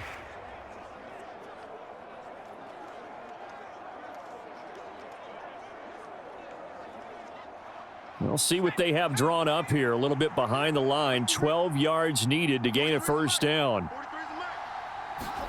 Throwing on 3rd down. Here's Pickett. Dancing to his left. Going for it all.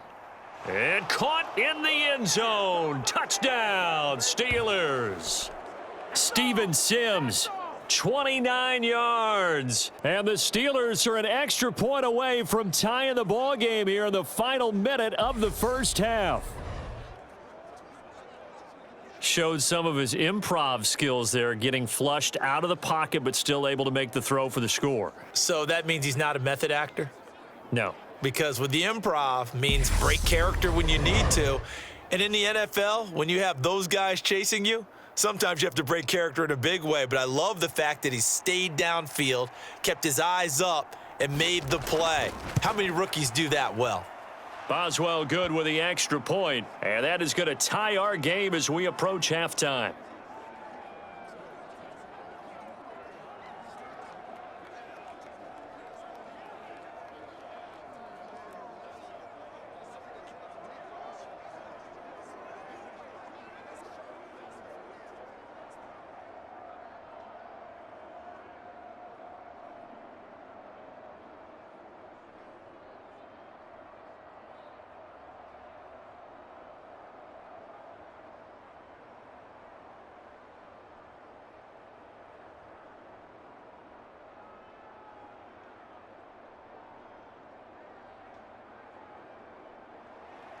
So all even at 7 now as they kick it away.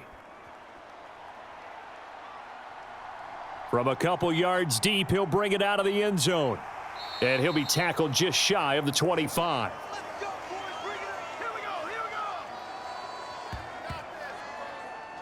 The Eagles offense going to take over late in this first half. And with a little under a minute to play, they may be looking to pick up some yardage here, maybe try and come up with a field goal to seize the lead before intermission.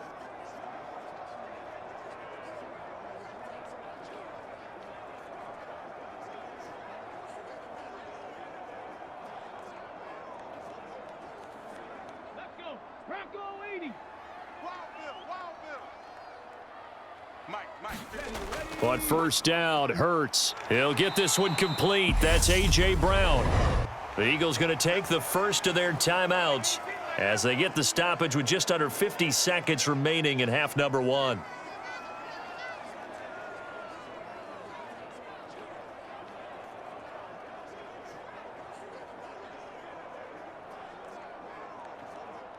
Line of scrimmage, the 37 on 1st and 10. From the gun, it's Hurts. He's got Smith here. And they're going to get this up to midfield.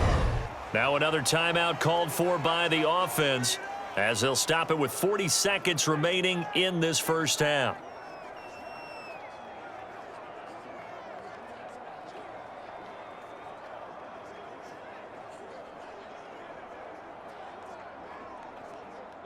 Back-to-back good plays have them on the move on first down. You can't block me. You can't block me. From the midfield stripe, they'll look to throw.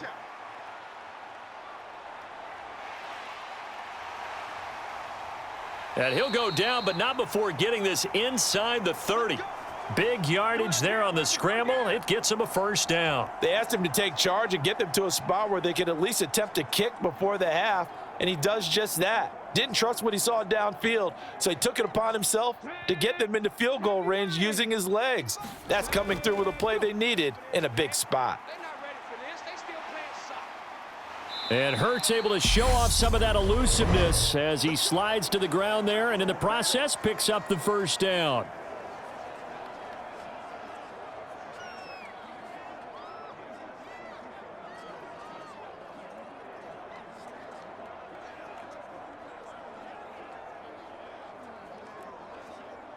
So 3 seconds here remain in the half. On is the field goal unit to see about getting 3 points. The kick by Elliott is good, and that will do it for this first half. So we've hit halftime, just a field goal separating these two teams at the break. As we'll get you down the coast to Orlando for Jonathan Coachman at our EA Sports Halftime Report. Coach. Okay, Brandon, thanks very much, and welcome in everyone to our downtown Orlando studios and this EA Sports Halftime Report. This one's been as good as advertised. Just a field goal separating these two teams as they've already made their way back out of the locker room. So to bring you the story of the second half, let's get you right back out to Brandon Godden. All right, Coach, thanks. Yeah, both teams likely to make some changes in what's been a closely fought battle to this point.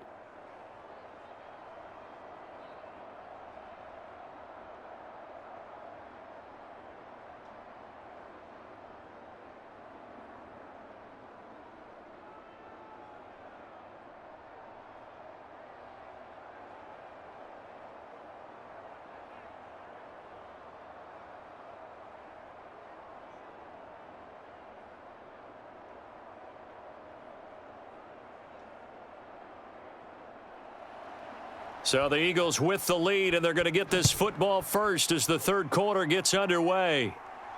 Fielded just outside the goal line. And out a little across the 25 to the 27.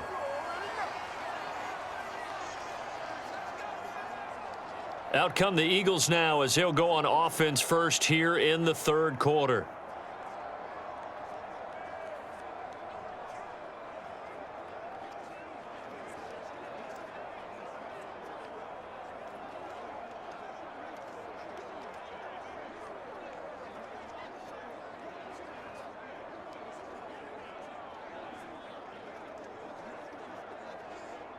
Hurts and the Eagles come up here first and 10 at their own 27. They'll try and start this drive in the air. And this one complete to Smith. And they'll get him down after a pickup of 8, 2nd and 2.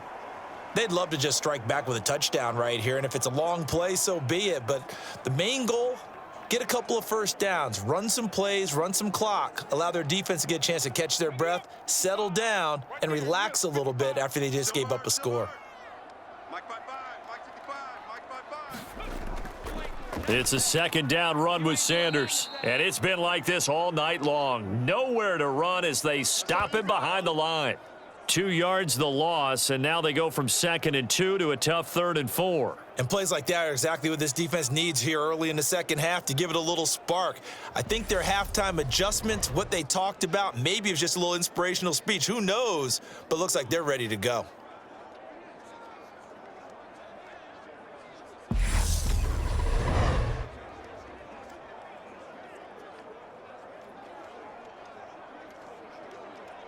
The Steelers now in the nickel here on 3rd down.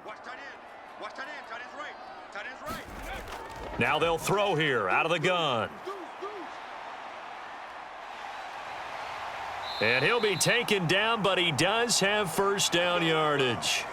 Give him 7 on the tuck and run, and it'll get him a new set of downs. Well, he and his offense were staring down what was likely a 3 and out. Zero fear from his side, though. Never doubted for a second they pick up the first. He's ready to pull the trigger on a keeper the moment it revealed itself.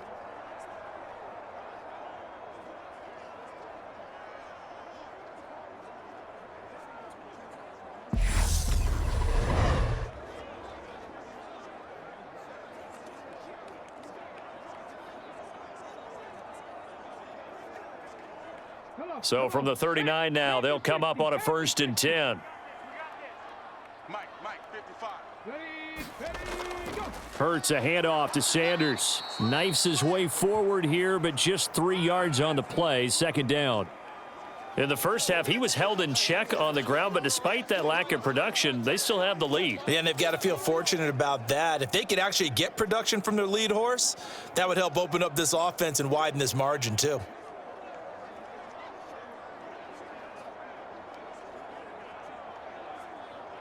Three yards on that last carry. Here's 2nd and 7. Hurts is going to try and run. And he takes this one down almost all the way to the 30.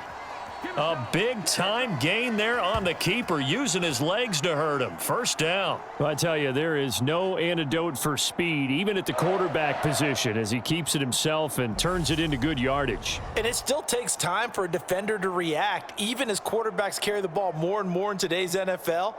They're still a little bit in disbelief and realize, oh my goodness, he's running with the ball. He may be 8, 10, 12 yards downfield at that point.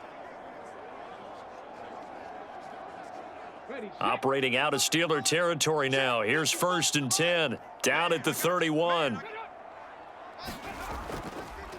Well, straight ahead, it's Gainwell. And he'll lose yardage. Brought down at the 32. Officially, it's a 1-yard loss. That's going to bring up 2nd and 11. Sometimes I think these defensive tackles get a little bit of a bum rap. We just see them as big guys that eat up blockers for others to make tackles. Oftentimes, they're quicker than they get credit for. And this time, he used his quickness to make a play.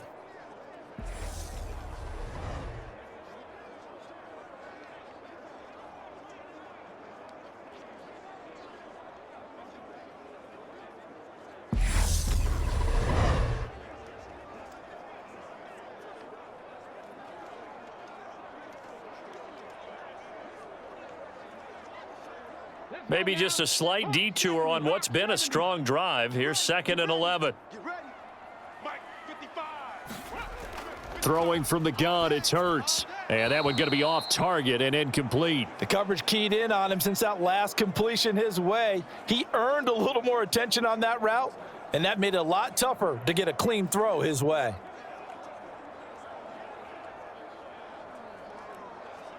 A long way to go here on 3rd down for the 8th play of the drive.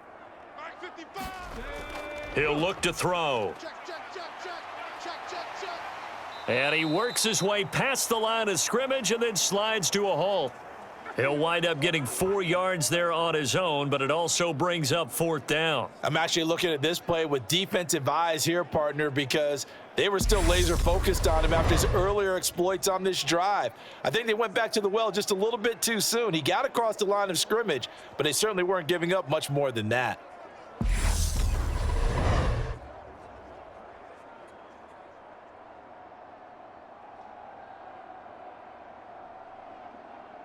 So Hurts is off, and on comes Jake Elliott for the Eagle field goal. He made his first attempt, this from 45. The kick by Elliott is good, and the lead stretches to 6 here. It's 13-7.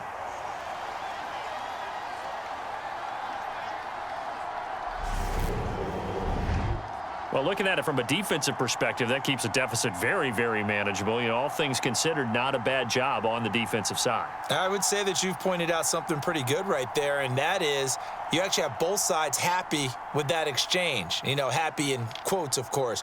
One team, hey, we've kept it within range.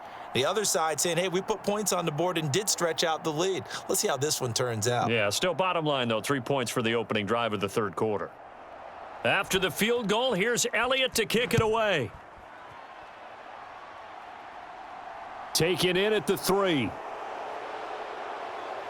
And the tackle going to be made right there at the 25-yard line. Time for the Steelers offense now to get set for their first possession of half number 2. And their deficit a little wider now than it was at halftime following the field goal a moment ago. But the goal is still the same because you know they want to come out, establish a rhythm in the second half, and get going. Make no mistake about it, though. Kicking field goals, not in their game plan. They need to get the ball in the end zone. Pickett leads the Steelers up here with a fresh set of downs. At their own 25-yard line. To the air on first down with Pickett. Open man here, Sims complete. He decided to run a hitch route. It really helps to have a guy who can turn it loose.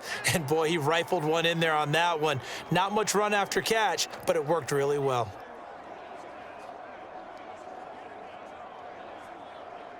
And just a yard to go here on second down. Let's set a tone, fellas. Let's set a tone. 43. Pickett will look to throw it here. Completing it to the right side, Johnson.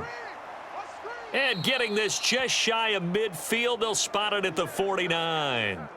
The Pickett finding Johnson there. First down, Steelers.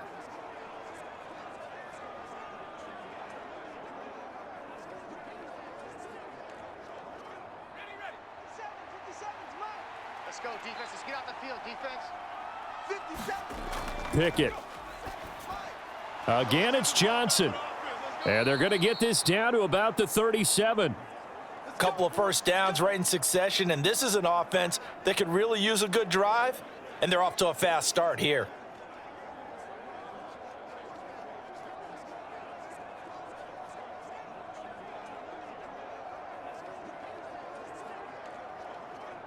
So from Philadelphia territory now, here's a 1st and 10 at the 37-yard line. Pickett right back to the air again. He's got his tight end Freiermuth over the middle. And he'll be marked down at about the 26-yard line. He's certainly done a nice job spreading the field on this drive, and here he finds his big tight end for good yardage. And that's what you have to do. Keep defenses guessing about where you're going to go with the football. 43 is Mike. Mike's 43. Mike's 43. Let's go, D. Now a first down carry for Harris. And he went nowhere. He'll lose yardage back to the 29.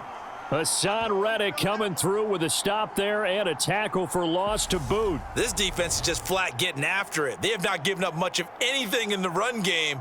Case in point right there.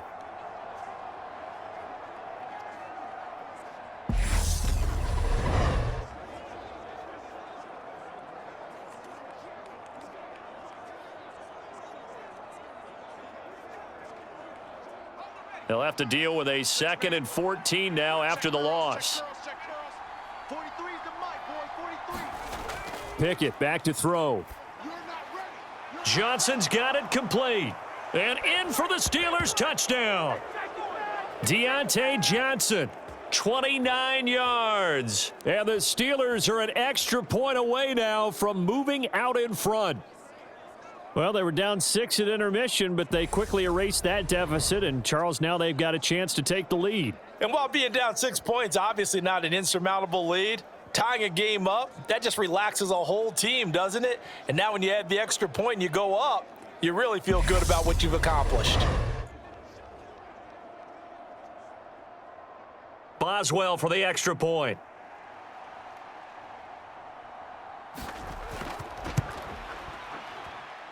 And this puts him on top by a penny. It's 14-13. A drive that time of 6 plays. And in the end, it was Deontay Johnson's touchdown catch to cap the drive.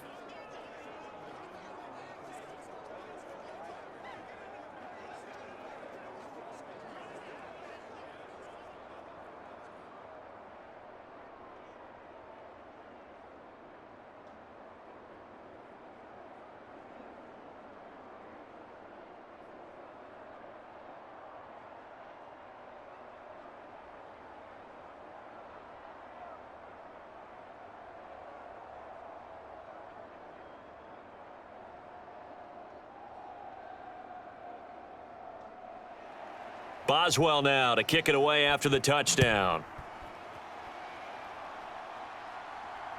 Taken at the goal line. And a decent return out to the 27-yard line.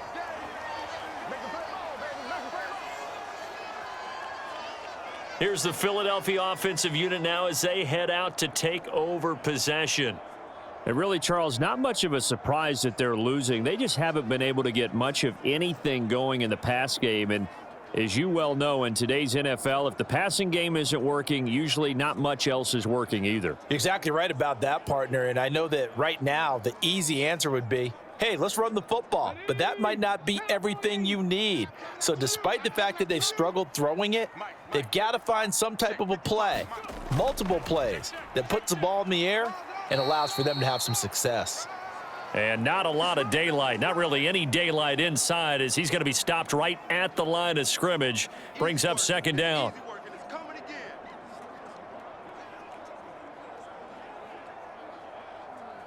A third quarter now, to 1-point game as they line up 2nd and 10.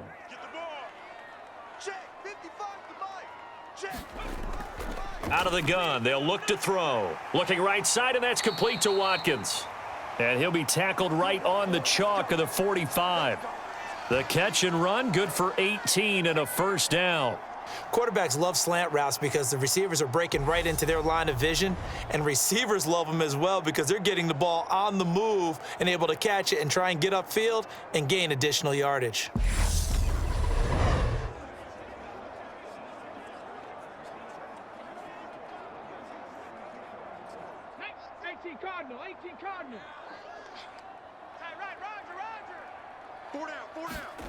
On 1st and 10, it's Hurts.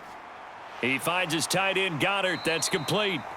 And he'll be brought down just shy of the 40. Back-to-back nice gains. That one for 14 yards and another first.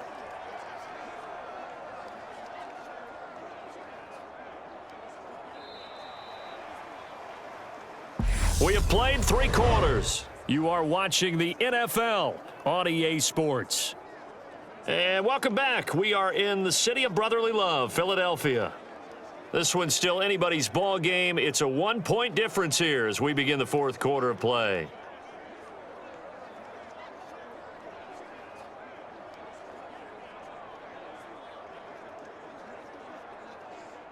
Operating out of Steeler territory now. Here's 1st and 10 at the 41. Here's Hurts to throw. He delivers another to Goddard, complete. He'll be stopped at the 35, but not before he picks up 7 yards.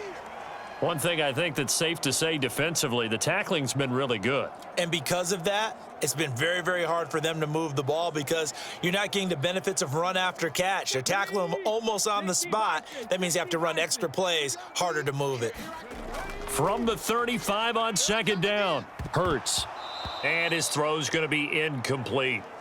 And he still doesn't have a catch. We're into the 2nd half. I think it's a little bit of a surprise to me, but that was one he should have caught. Absolutely. That was his best opportunity right there. He dropped it. And the question now, can they get closer on 3rd down? A field goal from here, you're looking at right about a 52-yarder. Hurts. And he's got his man. It's the tight end, Goddard. And they're going to have themselves another first down as the tackle's made at the Steelers' 23. Give them 12 yards on that one. It earns them a fresh set of downs. And that's well executed there on 3rd down. And I love the confidence that they had to let their tight end try and find some space in the middle of the field, right in their quarterback's line of vision. And QBs love to make that easy throw, and they hooked up there for a first down. Here we go. 70 Timberwolves. I hope you brought your lunch because I'm about to take you to school. Mike 51. They run the option here on 1st and 10. And some determined running there as he'll pick his way down to the 12-yard line. 11 more on that one and another first down. Well, that's the fear any defense has when the quarterback gets involved in the running game. You don't usually account for him, and he's hurting them today. Yeah, he's been very involved in the running game. Defensively, when you got the coverage good downfield, how do you account for him, though? Occasionally, you start to spy him. Take someone who has the same agility, who can dance with him, run with him, and try and keep him in the pocket. Yeah, it'll be especially critical here as we come down the stretch in the 4th. 3 tight ends in the ball game here on 1st and 10. Here we go. Mike 55. Hurts going to keep it again. And he's going to be met at the line of scrimmage and taken down. No gain there as he kept it himself at second down. Well, for that being an option play, there really weren't too many options available for him, were there? No, there weren't, and at least he was able to get back to the line of scrimmage, so they didn't lose anything, but you're exactly right. Nowhere to go. Second and 10. Check, 55 to Mike. Watch the slants. Watch the slant. Mike 55. Hurts sets up to throw it. And connecting quickly with Goddard. 9 yards, and that leaves him just short, so it'll be third and less than a yard. Right there, he rose to the occasion late in a close game. It's something he thought about, dreamed about, and worked on throughout his career. Because in these types of situations, he wasn't going to allow extra coverage to keep him from getting the football. The Eagles on third down. They've hit it 50%, 3 of 6 to this point. They're looking at third in the nose of the football. They'll try and run for it with Sanders. Boy, no chance as he was met and dropped behind the line there. Fourth down now after a loss of 2. There's no question that coming into this game, this defense was pretty vocal about its desire to take this running back out of his game, and all that pregame wolfing has turned into results.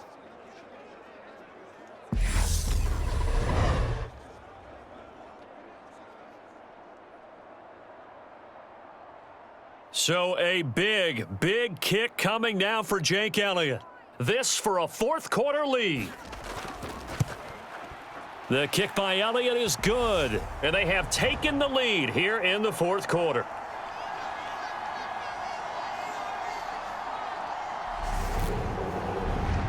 So the drive here ends with a field goal. It does give them the lead, but this one's still certainly a long ways from over. It definitely puts a lot of pressure on your defense to hold the lead, right? They're happy to have it and happy to be out there trying to do so. But I know as a former player, in the back of their mind, they're thinking, why don't you score the touchdown and seal this thing?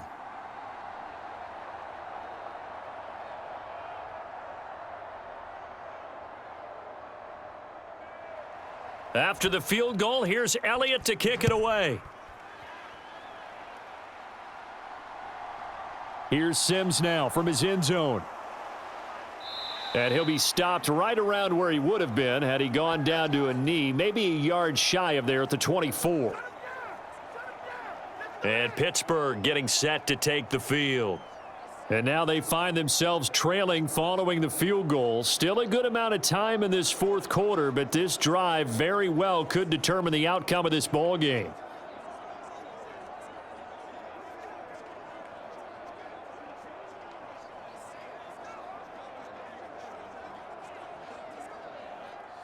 Pickett leads his Steelers up here with a fresh set of downs. At their own 24.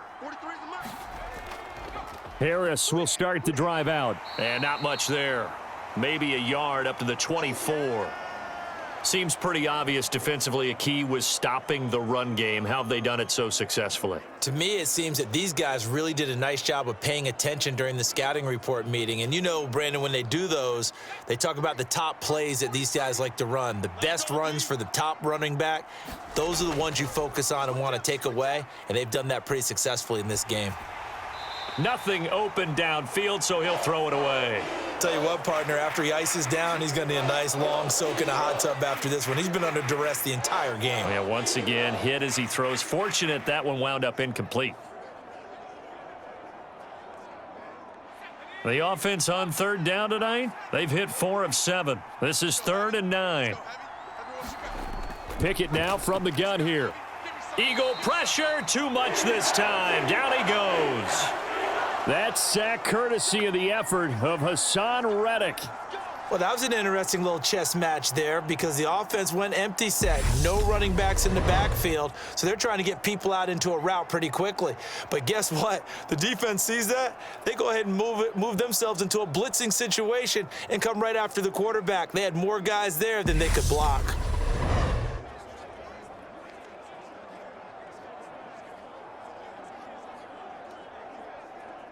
The Steelers send out their punter now as the drive goes backwards, so he's on to punt it away.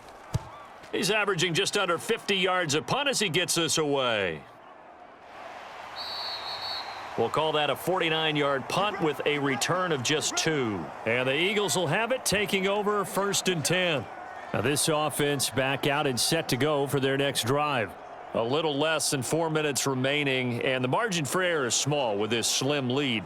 Operate within your 4-minute offense here, Charles? Definitely. And remember, the 4-minute offense doesn't always correspond to what's up on the clock.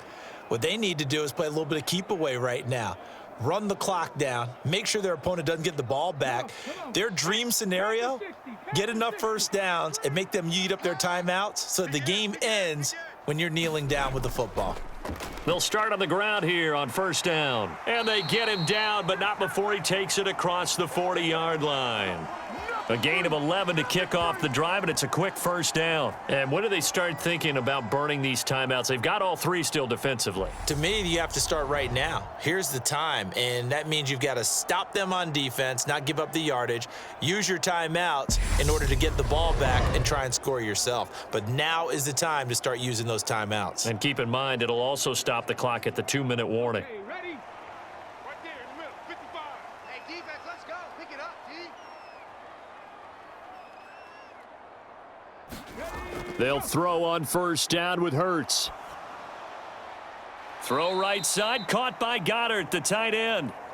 Nothing on that one. It'll be 2nd down. There's a completion to the tight end, and I think that we're looking at something out of central casting, frankly. Absolutely. I mean, size, the hands. Speed, can flat out run. You put that whole package together, you light up the eyes of an offensive coordinator, don't you?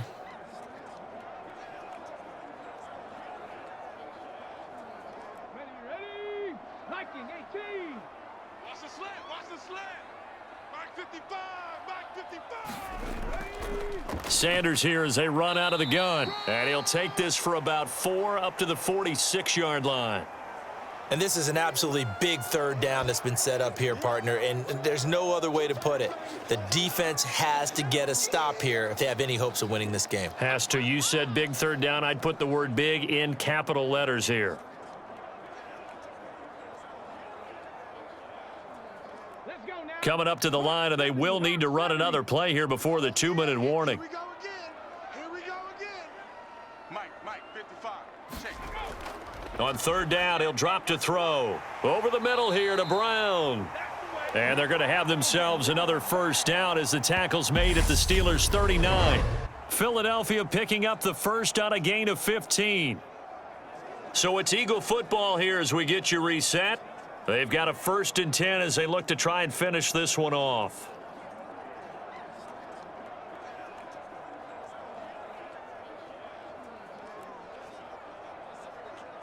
And not totally home free yet, but it's looking good as they come up 1st and 10. Ready. Shotgun snap and then the give to Sanders. And running room scarce here. He's going to be stopped in his tracks at the line of scrimmage. And now we'll see a timeout used on defense as they stop it right out of the break with 1:57 to go in the ball game. Let's get it.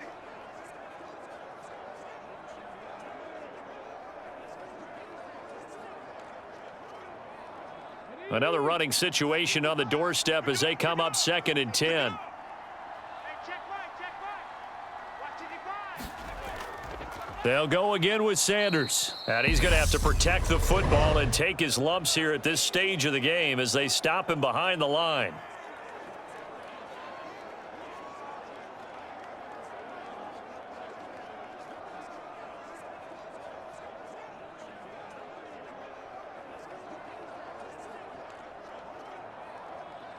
Seventh play of this drive coming up, but a long way to go on 3rd down.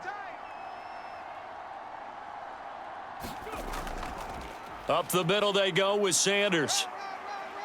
And they'll get him down at about the 37, well short of the 1st. Now the Steelers going to use their 3rd and final timeout as they'll head to the sideline and talk over what to do next.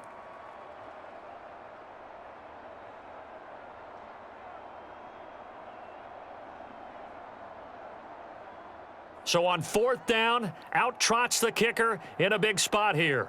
This to at least make it a 5-point cushion. He had the distance, but it's no good. Wide to the right, and that will keep this a 2-point game.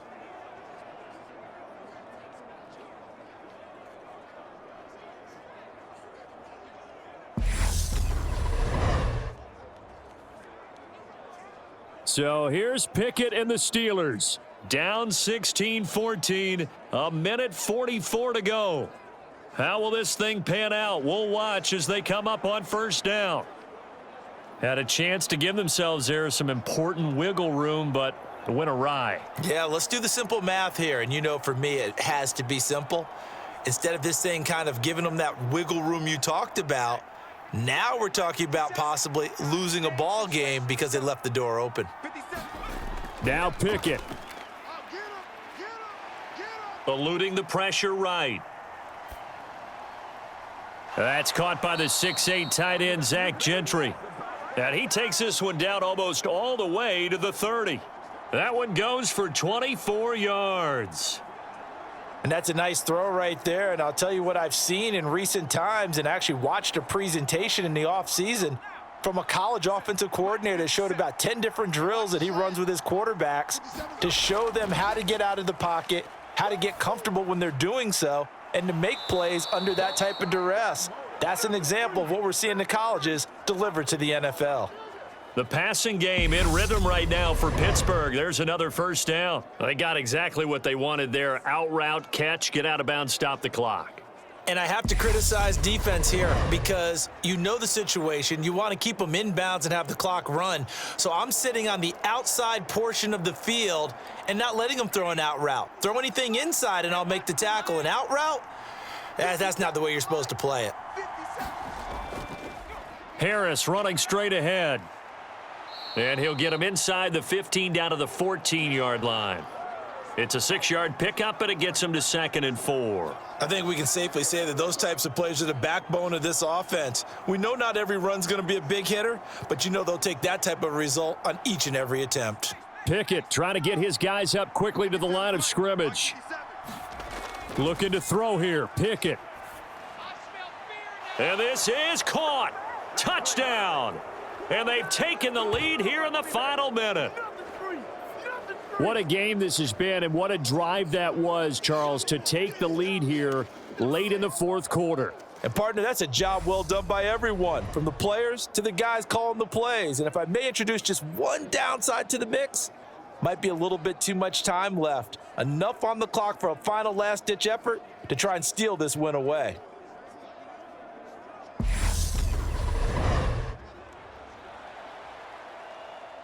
Extra point now by Boswell.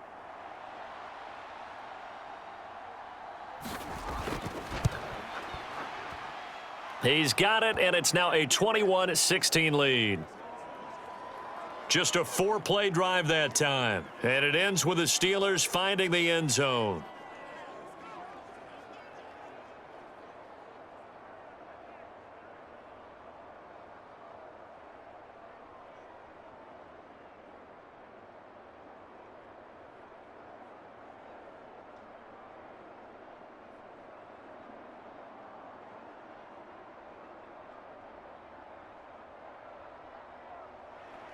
Boswell now to kick it away after the touchdown.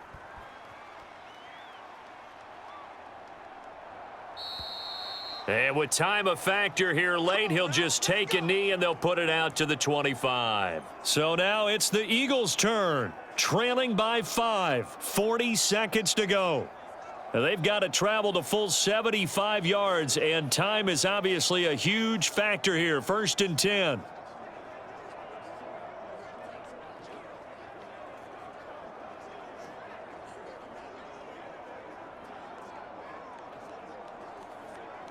Get it? 19, Tiger, 19, Tiger. Coming for you, son. I'm coming for you, son. They'll look to throw. Oh, that's going to be a costly one. It's intercepted. Picked up by Minkah Fitzpatrick. And the Steelers are going to take possession of the football. When you talk about making winning plays, that is a winning play at this stage of the game. To come up with that interception, huge. I like how you identified that because most people think winning plays are the offense trying to get it done. In this case, nursing a lead, they found a way to make a play on that side of the ball and maybe finish things off.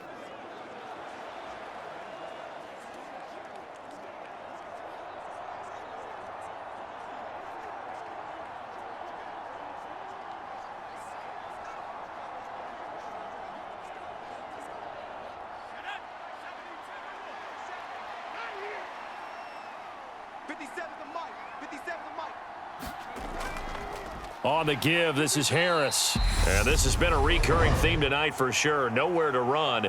Back to the line of scrimmage, that's all.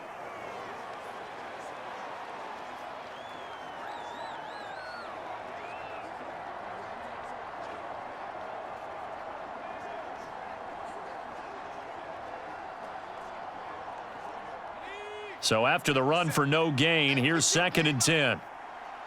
57's the mic. Watch 57. Cut.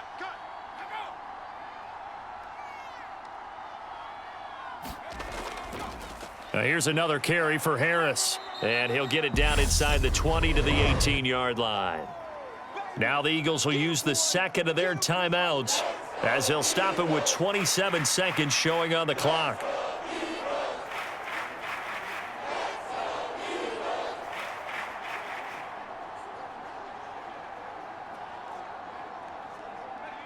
Coming up here looking for 3 yards to pick up the first. 43's the mic. 43's the mic. Pickett. Finding Harris over the middle. And the Steelers are going to have 1st and goal as they try to finish off this drive with 6 points.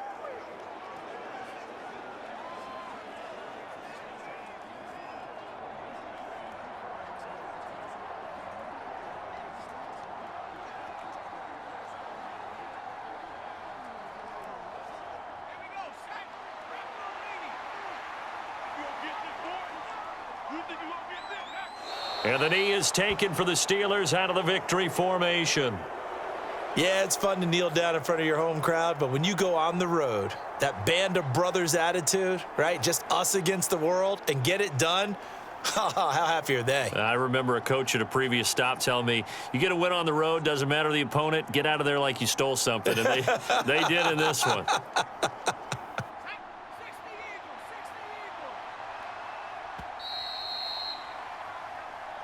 So this one in the win column for the Pittsburgh Steelers. And I think they might have something in this young rookie quarterback because he certainly looked the part. I have to ask you a question. Are you thinking similar to what I'm thinking?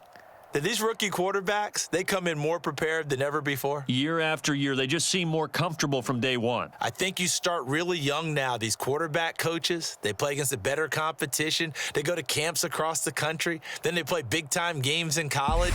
So when they get to the NFL, it's not quite the same, how would you say it, pressure that they felt in years past. And these kids just go out and perform. And keep in mind, he led them to a road victory here, even more impressive.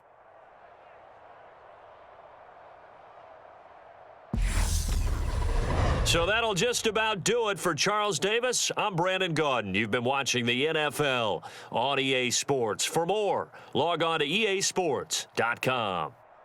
From Philadelphia, good night, everybody.